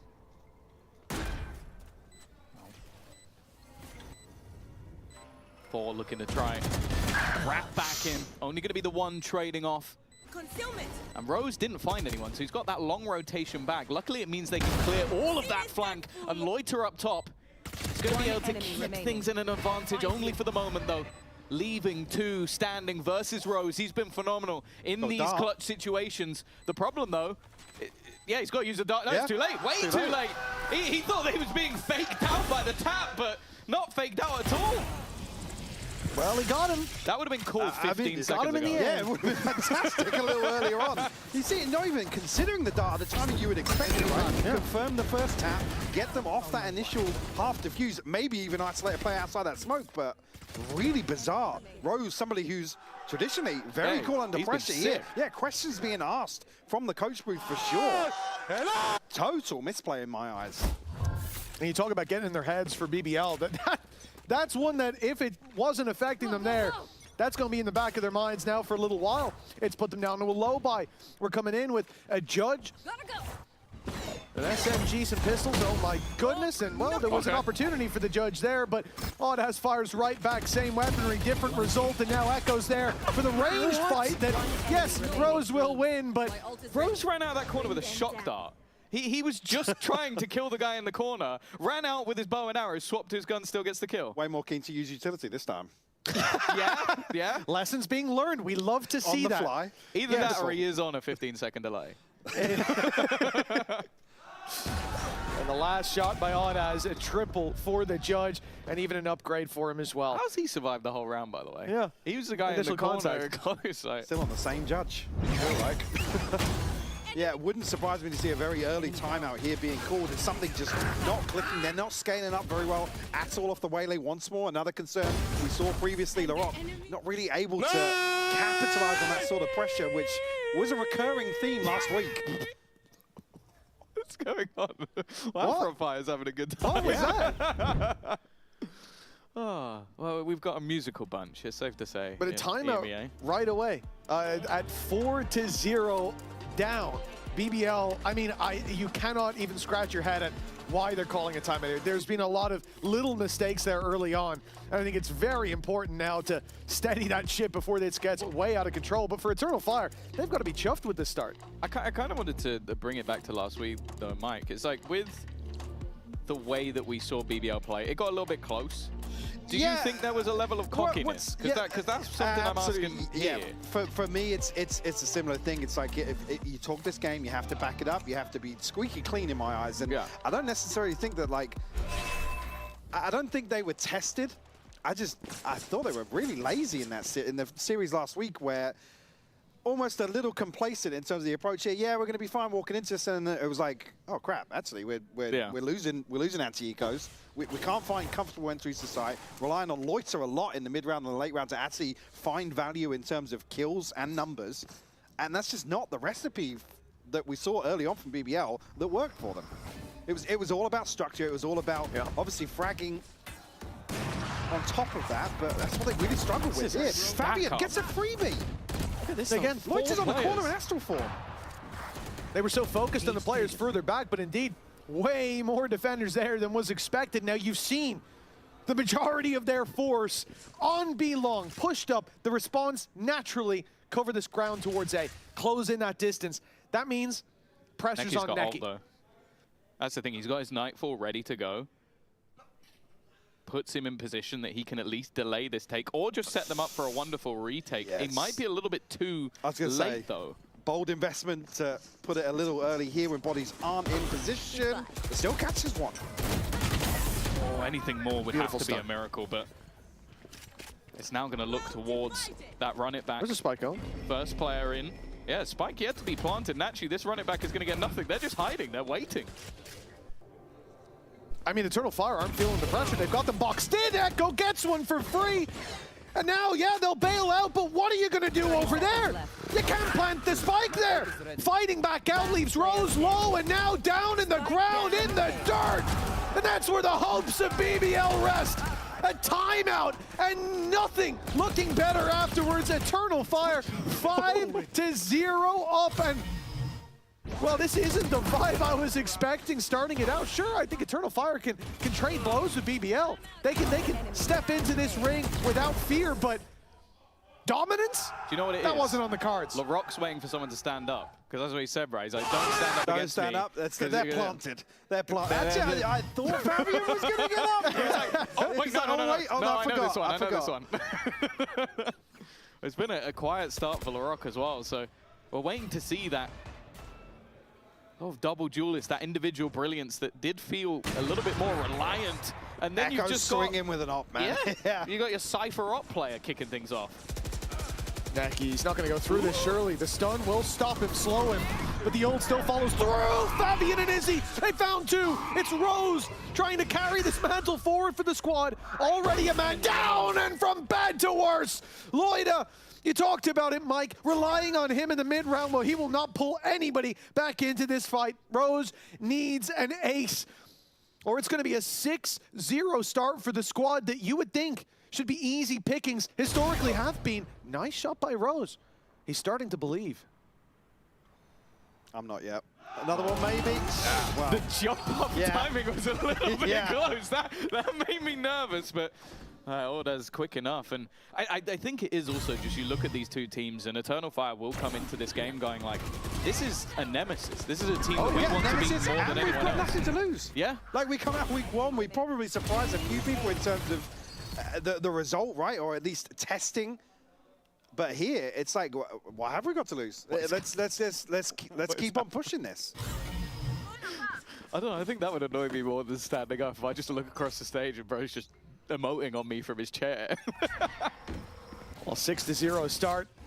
7th round for BBLC's pistols in play.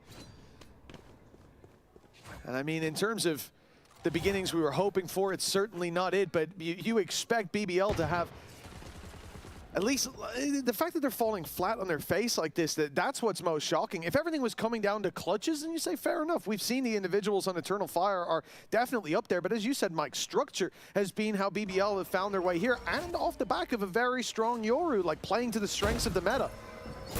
That is missing right now. Odes has just tanked the slow, and he almost got away with one. The weapon retrieved the judge, but a chance to use it right there. Okay. That's a big pick. That's this one. Echo's going to go forward again. We catch him. Caught out here. Loiter able to shut him down. Just Fabian and Izzy left now. Op in hand for Izzy. I've witnessed a few of these rounds today, but I didn't expect to see it in this game. They've also had so many ultimates available for them in this one, but it's not really looking like it's going to make a difference. Hunter's Fury sat there. Overdrive, if needed, from LaRock, but You're kind of looking at Izzy now, like, and unless someone gives him an angle, this is going to be so difficult. Please don't give him just an trying angle. to defend versus the taps. A chance for LAROC to just basically run in, and he's gone past one of the players. It's starting to get a little bit dangerous. Mystic digs out, but the grab wall's still in place. Rose, I think he knows he's got the Hunter's Fury, so Izzy's just looking to try and hunt him down. Will do just that. The last man alive at that time is seemingly too far gone, even still too close for comfort, but it is a round for BBL. I mean, you can at least give them the caveat that for the weaker weapons, sure, it can spiral in the post plant and so on like that, but you really wanted to think this would be the dominant round for them, the resurgence, the bounce back, but that's they almost got diffed by Izzy. Where is he? Where'd he go? Any call out? Okay. No, but he's standing. He's allowed to stand up. It's the I'm just more, is that the round you stand up in? Still seated, yeah. You think Izzy's going to look at just stand up and go, oh yeah, he got me. Like, he just almost decimated the whole roster. It's been a rough start for Kraven and Lovers Rock as well. Kraven, you normally kind of expect him to be finding that space on the extremities while these sort of faster plays are coming through, but at the moment... Oh my God, Loiter again caught. Great catch from Izzy. The last one was Echo doing that. Yeah, Now they've got Izzy doing it as well. Seems whoever has the AWP is going to be aggressive. LAROC wants to try and turn the tide. The first kill immediately. Wow! Okay! A crazy shot coming out of Izzy! And now Echo as well! What is this team made of? Everything landing for Eternal Fire here. Getting the spam in, but Izzy does so well. My up doesn't work like that. And ooh, it's not pretty from Rose, but again, how many times? They're up! And now they lose every round. Now from it's, here. now it's LAROC 13-7. Final form. You've activated my trap card.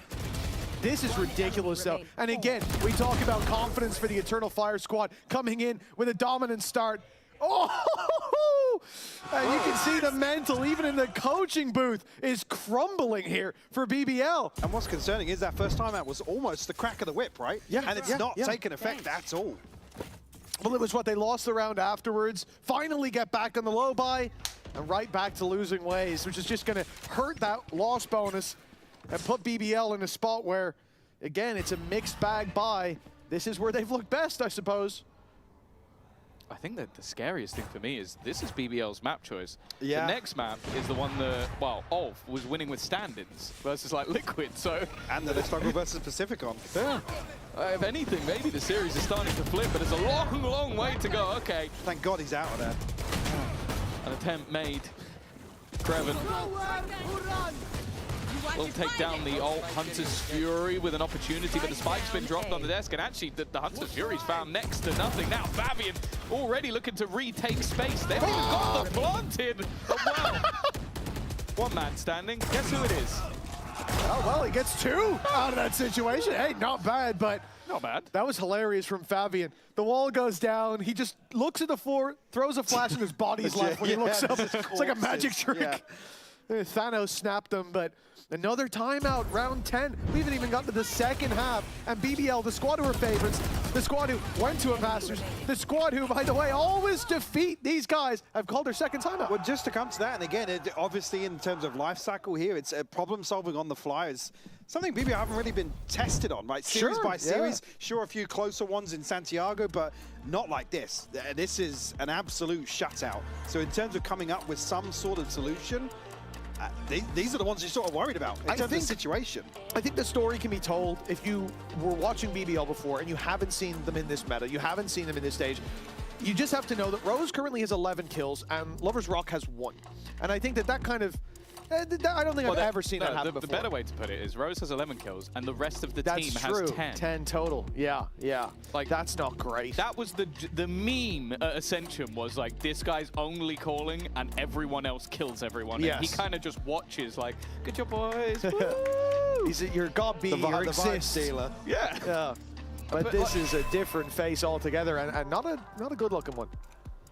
I mean, the vibes are going to be awful right now. Well, we've seen the replays in the coaching booth. I mean, I think they can hear him from the stage even with the noise cancelling. The stand up and point now with 1 round win does feel a little bit more silly. Can we get a replay of that? Stop, though. They're No, not of gonna course. stop. They could lose this map 32. And they'll still be up, yeah.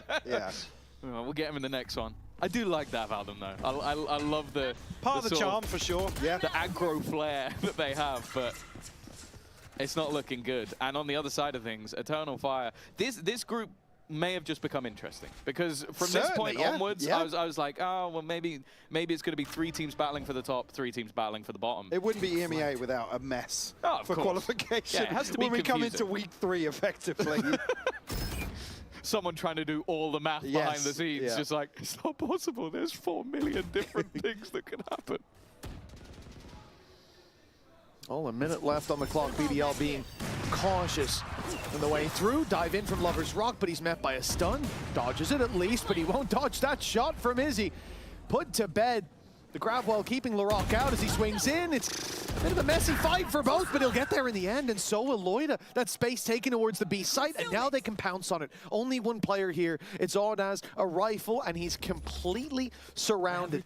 This is definitely pointing towards BBL finding their second. Need to be mistakes. Barring something crazy, right? Yeah, we haven't seen that so far. They've seen him, though. They know where he is. He's revealed. It's a solo fight, though. Again, LaRock a little bit ahead of the curve, but Rose is there to trade things out. It's a tough one to turn things back, but honestly, Izzy's been using that sniper like a shotgun. Well, yeah. If he can find one for free here, but everybody tucked on the side of BBL. Did they stay tucked, though? The cam's being destroyed. Kraven might want to go lookabouts now, and if he does, it's going to be the op waiting for him. Shoulder peeking the angle for now. Just spotting that they're not close on the side, ready for the long players, and there it is, a good catch by Kraven that leaves Izzy in what should be an impossible situation. With an op and a 1v3 time against him. He's just got to get out and save that. Oh! He's got other ideas. What? That about sums up the approach to this series in general, to be quite honest with you. Oh, I thought I understood what was going on there when he went backwards, but... Yeah, I think we've got to upgrade from quite aggressive to ridiculously aggressive. Yeah, never back down. Never what? The best part is he goes... On your feet? No. He gets the shorty out, fires one shot, and then goes, I'll go again. Oh, yeah? Yeah. Oh, that's when they're back. Yeah. We're not there yet. Not quite, understandably. Lover's Rock 1 and 10, man. I can't help but keep looking after every round. And again, it's another round previously where they struggle on that first initial step in terms of finding an engagement, but they fall totally short. Miss from Izzy. Oh, okay. Good for the second, because Reuter's still walking forward on that. He decided, I don't need cover. How could he have known there was an op there? That's true. That's a good point, actually. They always say you should always re-peek ops. There's a good chance they missed the second time. That could have been a decoy. I mean, also, Izzy double swinging out the smoke.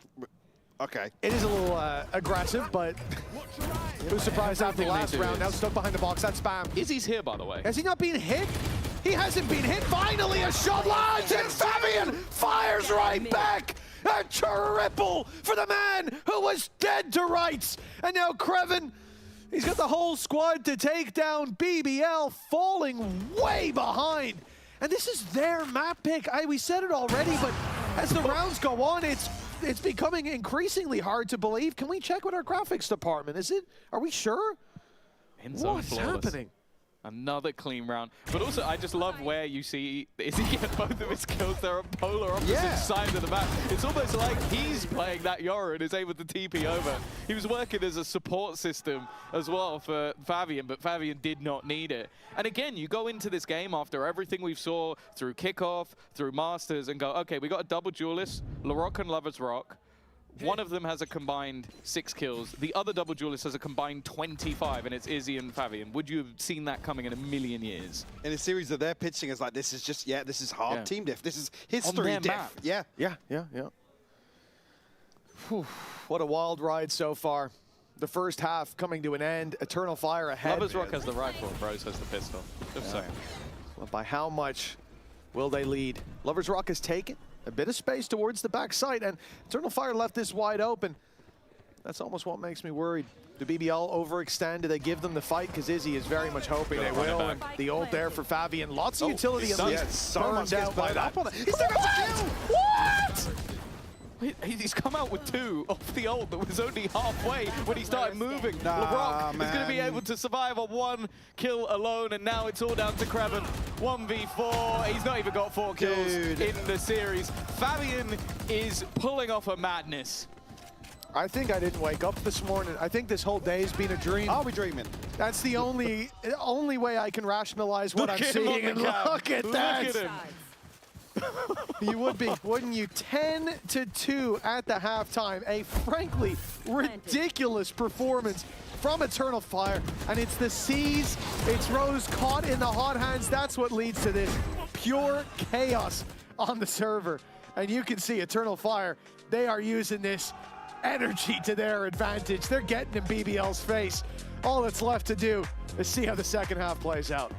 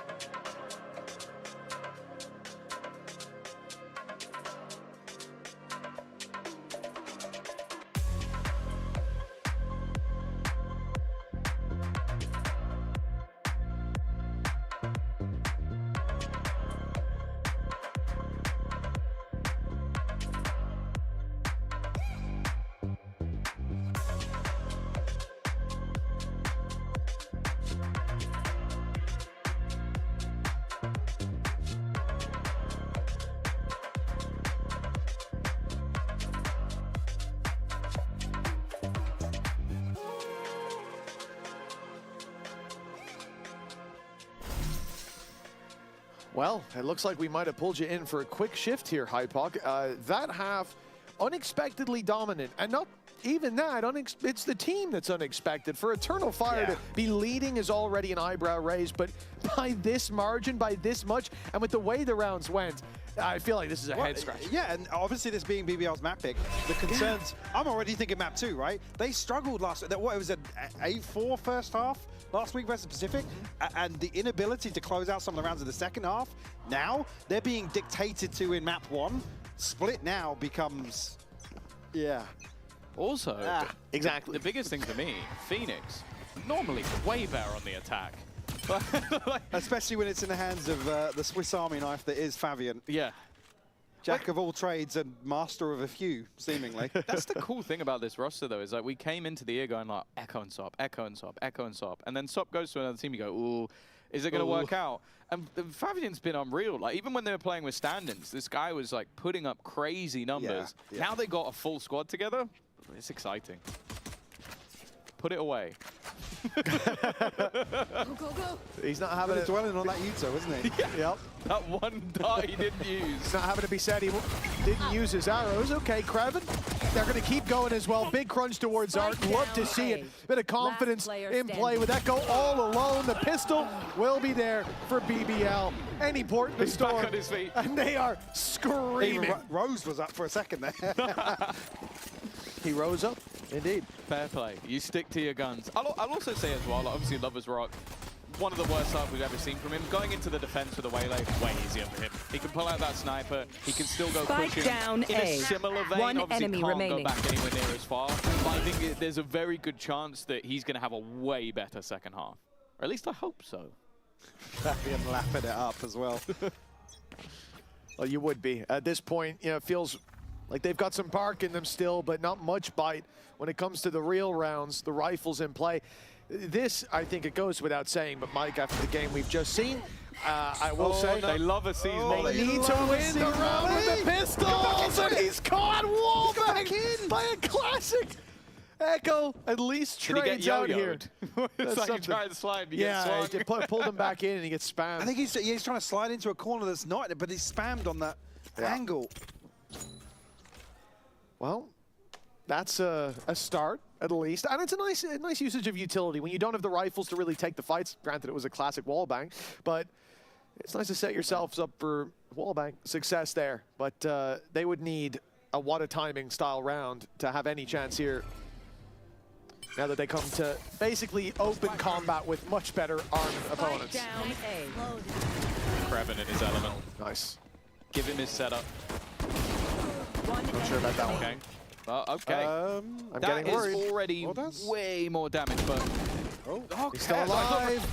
Shock dart out. That one did land, and well, Rose has got the job done. That was not clean, though. Well, he came up against 5. Was there a single pistol upgraded? 5 classics, right? No, 5 classics. And it's a 2v1 in the end where he gets a rifle. damage done, and Fabian's going to come in now, just 1 point away from an ultimate here in the first buy, which is a terrifying prospect. Yeah. Him having a second life and being able to run in and just shoot 2 chances to run it down in the same round. First rifle round as well. Yeah, I love this, by the way. I love this. I actually love this. One of them seems a little bit more frustrated than the other. The other seems to just be Fabian's smiling through it. I love it. Oh, it's the best counter. Well, early aggression from BBL. 4 players taking A main. Eternal Fire. I don't think they heard too much of that. Like, you'll know that they've taken control, but not that there's the entire force of the defensive side over there. So they're still just sat back waiting, hoping to catch aggression, but wrong place, wrong time. It's curious that BBL don't keep deep control here. What do you think about it? Like, look at this position they've fallen back to. There was 4 players early to take A main, and now they're right back on site. Yeah, the paranoia of having effectively somebody anchoring with a ghost, and then Rose obviously here as well. Necky's found Kraven here. Yeah. Look at where that's happened as well. All the way deep on the B site. Great stun. That's decent, but I don't think it caught the players further back, so swinging into the blender. And to be fair to Eternal Fire, we've talked about this squad as like this aggression machine, just constant pushing all the way through. This was a great round. Just played it nice and slow. I don't think I've ever seen a Phoenix ult go through there. Did you catch that there where Echo gets the kill on Lover's Rock and he fired a few more bullets than I think he needed to. He was just checking. Just double check, yeah. He might be, he went prone. He could have prone, so just double, yeah. Better safe than sorry. Nice shot. But still so much more work to be done for Loida. He's gonna need to get into a 1v1 for me to believe. And Eternal Fire immediately, mostly back off. Echo stepped into the site now. He's feeling confident, and he should be. A 3K for Echo, an 11th round for Eternal Fire.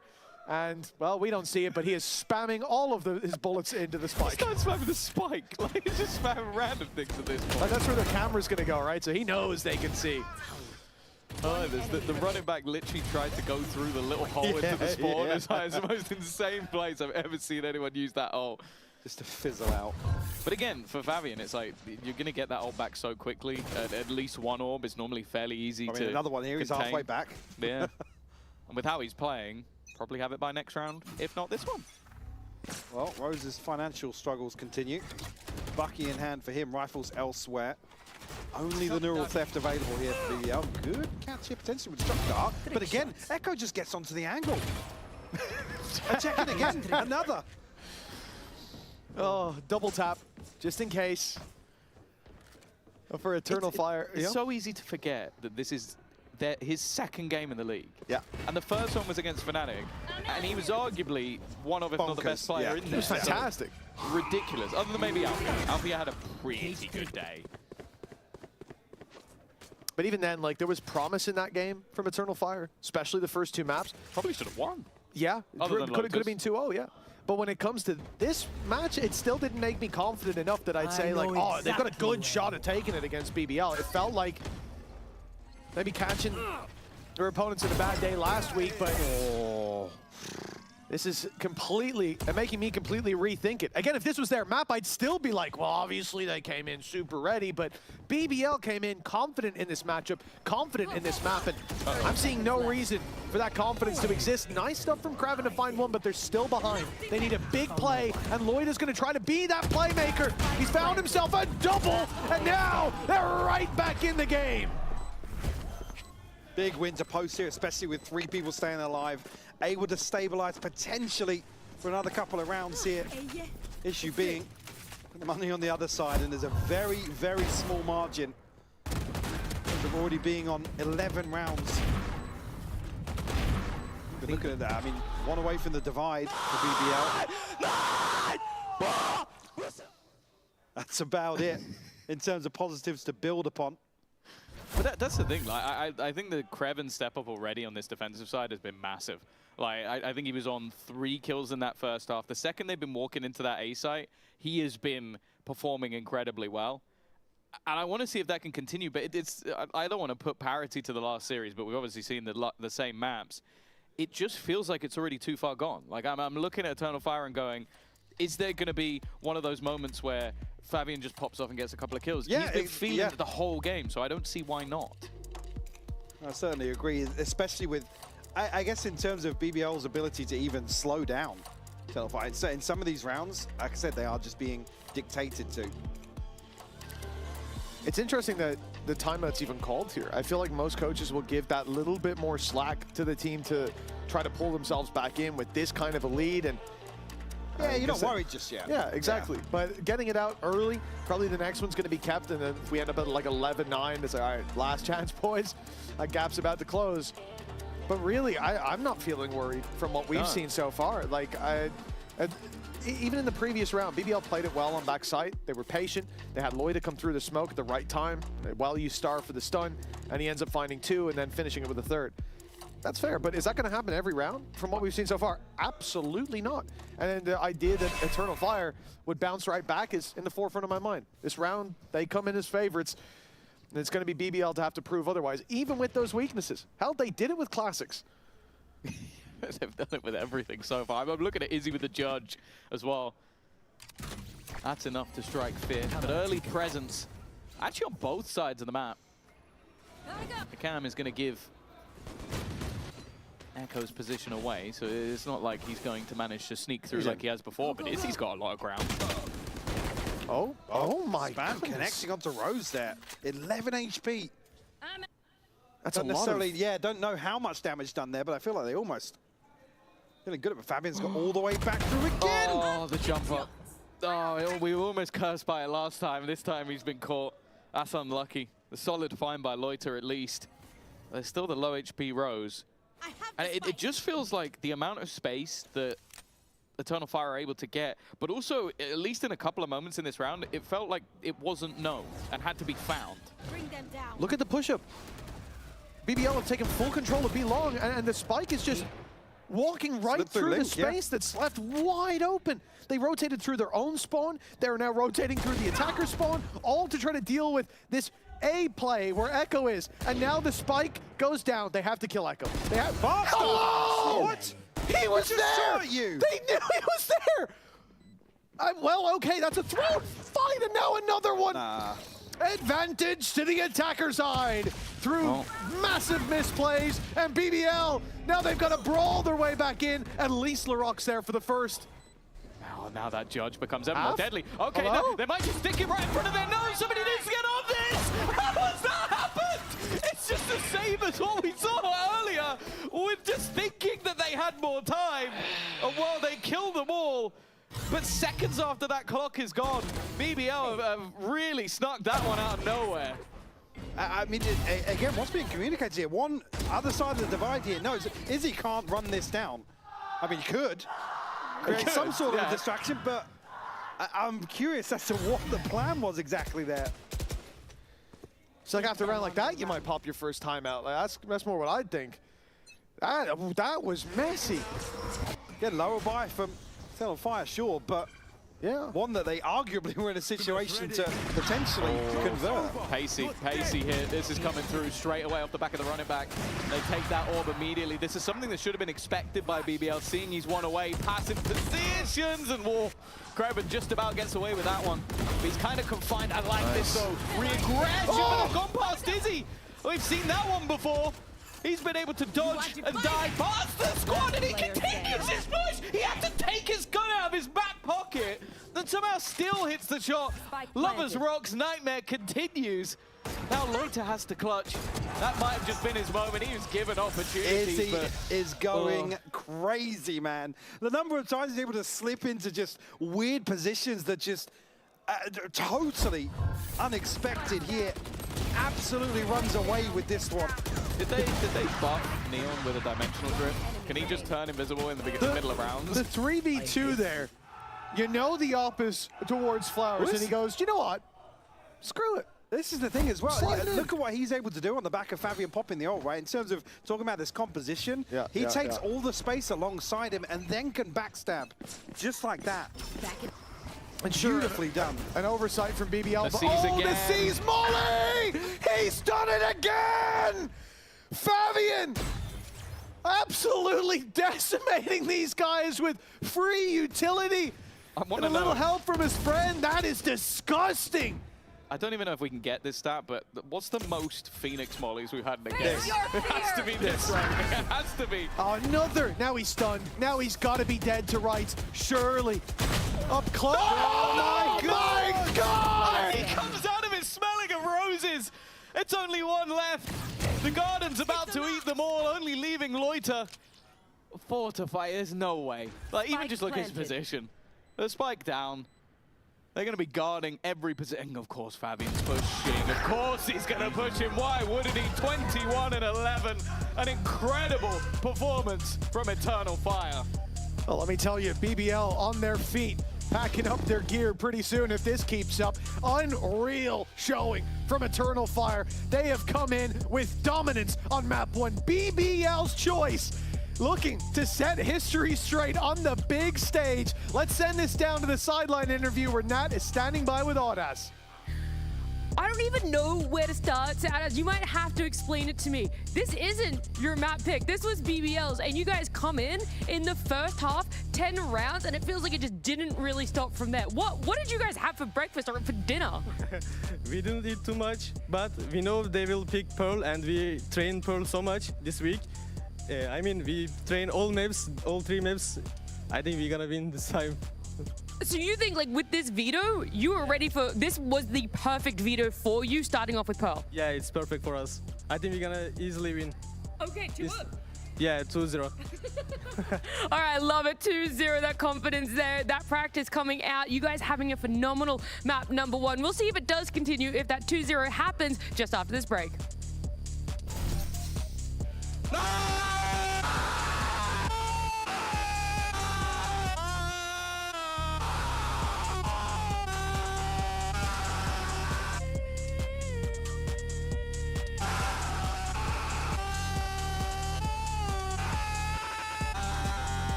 Hey! Hey, Tom.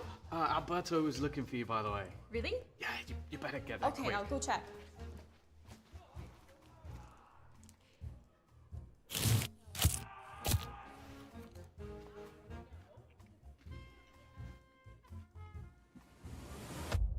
Have a break. Have a Kit Kat. Tom Biz. You've had your fun. It's my turn.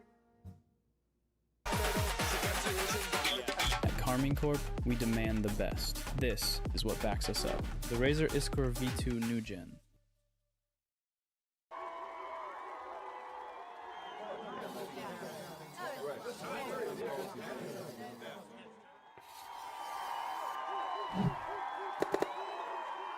Red Bull gives you wings. You know I got to wake up and dance. You know I got to get up and dance. When I'm in the backyard, dance, dance. When I'm in the graveyard, we dance. When I go back to sleep, I dance. In the realm of dreams, I dance. When I'm in the boneyard, dance, dance. When I'm caught off guard, I dance. I got a feeling I can't shake, but I'ma try to shake it anyway. I got a moves that I can't break, but I'ma break that thing anyway. Not gonna tell you twice, we're gonna dance all night. Not gonna rush the beat. We're gonna move our feet. Not gonna tell you twice. We're gonna dance all night. Not gonna rush the beat. Whoa. You know I got to wake up and dance. You know I got to get up and dance. When I'm in the backyard, dance, dance. When I'm in the graveyard, we dance. When I go back to sleep, I dance. In the realm of dreams, I dance. When I'm in the boneyard, dance, dance. When I'm caught off guard, I dance. Feet on the ceiling, feeling great. Don't tell your mama we shaking, babe. Break the rules and do your thing. Bring your shoes, yeah, bring your date. Not gonna tell you twice. We're gonna dance all night. Not gonna rush the beat.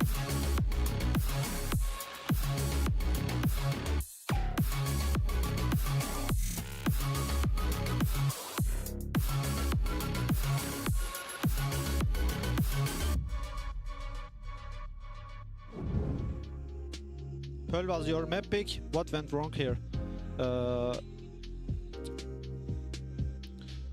We stress out probably. Our game plan was not good for this match against Phoenix especially. They prepared good and our duelists didn't start well and that's why we lost basically. A bit of a solemn vibe in the BBL camp right now, with notably the fact that their map pick not going the way they wanted, but also I would say just the first half all in all, and some of the keys Kukuku you thought would have benefited BBL were not really there. And I mean, a solemn coach booth, but not a solemn coach here right now. I'm feeling very happy about What my... was the last time? Well, doesn't matter. Wait, what? No, I'm not gonna go that route. I'm gonna go a different one. I did say, and I think we were all a little bit when we saw Lovers Rock on the Waylay after it, and after seeing the numbers. We shall double down on it was not a good idea. But overall, I think that Eternal Fire was incredibly quick to show. I think that it is crazy to see that both player and coach from the opposing team came to the same conclusion, as in we were so well prepared. And I think the numbers speak for themselves. Yeah, Fabian was someone actually that you highlighted here. 22 and 11. He had a phenomenal game on this Phoenix. Yeah. Actually, coming into this year, I was not sure what they would actually go for compositionally wise. They played a lot of Breach in the past, and now him being able to pick up this duelist and play Phoenix has been extremely good. And I do wonder, where we're hearing the BBL coaches themselves say we weren't ready for the Phoenix, I now then question, what was it about this Phoenix that caught them so off guard? Why weren't they able to prepare in any... Well, the fact that every single piece of his utility was damaging them. I think like our casters were having the time of their lives, and you can see that at some point also BBL is trying to fake it till you make it a little bit. Like they get around, they stand up, and like, oh, momentum back on our... No. I think that the Fabian was incredibly aggressive. This Death Bowl thing that they were doing on other maps on the attack now shined from the defense on Pearl. Yeah, I think one thing to note is that on the defense is where we saw them come out the gates fighting, and it was a very dynamic defense in which they were doing this kind of Death Ball-y style. They were stacking areas and getting those opening picks consistently. And I think it's a really good way to play the Phoenix specifically, because you don't have that Euro anymore. You're going to have to take some risks with your game plan because you don't have that automatic TP. So I think stacking up a little bit more is a really good way to Guys, I'm so fill the sorry. gap of the Euro. Sorry, yeah, we're distracted right now. If this was like healthy banter, we're completely ignoring what you're seeing on the screen right now, just because of course we are here on the stage and we can see Echo just throwing some shade. I don't know if it's friendly or not. Towards BBL? BBL, yeah. Oh, I thought it was teammates. It sounded like he made a joke and they were all laughing. Oh. They loved it. It's because he was looking across the stage. Sorry, I wanted to start something. Definitely. It's never happened before. I think about starting things between players. I think you're just distracted from the fact of watching your team getting absolutely decimated in all those clips. No, see, Mini, this is where you get it all wrong. What did I want today? Lovers. Oh, Fracture! Exactly! Oh my Exactly. gosh, bro, you're Ulterior so motive. 400 IQ. Listen, so they needed to warm up. Split is always a good and fun map. Lovers Rock didn't find his settings. Listen. He's playing Whaley on Split, probably. Yeah, this probably hints to the fact that he might be playing the Whaley on Split. But seriously, for Eternal Fire, I think it says a lot about them that they're able to make that style work from the defense, and then you also have the coach on the other side and be like, yep, that was definitely too much. So as we highlighted at the beginning of the day, we love to see the Phoenix here. Yeah, loving the Phoenix. I'm loving what is happening over in Eternal Fire. Like, genuinely, whatever happened at the end of that map 1 is enough for them to just carry on into map 2. Like, I don't have questions. There's other teams that I might have that question for. For them, it's not there at all. Instead, I have to look at the other side of the stage of what's happening with BBL and wonder, where are they going to reset? We're talking about Lovers Rock not showing up, LaRock not showing up either. Yeah, the vibe on stage right now is BBL are literally silent. It Why looks do like you show me this? Do you want to hurt me? Oh yeah, here we go. Here's some more. He pied. Lovers Rock pied. Those were your 2-player highlights, wasn't it? LaRock and Lovers Rock. Well, these were going to be Kakuka's 2-player highlights pre-series. Listen. Credit where it's due. Not only Fabian was impeccable, I think Easy as well. He played so good in this death ball. And yeah, as you were saying that they were laughing amongst with each other, and I think that is the case. But not a lot of laughter on the side of BBL. And I love, Nat, that you're bringing this perspective onto the desk, because the BBL that we've seen at the beginning of the year is like, oh my God, they're going to overtake the region. Is the new guard, the youngster, the this and that. But what you've been seeing this past 2 weeks is a team that is struggling to find himself. I really think that they're getting in their own head about the Turkish derby here completely. Like, I used to coach a guy called Alfier, very good Turkish player that we will know and love, and I think that there were sometimes moments in which like that Turkish derby really got into even his head, you know? Wow. So I think it means a lot to these players. Yeah, I mean, there's definitely that pride on the line for themselves, also coming in. Jet race. Listen, this composition we have seen 1,000 times. This works. Guys, I don't even have anything for BBL. I just want to see Fracture. Do it for me, please. I mean, I said in the pre-match that if we saw LaRock playing Raze, I think we might be cooked on the Eternal Fire side. I think that is his actual best agent. What, sorry? How much do you want to see Fracture? I think we're going to see Fracture in the competitions. Okay. I think Lovers Rock is on Comfort. I think LaRock's on his best agent, his sleeper best agent. They're pretty good at Split, but it's still a fiery double duelist. Do you know what he's great at? Phoenix. I think that is the next thing for BBL. But let's focus on, as we're saying, this is for the side of BBL, a composition that we've seen so many times, especially with the synergy that these two duelists have with each other. Let's hope that it is enough. And for the side of Eternal Fire, now is that the momentum is on their side. And we were saying it, like, they're giggling, they're having a good time right now before we jump into it. And Fabian and Izzy are doing an amazing job. Well, map 1, maybe you could chalk it up to the fact that Eternal Fire caught BBL off guard. Maybe they were resting on their laurels a bit there, but they've brought the firepower to map number 2. They want to make this series go the distance. They're not going to roll over easily, but we're going to see exactly just how our second map is going to play out with our new TriCast over there with Tom, Mitch, as well as Mike. Yeah, very happy we could steal you here today, Mike, for a barn burner. You're not missing Lauren at all, right? No, well, not now. No, after that one, for sure. Well, listen, do you see a third map on the horizon to bounce back from BBL on their opponent's map pick, Mike? I'm happy to see the comp change just because of some of the glaring issues we did see last week. And again, that's not throwing shade to Pacific at all, but for me, it was more about BBL really missing the mark on Split previously. Sure, we've got the comfort factor here, but you are just coming out of a map 1 where you've just been absolutely spanked. I don't think it's even throwing shade to Pacific. Yeah, when realistically, they're one of the few teams that have made no changes and they were bottom of the table last stage. It seems pretty reasonable to assume better from a team that was, you know, making pretty impressive runs on the global stage. Now, 0-0.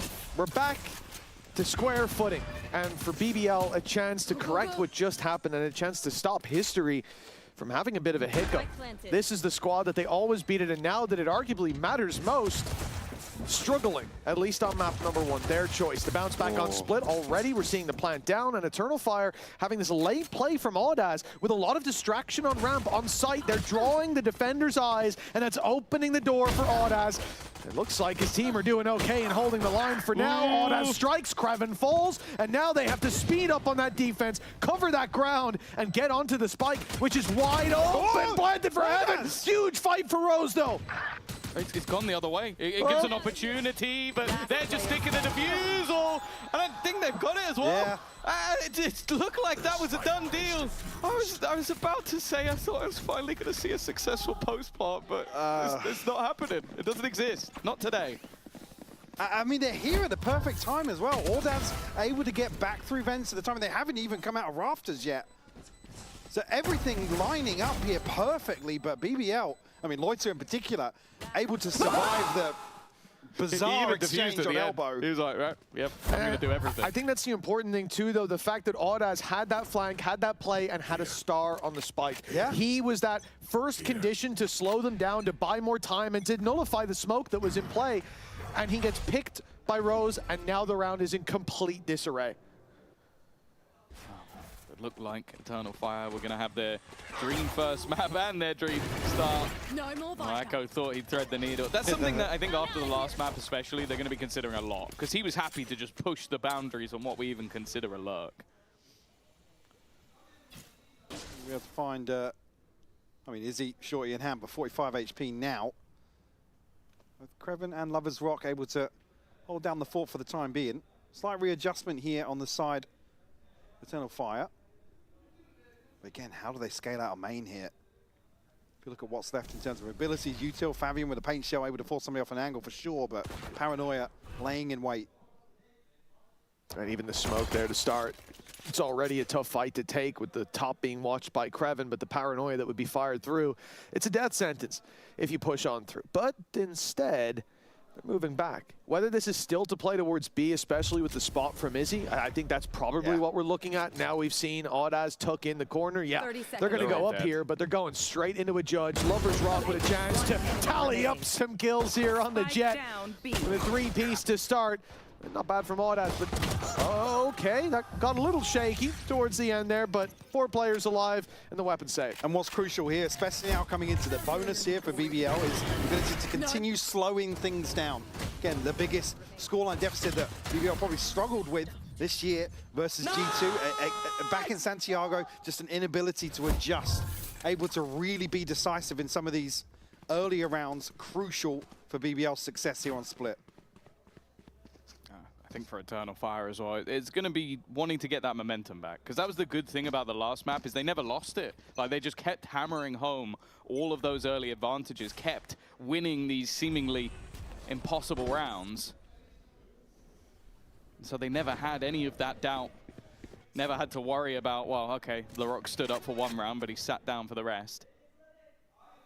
It's going to be difficult to keep that going, and you can already see, at least from Lover's Rock, that confidence hasn't gone anywhere. He's getting around the edge of all of their utility and potentially going to pincer them here. Spike made it across as well. Another late lurk coming through mid here.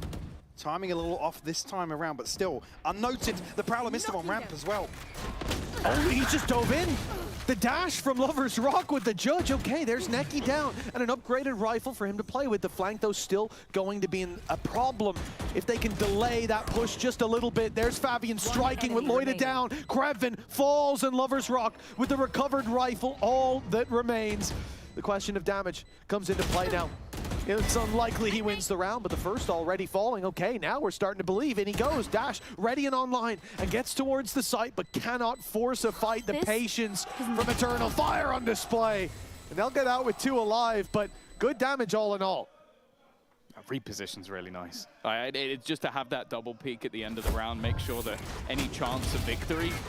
But again, I always find this, I think it is a Turkish Jet thing, but it just seems like any player, like Zenith's always the one that springs to mind. You put them back on the Jet, and it didn't matter what happened on the last match. It's like instant reset, like, oh, I'm fine now. I remember. I have a dash that isn't even that good anymore, but it's fine. I flash back to my youth when I could just farm everybody with right-click knives. Back in my day. And for them, that doesn't mean quite as much. No, That was like no. last week. Back in my day, Echo, it was a month ago when he wasn't allowed to play in the league. Lover's rocking a good spot with that operator, but a Viper wall can rob him of info, so they send the dog through. He'll push up and take a main control. That is a linchpin bit of map control for this side. And with the wall having that little gap on the right, you won't be taking the information out of his hands. Now they can back off, start to reinforce the B side of the map. And for a moment, it looked like Eternal Fire would force the issue in heaven. They'd have a favorable fight. They'd drag rotations, but instead they are walking back into the stacked side of the map. Well, most of them, at least. Neki. Trying to fake on the back of this. Oh, there we go. Well, him being forced back here is crucial, actually. They're intentionally making noise as well. Towards vents, they did it. They did the same in the boom bot. They're trying to sell fakes. Spike's gone in. Spike's gone in alone, in fact. First player through was Echo. There was nobody else behind him. They've delivered the spike to their opponents, but then they're fighting off the back to almost retrieve it. It's made things a little bit easier off the back of the fake because 30 seconds if you see the spike, you know where they're going. Plant's not good for Neki either. He needs to win this duel. Straight to it all. Yeah, that's not going to happen. Lovers Rock can't TP anymore, but they can still hit those op shots just the same. Krevin finding himself a solid start to this map as well, and a third on the board for BBL. This is looking like a much healthier map for them, at least to start. It is the attack side on split for Eternal Fire. We have to remember it's their pick, but good signs of recovery. First ult cycle here going to be crucial in terms of maybe a pace change. You have to be aware of the fact that Showstopper on the brink here for Fabian. Izzy, just 2 points away as well. Do you have the Blade Storm for Lovers Rock, TP for Loiter as well. Again, this next buy round to follow this. Again, if BBL win it out there, they're going to be on a streak. Be able to apply further pressure in terms of the scoreline alongside the economy. Go, go, go. Well, like you said, it's pretty much all economy. They'll have the credits, they'll have the ults. Yep. Go into the next round potentially with a showstopper. Viper's Pit won't be far away. Sure, the same can be said for the other side, but they're going to want probably a kill or two. And so far, I feel like there's been a moment or two where Echo is being caught. Like the last round where he walks through with the spike when no one else has gone, that was uncharacteristic, but I want to see if this becomes a trend of them dealing with him. Neki's found Lovers Rock, though. He's still trying to go forwards here into the waiting arms. Loiter, good for one, but Ordaz trades it out. Still has some promise in this round. Okay. Well, Ordaz really leading the team here in terms of the fragging department. Blast Pack buys Fabian at least a moment, and unfortunately, he's going to be caught on the way out. Now that Showstopper fired in and found on Ordaz. A good attempt in an otherwise weak round, but still the victory's there for BBL. Well, throwing investment in here just to secure, though, is key for me. Like breaks our storyline. Yeah, exactly, yeah. Yeah, still with the Blade Storm for sure, but don't allow this to spiral out of control. 4-1 the scoreline now for BBL. But is he now an op of his own to maybe challenge Lovers Rock on some of these early angles? It is worth noting as well, though, versus Pacific, defensive side BBL, score-wise, was decent. Yeah, 8-4 the first half, I believe, yeah. Attack, yeah. They got the job done in the end, Yeah. but it wasn't great, so... Like I said, lazy. And then the last time we saw this match play was very good on the attack by their opponents, but thus far hasn't been the case. Early trades, early aggression once again, but this time Echo does strike, and a missed shot from Lovers Rock gives him a double. That's the Echo we know and love. Look at where the spike is, but...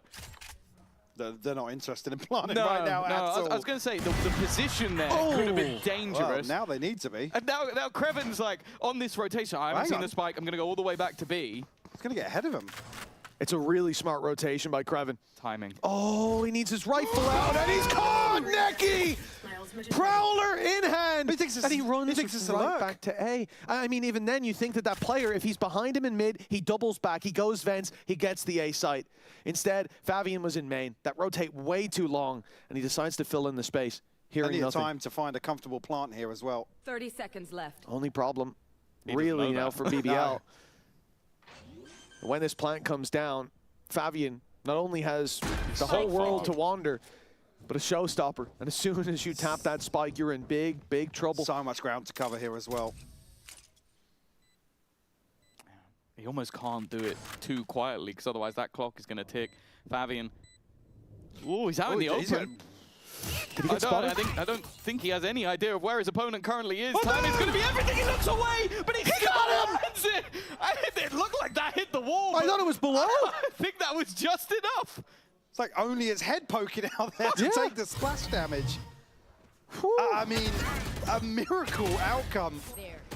But Fabian, again, he's just so antsy in this situation. Yeah, it's literally barely his head poking out. I like the body drop down as if like... Yeah, thank God he's able to land that. Oh, man, when he... I like the frustration from the coaching staff when realistically they should have had no hope in hell in that round. Yeah. No, very well played in the end, or up to that point. A very lucky set of circumstances leading to that showstopper finding a kill. But Eternal Fire closed the gap now. 2 rounds between them. Bladestorm online for Lover's Rock. A terrifying prospect, full buy-in if they need it. Viper's Pit is there to work with. It will be the Viper pressured early on. Kraven forced back and being hunted by the Prowler. Wall goes up, and so too does the Viper's Pit. Looking to reinforce the B side. It's a bit of a panic ult as well. Doesn't fully cover that back. Sight, good spray by Fabian. He's found the first, and now the Judge looking to invade as Rose gets one up top, but everybody's falling to pieces. Return Viper ult as well, and a shot from LaRock inside it. Almost brought them back into favor, but he's immediately caught by Izzy. That looks so sketch when there's still 3 members inside that first pit that gets dropped. Able to overcome that pressure with pace, to be honest with you. Just wanted to get ahead of the rotation, even here with Fabian going a little further back. Gets caught off guard by Rose, but beautiful execution here from Eternal Fire. This is just running rampant with the Judge here. Somebody dap him up, somebody. Oh, I like the fact that off the pace he plays, it did just look like everything from BBL was just panic. It's like, just throw everything. And well, not a bad start to this round either. Well, look at the situation we just had not long ago. Obviously, a lesser purchase here, but look at the ults for BBL. Everything invested now. Got the Seekers back in that initial exchange. LaRock does catch Izzy here. He's waking up. That's the one rifle, so they try to go elsewhere, and, well, Rose had a chance. It's hard to aim looking up, and it's hard to shoot back with your knife out, but LaRock's able to at least land Echo. A 1 versus 3. Look, I wouldn't put it past him. Definitely time for Eternal Fire to still play a tight game. Good dodge on the stun. Pull's not going to catch him, but the spam does damage, and that's going to be an easy closer. 4-4. The attack side really starting to heat up. Talking about how crucial that early momentum is. See now, 3 rounds in a row to tie things up. Eternal Fire doing everything right in my book. Again, that crucial, not necessarily swing round, but in terms of the old cycle, like I said, the finances could have really spiraled out of control. So, great position to be in here. Well, feels like the home stretch this first half of Split. Wait, it feels like one of those moments where, like, in a movie where the first punch gets landed on a villain and you see that first drop of blood. I feel like that was the last map for Eternal Fire. It's like, wait a minute. Maybe we can just beat these guys. And it happened like the early rounds of this, you start to get a little bit scared. And then you watch how Izzy played that Judge round and you go, well, this man, obviously he would have tasted defeats, but it wasn't under the banner of Ulf. Like he's always been on this Eternal Fire or in the past Supermassive Blaze roster. And he never had any fear. And I think you're seeing that come through with this team of youngsters. Like he is not the guy that's come in at like 18 years old. He's, I think, 25, I believe, which, well, when you look at the rest of us, is still quite young. The voice of reason, yeah. But it's almost just that voice of confidence. It's like, all right, you guys do your thing. I'm sliding in with the Judge. I don't care who these guys are. It doesn't matter. Confidence, it's definitely been a confidence builder for Eternal Fire. Like, against some of the other teams, any of the other teams, to be honest, I feel like they have a better chance of coming in with a strength in the mental game. But up against this squad, they're kryptonite in the past. This is where I expected, sure, we talked about it at the start, BBL, perhaps some mind games there, like getting in their own heads, but I'd expect that from Eternal Fire as well, especially if they start losing. But They've shown it here on this map, where BBL do show some strength early on, that they can still battle back. And in the previous, there was no need to. It had felt dominant from the get-go. 4-4, and, well, the orb is going to block Lover's Rock out. That's an annoying orb thrown out by the attackers. We saw this earlier on as well in the previous split, but not to the same effect with that big operator denied the early fight. Is he? He's going in. He's going in. He is fully sending it. Could offer the rest of his teammates, and well, the trades will come slowly, if at all. Kreven doubles up. And Eternal Fire may reconsider this push unless Echo can land something, and it's a disaster. He's still alive! He's still alive! Still killing people. Well, the crazy thing there is, again, it feels a little bit disjointed. Like, you have two players start running back in B main, and then on B main, Echo just dives in, and so then the other two go with him. It's like, if that's all at the same time, I don't think Kreven kills everyone, but you give him isolated fights on an anchor on a site, well, there's not many players I'd want more. They didn't even catch it there, actually. Echo besting Lover's Rock on the way up through mid, so they know about him. At that point, the B main players have to come forward and pressure here. Slight miscalculation on the way in. Give BBL a round in response here. Back in the lead. Necessarily back in control though. Oh dear. Speaking of, dodged. Nicely done. That showstopper not as effective. He took 0 damage. Yeah, 0. He did now though. He's taking a lot of damage there. So he definitely knew there was two players on the other side of that smoke. Yep. And look at where his teammates are, by the way. It's not like there was any real chance at help. Rose could get caught in spawn here. Rose is waiting. Nicely done. Good read on the play. The spray a little shaky, but he gets there in the end, and the numbers still favored to BBL. They're the ones that don't have to make a move here. But the double flank attempt, this is a big danger. Audaz is waiting, watching. They don't have utility to cover their back. Instead, they need guns to do it. But now, looking towards heaven, thinking that flank hasn't come through yet. I guess it isn't on the way, but they are about to find out the hard way if there's still players on that ramp. Audaz turned. He spotted them just in time, but now it's an op set up on the other side. What a shot by Neki. Audaz, well, he's already bypassed the op, or the op has bypassed him, catching Favian, looking back for more as Audaz creeps down. They haven't spotted him. A star going to be sent down to the grab well, can buy them time, and he takes down Kreven. Low HP on the side as well. A chance for Audaz, but the spams is what it comes down to. And Loida steps in to save Lover's Rock any trouble. 6 for BBL. Damn nice try, though. Come so close to converting that. Again, it's strange to see the commitment here in B main. Talked about previously, Echo being caught off guard here, just feeding into that, desperate to find impact or value so early on in the round as well. We didn't even see him. Yeah, we just get the voiceover. The scream just through the replay.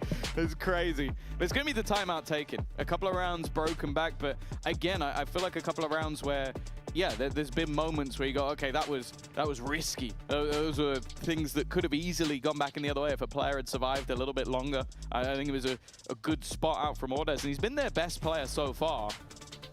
But as we know, it's the same for Eternal Fire as it is for BBL. If BBL get rolling, if you get the likes of Larocque, Kreven, Loiter performing as they are right now, this game can very quickly spiral, and that's why you're going to see the very calm Aphron Fire take a pause. Yeah, absolutely. I think probably that's leaning into the comfort factors we were discussing in terms of this composition. Slight tweak here on split, and I think it's landing, well, much better than map 1 for sure. For sure, yeah. It will be interesting to see, though, if that fixes the problems in the second half. I do think this is the old school double dive. Yeah. So it should be comfortable. It was the one that they probably ran for longer when we were looking back at Split, but it is a very different ball game to having that Yoru TP to backside, give you that extra space to, I'm going to jet dash in. The issue for me, again, comes around Lover's Rock and certainly in terms of the other changes we've seen, their ability to really get that timing, that synergy down. Here it's a lot more traditional. So the timing should be a little tighter. That's certainly what I'm looking forward to in the second half. Really the biggest question for me. And again, in terms of damage control. I feel like all of these rounds have been close. Like, I feel like every single time there's been a low buy for Eternal Fire, it's come down to a kill or two. So I'm looking to see if BBL are growing into this game or if it's going to be the same story. Only time will tell. BBL being surrounded here. Ramp already taken. Plenty of players spotted, but not hit. That op, oh What's my happening? goodness, it's an awkward Lovers Rock escape can't get out. for Lovers Rock, but somehow he makes it out of there TP, unscathed. TP. Now, Flash goes through, no follow-up, and caught a few, those bullets. Oy. Well, we're down to the last, and the ult's gonna be popped. But the op, waiting on the other side, there's the shot, but it doesn't land either. That could have brought them back to equal footing instead. Eternal Fire, they're still breathing deep into this round until they give the op 1, 2, not a third, surely not a third! They fight him 1 by 1. Finally, the Still rocket alive. sent in, but it doesn't take him down. The plant to be found. No nade, no showstopper. Possibly no chance if he's going to swing into Lover's Rock. He missed a shot early, but nothing since. And it will be LaRock to close it out. Crazy back and forth here. A little awkward in terms of when contact, well, the engagement finally happens in heaven. Eternal Fire just not able to do enough damage early on here. Lovers Rock just shining. Again, as soon as Ordaz is down this angle, it's just a death sentence for Eternal Fire. But they post on it 3 different times. And again, nobody's really scaling forward on that. If he gets the one short, Swing somebody in. else Yeah, can get get him. onto a deeper angle, maybe scale up onto site, but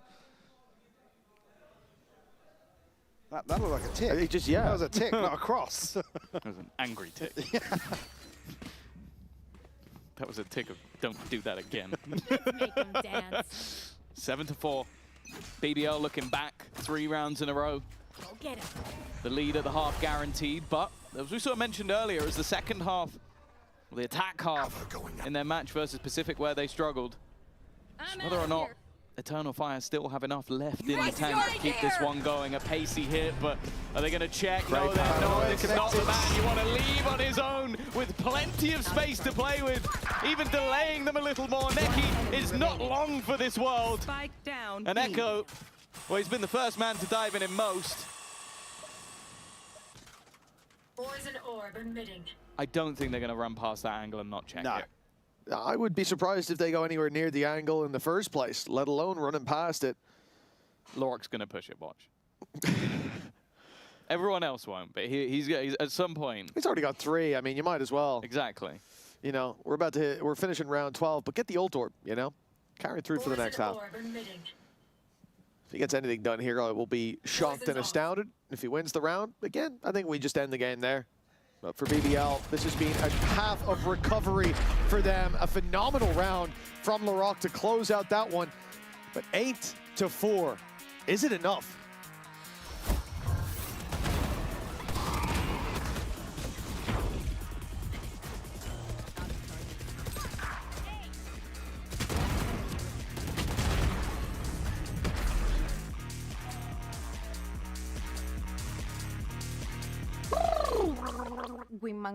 Women will want.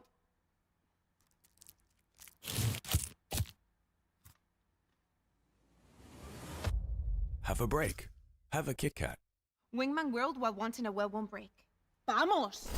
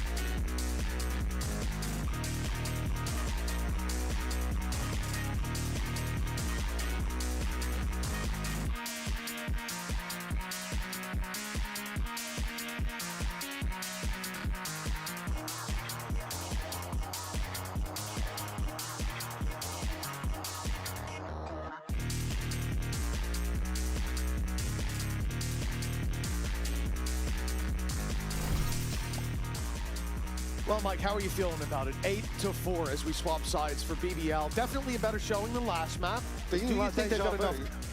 Sorry? Feeling like deja vu. Deja vu? Yeah. I see. Well, do you think it's enough to bring us all the way to map 3? Yeah, certainly feeling like this still might go to Fracture. Again, I hope so. Similar sort of discussion. I'm not. Similar sort of discussion to the start of the first half. These opening stretch of 3 rounds, absolutely crucial in terms of setting the tone. Now with Eternal Fire have a, well, an opportunity to chip away BBL's ability to really get things going and tightened up on the attack. That's really going to define this half. Yeah. It doesn't help as well that Eternal Fire have a 22.2% win rate in pistols. That's not good. We keep airing that.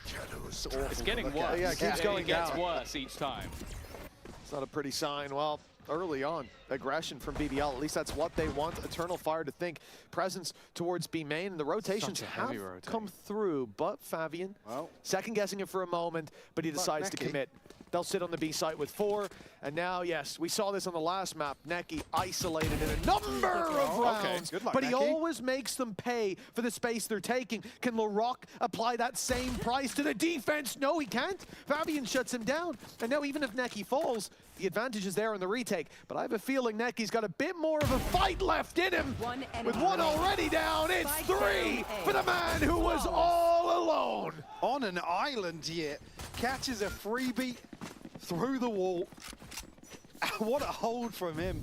Again, absolutely crucial. The catch here in Spawn, an in-zone flawless here on the pistol, on the back of heroics here from Neki.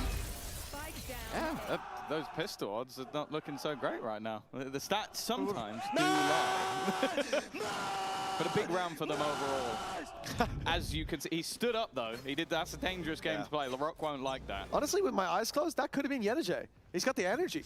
Find you. I love it. I don't know. I think he needs to level up a little bit. Yeah, I have to turn my volume down when it's. Yeah, it's very true. There wasn't enough peaking on the microphone, actually. Not enough general noise. Well, pistols for BBL, nothing but classics, unless my eyes deceive me. And this should be a fairly easy conversion. Spike down mid. Fairly easy indeed. 2 left, and well, a chance for them to hold on to everything. Keep in mind, Eternal Fire did invest decently into this round, so they really want to keep as many alive as possible. For now, that looks like it might be all of them. Well, okay. Maybe not how I want to see that weapon used, but it works.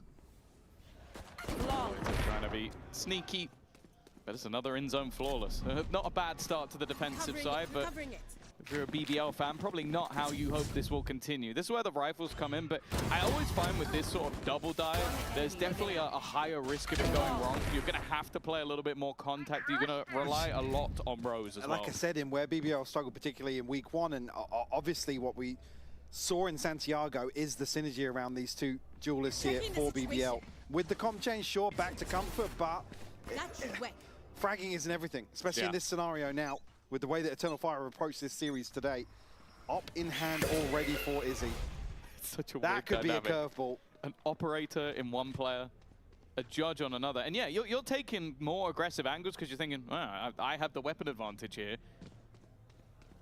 It's a patient position from Loiter on the other side. And in fact, never mind. Orda's just going to wide swing at him, wreck There him might with be the somebody in bulldog. B main, by the way. Oh, all right. I'll check. I'll sort it. I'll find out. Got him in his back pocket. Okay, nice shutdown onto Fabian, but it looks like still the intention, well, will be feigned towards the B site. You can see Kraven was waiting outside A, and now he's grouping back up. For BBL, they've been pretty good at pushing and pulling this map. They had all of Eternal Fire bar Neki on the B site when it came to the pistol. Didn't convert to a round win, but they've been good at the control. Now, they've been spotted, but LaRock uses that to his advantage. A solid wall They bang. don't know about the But operator, Izzy with though. the op. He's going to get a deep play caught by Kraven. Don't need to. He didn't What a get to shot. fire a bullet. You spend that many credits, and you don't even get to shoot. Spike planted. Oh, wow, Lovers Rock says, thank you very much. That's the fastest I think he's moved back into B main ever. It's a bonus, so they're going to go for this. They're going to try and do some damage. Neki's done well. That looked like an angle that he shouldn't have been winning. And Lovers Rock has just been tagged low. Snakebite going deep, though they don't realize how close Rose is.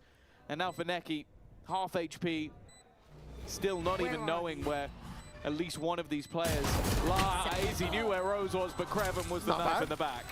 Not a bad attempt, but this is a costly round. Yeah, it's a bonus, but without even one rifle saved, you've invested in the op. Yeah, costly, and you hand the operator over, so almost a double-edged sword here. One enemy remaining. For Eternal Fire. And somehow, somewhere, I don't know where they've scraped that from, but I'm seeing another operator in the hands of Izzy. Have they managed Well, that? it's because Echo's still playing Yeah, the judge. he's still playing the judge, It's literally the sacrificial judge player. Glass cannon. He's going to be missing his orb, though. for mid, for that control, which has been so important. It just is generally on this map with your Viper. So important to have it locked down. What did it cost? Everything. He has to make it worth it. That's Izzy's job. If someone's broken that reveal, you know there's at least one there. And thankfully he doesn't go in peeking like Aw does. When there's an operator on the other side, I feel like a glass cannon op really loses a lot of its value. It's like, you know that they're going to play slower. You know that they're going to have players posted on angles. So the risk factor just goes up massively. And you hold the right angle though, you can drop that up. At least for now, Izzy is watching the fall back. The barrel's been spotted. I shouldn't even know that's an operator at this point. And there it is! Izzy more than ready for the peak. Thanks to that info found by Fabian, and it looks like the attackers move towards the B site now. You rat. Directing themselves over here as BBL find a double, but Echo still up close with the judge. Patience pays off. What is he doing? He's gotten two. Stabilizing nicely, but the spike seems destined to go down on B. Still got an 8 here for Fabian. Fabian the 30 plant as seconds well. left. No. I think maybe you want to get Rock closer to the ultimate, but no. Fabian on that flank. I think he's here quicker than maybe they expected him to be. Heard the steps. The timing couldn't be better for Fabian. And now it leaves just Kreven. He's been good in these scenarios. If they push him together, though, it's going to be tough. He still expects players to be coming from other angles, just hiding in the corner. They've not checked it. They don't expect anybody to be here. So close. And now running through with the shorty in hand. But he thinks it's a fake. He thinks it's a fake. And now gets it all the way to half. He's got to check this. Back on the angle. There was no way that Neki should have come out of that alive. But just the bait. He didn't think that he would even get it close to there. If that orb was I think maybe he thinks closer. the spike is just inside the orb, but can't check then. He has to drop it, has to reset. That is crazy that Neki's able to close out that round. And a big blow to BBL. Fighting back like that for Eternal Fire. And then look, the economy looking decent on that defensive side. You certainly cannot say the same on the attack. This is going to be the gap closing yet again. Looking jumpable for Eternal Fire, and they can catch right back up to a squad that no doubt thought today would be a 2-0. He's got a judge. He's jiggle peeking with the judge. He's going through. He's This going is through. mad. No, he doesn't. He doesn't keep pushing. It's He gonna falls fade back. soon. It's falling. It's gonna fade. Oh! He didn't even get a kill! He didn't even get a kill! Rock gets it instead! Oh my, already a manic start! And then the showstopper and the paranoia solid! Even still, Ordas gets one, but surely the rest of the team are too far out this round. Maybe not. Neki's gonna go running in. He's trying to get ahead of it. The shot's not connecting. Kills one. For Neki! And even has to seize! Looks to use the nightfall. Doesn't even realize he caught a player. And there's still one on this corner, another for Neki, leaves it all onto the man with a judge, and he's still going for it. But the defuse is underway. He needs to move, he needs to run, and he's not in the right position at all. Neki's gonna win it alone. That is one of the most bonkers rounds I've seen in a long time. Neki just going nuclear. Nah, this is just insane. Oh my God. That adjustment onto the player on pillar. Loida. Nice, that's It probably feels like he faced a cheater. Guys sound. Comms. 9-8, a round they should have won from the get-go. They had a better buy, but BBL, they battled their way into that one, and then they fell at the final hurdle.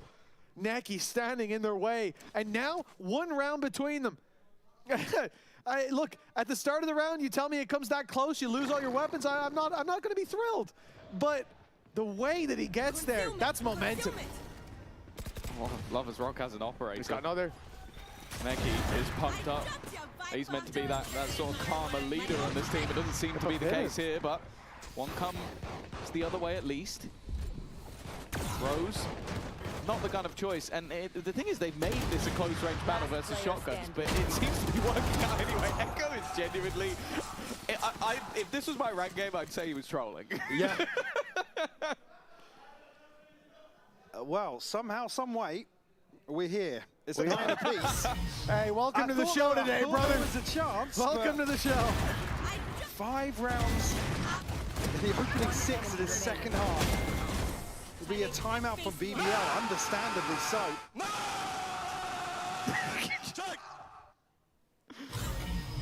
And in a really solid position now. I mean, on the other side, BBL do have a pit and a TP available, but Eternal Fire firmly in control. The thing about this half, though, is it's been weirder than any of the others because, like, it feels like they're getting to the position where you expect BBL to be fine. Like, they're getting through the chokes. They're getting into the site. In the round before last, they got into a post plant. They had a sniper holding an angle. They had another guy ready to swing off that contact. 4v2 post plant as well? 4v2. They'd stolen some weapons after a man rushed them with a judge down mid and got nothing. And then they get wrecked by one guy just swinging. And the worst thing is the swing off the second peak was fine. He just hit an insane shot through the wall. Like, it's... Yeah, you they're can't losing criticize, aim battles. You can't criticize Rose in that situation. He's on the angle so quickly. Neki just absolutely snaps on him.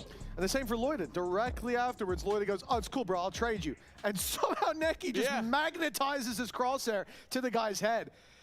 That was madness. 9-9. Neck and neck. BBL, the historic victor.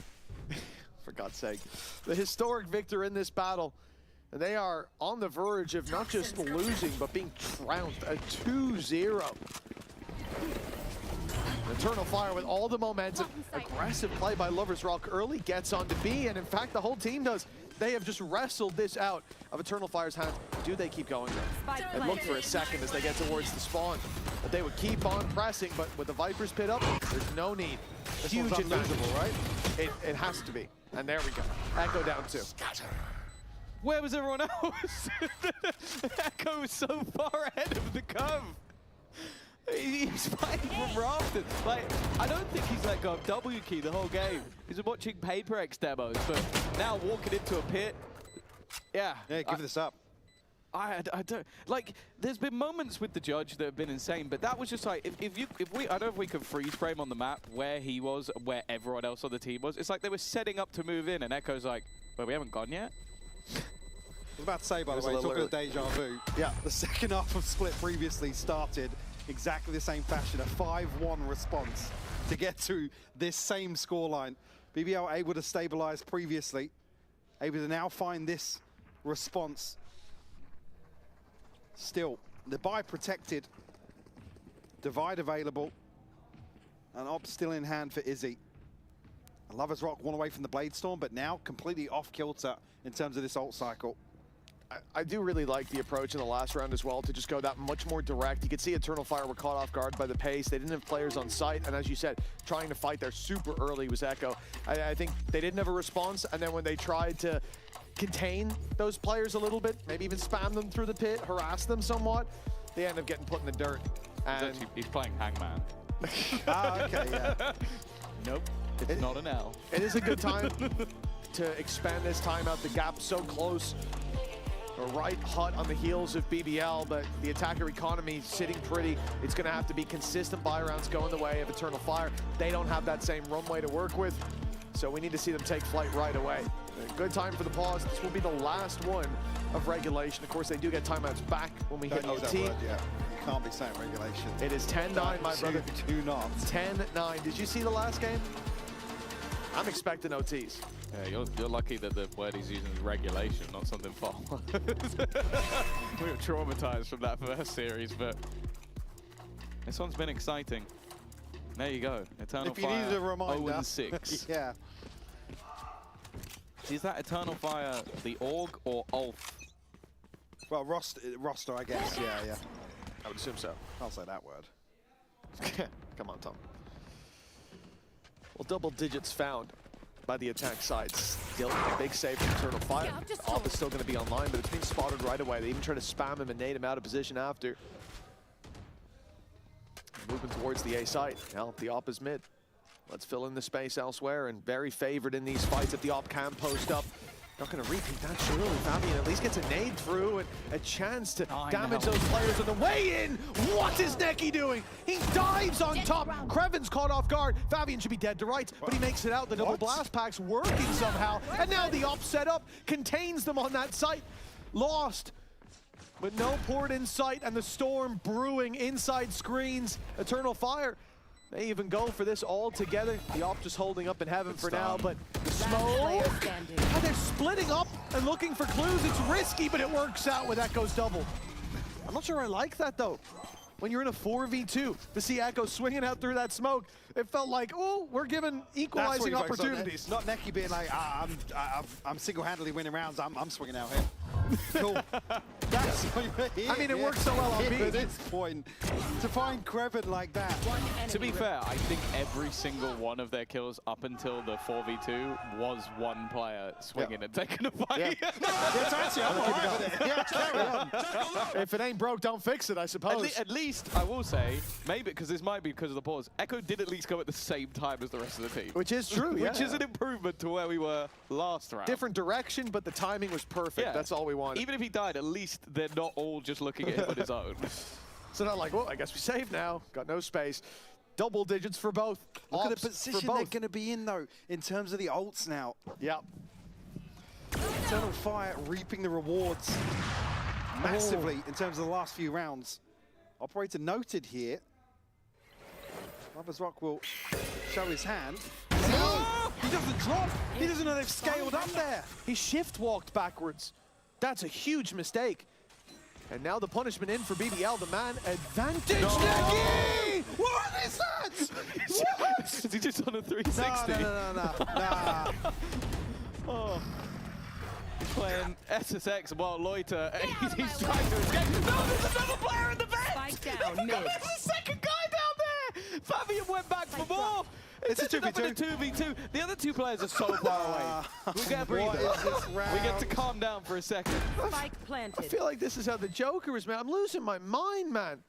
Just the only response left is to giggle at the madness. A late play by Kreven. He checks main, and just as he turns his back, they start filling in that space. Slow and patient return from Eternal Fire, but the op now trained in just in time on that position. Great. Last player standing. Pick, and he went for more. He went for more. Why did he go for more? And now Kreven stepping into the angle. Oh, he's gonna get it! No. Oh, it's so badly played! What is this round, man?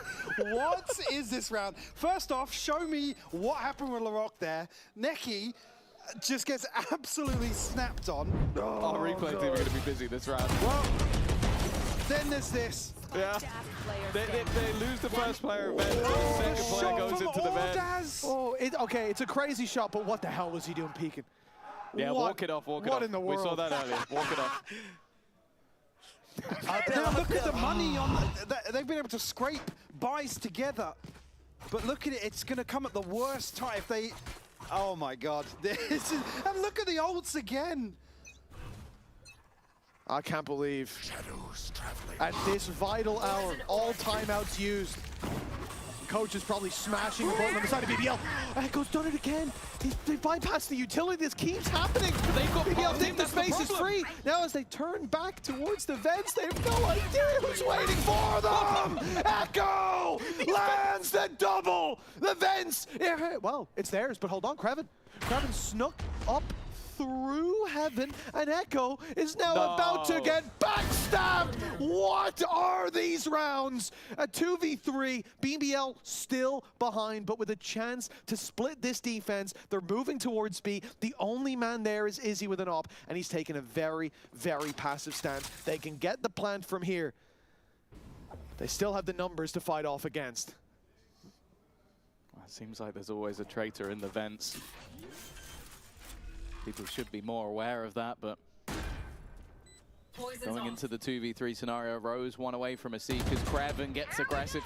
A chance for the 1v1, but there's another man coming rounding the corner and can't isolate the fight. Leaves it on to Rose. Another chance at a clutch. First shot goes crazy. Seekers, but he's being rounded on. And Fabian quicker on that trigger. A 12th for Eternal Fire. We've said it. 6 consecutive defeats in the Tier 2 versus this team. The time they face in the Tier 1 could be the first victory they have. What was the key to success today? Don't let history repeat itself. Yeah? The next one should be for BBL, don't go vent. Yeah. I am just blown away. I can't believe it. With how Eternal Fire are playing. And look at the player react. Look at that. What a He's difference. stun-locked, man. Night and day. But that's the thing, when you're the team that Villain stands up, that Arc screams, style, isn't it? Yeah, that clip right there. That smile. How do you That's handle... where the trouble began. How do you handle the losses? And it's not just the losses. In this matchup, it's got to sting more than ever. The team that they've always beaten, and now it matters most, and they're crumbling. He doesn't die. That didn't kill him! In goes the nade. That surely will finish him off, but no, he's still alive. Is he still got the op? And he ends up taking one down for it. Another for Izzy. A dead man walking, and they sent BBL to the grave. I can't believe what we've just witnessed. If there's anything to give context to that Week 1 performance for Eternal Fire, this is absolutely it. After that game last week, people started to question whether or not Fnatic were in form. That was what was asked. Are Fnatic playing well? Throw that out the window. Yeah, I think the narrative needs to change. You know, Fnatic did well to temper that storm because BBL didn't even start to temper it. They've been defeated 2-0 by an opponent that they always had their number of. This team has leveled up into the league and then leveled up while in the league. It turns out the stand-ins they had in kickoff were a courtesy to everyone else, because now they sit up there 1-1 alongside the BBL squad that just came back from a Masters. Well, I mean, if you're Sup looking at this team, maybe you start to think you made the wrong call. There's going to be a lot of pressure on other teams to match up to what these boys have done down there. Underestimated for sure, but they delivered in a historic matchup, flipping the tables when it matters the most on the biggest stage that these two teams have played against each other on. It was Eternal Fire to right the wrongs of history. What we're talking about with qualification, expected outcomes, who was contesting for what now. I mean, it's fantastic to see, but EMEA, history does repeat itself. Nothing guaranteed. No. There's always a curveball. There is absolutely nothing that is certain, and oh, it's been a day, hasn't it, Mitch? Yeah, thanks for having me out. Good to have you, brother. Anytime. Maybe we'll do it again sometime, but for now, that's all the time that we have, folks. Up here on the caster desk. Of course, the post plant is coming to you with Neki and Echo right now. We've gone 3 from the caster room up there. Now we've got 3 on our couch here. 2 of them winners from this series, Neki and Echo. Congratulations. The energy coming off you guys. Are you shaking a lot of adrenaline right now, Neki? Yeah, of course, Dude, you guys were screaming. Like, I'm used to a lot of FPS players popping off and stuff, but this felt like it was another level for you both. Yeah. Like, we had ambition, so we have to beat them on this stage. You know? Can I ask? Because of course, like, we have no audience today, but we are here. We were sitting here waiting for you, but we could hear you from all across the studio. Everything that Berlin was hearing tonight was you guys. Can I ask, like, especially at the end, what you guys were shouting? Because it sounded so passionate. I don't know if it's something negative, but I kind of wanted to know. We was fighting on Turkish League, so we was playing finals with them on the Turkish League, and we are losing. We was losing like all of the finals. all of the finals, and we got experience now, and we can win easily like this. Yeah. But what were you saying? Is it safe to say? Like, would you say it in English where you were screaming at them?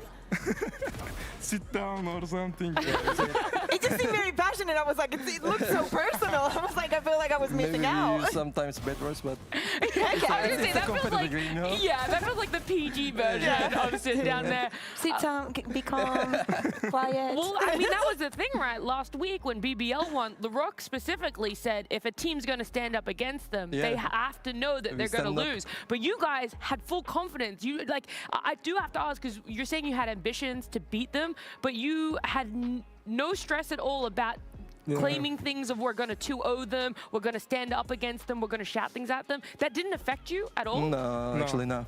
Because like they had winner mentality, you know, and someone need to break it. And we know, like we have that power. We can we can beat them, and we beat them on the stage, you know. Yeah. I'm getting hard to talk right now.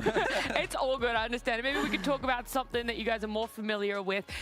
In this series, what changed so much that you could change history, essentially, that you felt like such a new squad coming up against BBL? Yeah. Actually, we are feeling more comfortable. That's why the series goes more easy than others. I can say that, yeah. We have no scare. Yeah, that's that. No fear. By the way, no fear. Did you remember what did I say? You did. Before the match? Yes, you did. I said we are going to destroy them, and we destroyed them. Dude, it was a whole nother level. I was like, okay, this is an Echo thing. You know, he wants to come in, he wants to prove everyone he's top dog. But bro, you did it today. Yeah. Honestly, you guys were amazing. Because I trust my teammates. That's why. We are just trusting each other every time. I love it. I love it. How is Easy integrating the team? Because it really looks like you were all coming out them, and I think especially map 1, he was insane. Actually, in the arcade, very great, because we are like we are chilling in gaming us like brain dead, so we are getting funny so easily. That's it. I can say that. Yeah. That's good. I got to speak to Ordaz between map 1 and 2, and he was saying this was essentially a perfect map veto for you guys. Is it true that you were only prepping for these 3 maps, or were you actually expecting something different to happen in the veto? We trained these maps on the week, last week. We just trained for them. We just do tactics for them. We showed, I think. Well, and so this was an extra level of prep that you did specifically for BBL? What? Is this an extra level of prep you did specifically? No, actually not, because like I wasn't playing with my team because of my age, and Easy came last, so we couldn't practice that much. Yeah. But you can see, like, we can beat easily, you know? Yeah, I mean, last week you guys were so close to beating Fnatic. We are practicing on stage. Don't say that, you're going to scare other teams. You're going to make them feel bad. Kuku, did you have anything you wanted to ask? Yes, I do want to ask, did you guys have you seen the news about what's happening next year? Yeah, I saw it. I think you excited for Turkey to be their own region again? It's very great. We like them. Yeah, is there any names, any teams, any shoutouts? Because you know, kind of seem like you're going to be the top dogs in the region. I'm just overreacting, of course. Like that. But is there any? I feel like there's like this big disconnection between tier 1 and tier 2 that we sometimes get to break. But I feel like there's so much talent in Turkey that I kind of like wanted to ask you, if you have them, if not, it's fine. Any names of players that you've left behind, that you've encountered in your way, that you are excited for them when it comes to next year? Oh, you're just thinking about yourselves? I don't know. Really? Yeah. That's impressive. No one. Well, maybe we could think like not as long term as next year, but maybe next week. You guys are coming up against another tough opponent. Like on paper, people thought that maybe by week 4 you would be an 0-3 team, right? Because you guys started off going up against Fnatic. You've just now beaten BBL. Next week for you guys, it's going to be coming up against Vitality. I'm not even going to wait until the pre-match to ask you, Echo. Like, are you going to drop some knowledge bombs on us right now about what's going to happen next week for you? Actually, we are going to show the same like energy, and then we are going to play like this day. So I think we can beat them. I trust my teammates. Yeah. Anything else that you guys want to say out there? Because it feels like some people, you know, maybe underestimated you. Echo said it many times, but Neki, are you in the same confidence of your guys going to be? I am the same confident with Echo. I love it. I love it. We're going to have a look at our standings here. Thank you guys so much. It's been a pleasure to get to just chat and have a talk about it there. But we can see our stage 1 standings now that we've been seeing teams play a couple more series for themselves. You got, like we said, Vitality and Fnatic still there, having to play their second series. Now BBL 1-1, Giant X 1-1, Eternal Fire, and Pacific there now too. Do you guys want to make, while you're still on the couch, make bold claims how the 2 teams that are going to be eliminated out of the group, out of your group? After this match. Yeah, after this map. I feel like you're on top of the world. Bet I think BBL couldn't make playoff, maybe. What? Yeah, I can say that. You can say that. I mean, you just did. Because if I don't know. Do you want to give your reason for it? They had winner mentality, so they're so mad after this match. I think they will like go. You reckon it's broken? Wait, They're kind of broken. Wait, did you guys like take advantage of that during map 2? Like, is that something that you could feel? Because it seemed like when you were loud, you were incredibly loud. So I feel like if they were already, I feel like we saw some serious faces. Like, yeah, the celebrations were there, but I think you kind of were in their heads. Like. No. No. So you're not because they've also spoken about it, where stress has come up as a factor for them multiple times. You guys clearly aren't feeling it for this series. Did you have stress last week when you came up against Fnatic? Because we didn't get to talk For me, to by you. the way, it was like I was more comfortable in that Fnatic match. Today, I had I was nervous, you know, because we tried to beat them like before, but we couldn't make it. But you see. Yeah, you see. I was gonna say, yeah, I was even like, I love it when players come out here, you know, come swinging. Like you have Echo, and you've just said it out there. You think that Fnatic aren't in a good shape, that the top of the team, top of the groups would have been you and BBL. But tomorrow, Fnatic and Vitality are playing. Do you guys want to put your predictions out for? You're practically a part of the desk now, right? Yeah. I need to know, what's your analytical player mind gonna tell me about a Fnatic Vitality series? Vitality will win. Yeah, Vitality will win, I guess. 2-1, 2-0. I don't know. Oh, okay, 2-0. You same Echo? I think 2-1. Okay, giving 2-1. Giving Fnatic a little bit more grace period there. So I was actually kind of sad, and I will say I was rooting against you on map 2 because I really wanted to see Fracture, right? I'm so sad. I'm so sad. You're sad too? I'm so sad too. I'm happy I'm not sad alone. We were going to win anyway, so I'm so sad for you.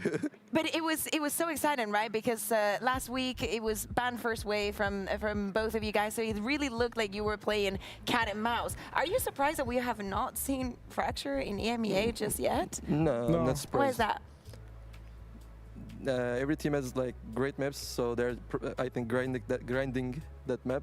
After these 2 maps goes out, I think, I don't know, like they're not working that much, I think. Really? Yeah. And you are? Yeah, we are. Yeah. Okay. As you see. I'll sit and wait. Week 3 Fracture, let's go. You're gonna have to wait a whole nother week. I'm gonna need a jersey next week, guys. That's the thing. You got Kakuga all excited for a Fracture, and then you guys just didn't even take it to a map number 3. Yeah. Do you think it gets more stressful when you go to a map 3, or do you guys have the mentality of like one map at a time? Because we made a lot of mistakes and we knew it, so probably map 3 will goes more easy if you play that. Nicky, you're kind of laughing. Do you agree? Yeah. Actually, Split is our great map. Yeah. I'm not gonna lie, but we made a lot of mistakes. Yeah. That's why that happened actually. Okay, well, as someone who doesn't know, you know, the mistakes, the ins and outs, like what do you see as a mistake? Like, what are the things that you need to clean up as a team? Like micro stuff? Yeah, micro stuff. Yeah. Okay. I can say micro stuff, and maybe communication sometimes. Okay. Yeah. All right. Well, it feels like you're already a team that's kind of unstoppable at the moment, but apparently a little bit of micro cleanup, a little bit of communications, and you guys are definitely going to be on your ways to potentially even London. Who knows? You guys have put yourself in a great position. I'm going to thank you both so much for joining me, Kakuka. It's been amazing as well. It's also been amazing to have day number 1 of week 2 with you guys. I'm going to say goodbye for now and enjoy the Razor end of day highlights to set you off for a day number 2 tomorrow.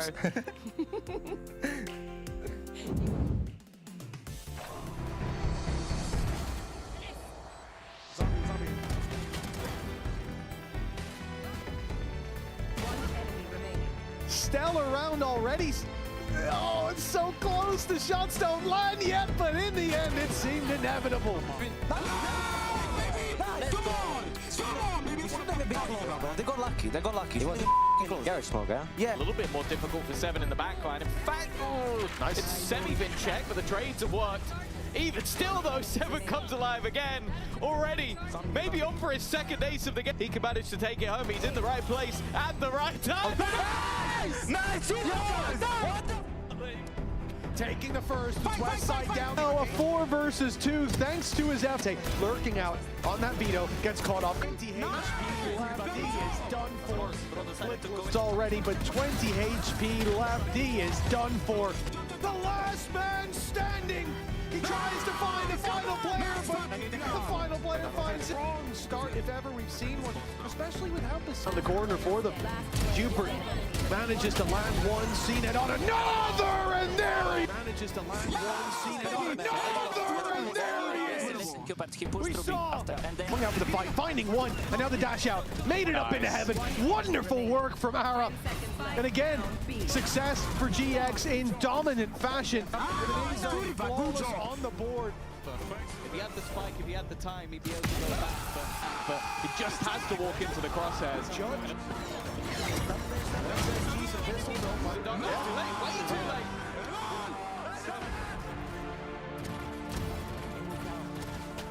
Weapons, sure it can spot.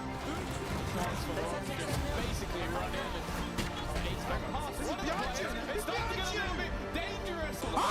It's seemingly too far gone. He's got other ideas. Most Phoenix mollies we've had in the game. It has to be this right. The spike down. They're going to be guarding every particular corner. Of course he's going to push. Of course he's going to push. He needs to run. He's not in the right position. Pretty soon, if this keeps up, unreal showing from Eternal Fire. Temper that storm, because BBL didn't even start to temper it. They've been defeated 2-0 by an opponent that they always had their number of. This team has leveled up into the league and then leveled up while in the league. It turns out the stand-ins they had in kickoff were a courtesy to everyone else. Up to what these boys have done down there, underestimated for sure, but they delivered in a historic matchup, flipping.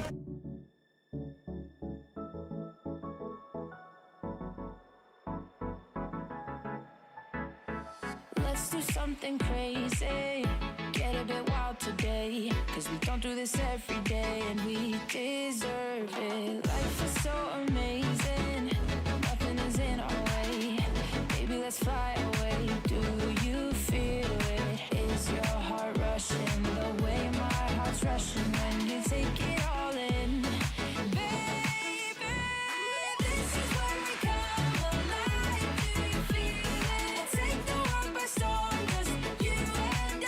Can't believe it took so long to realize what makes us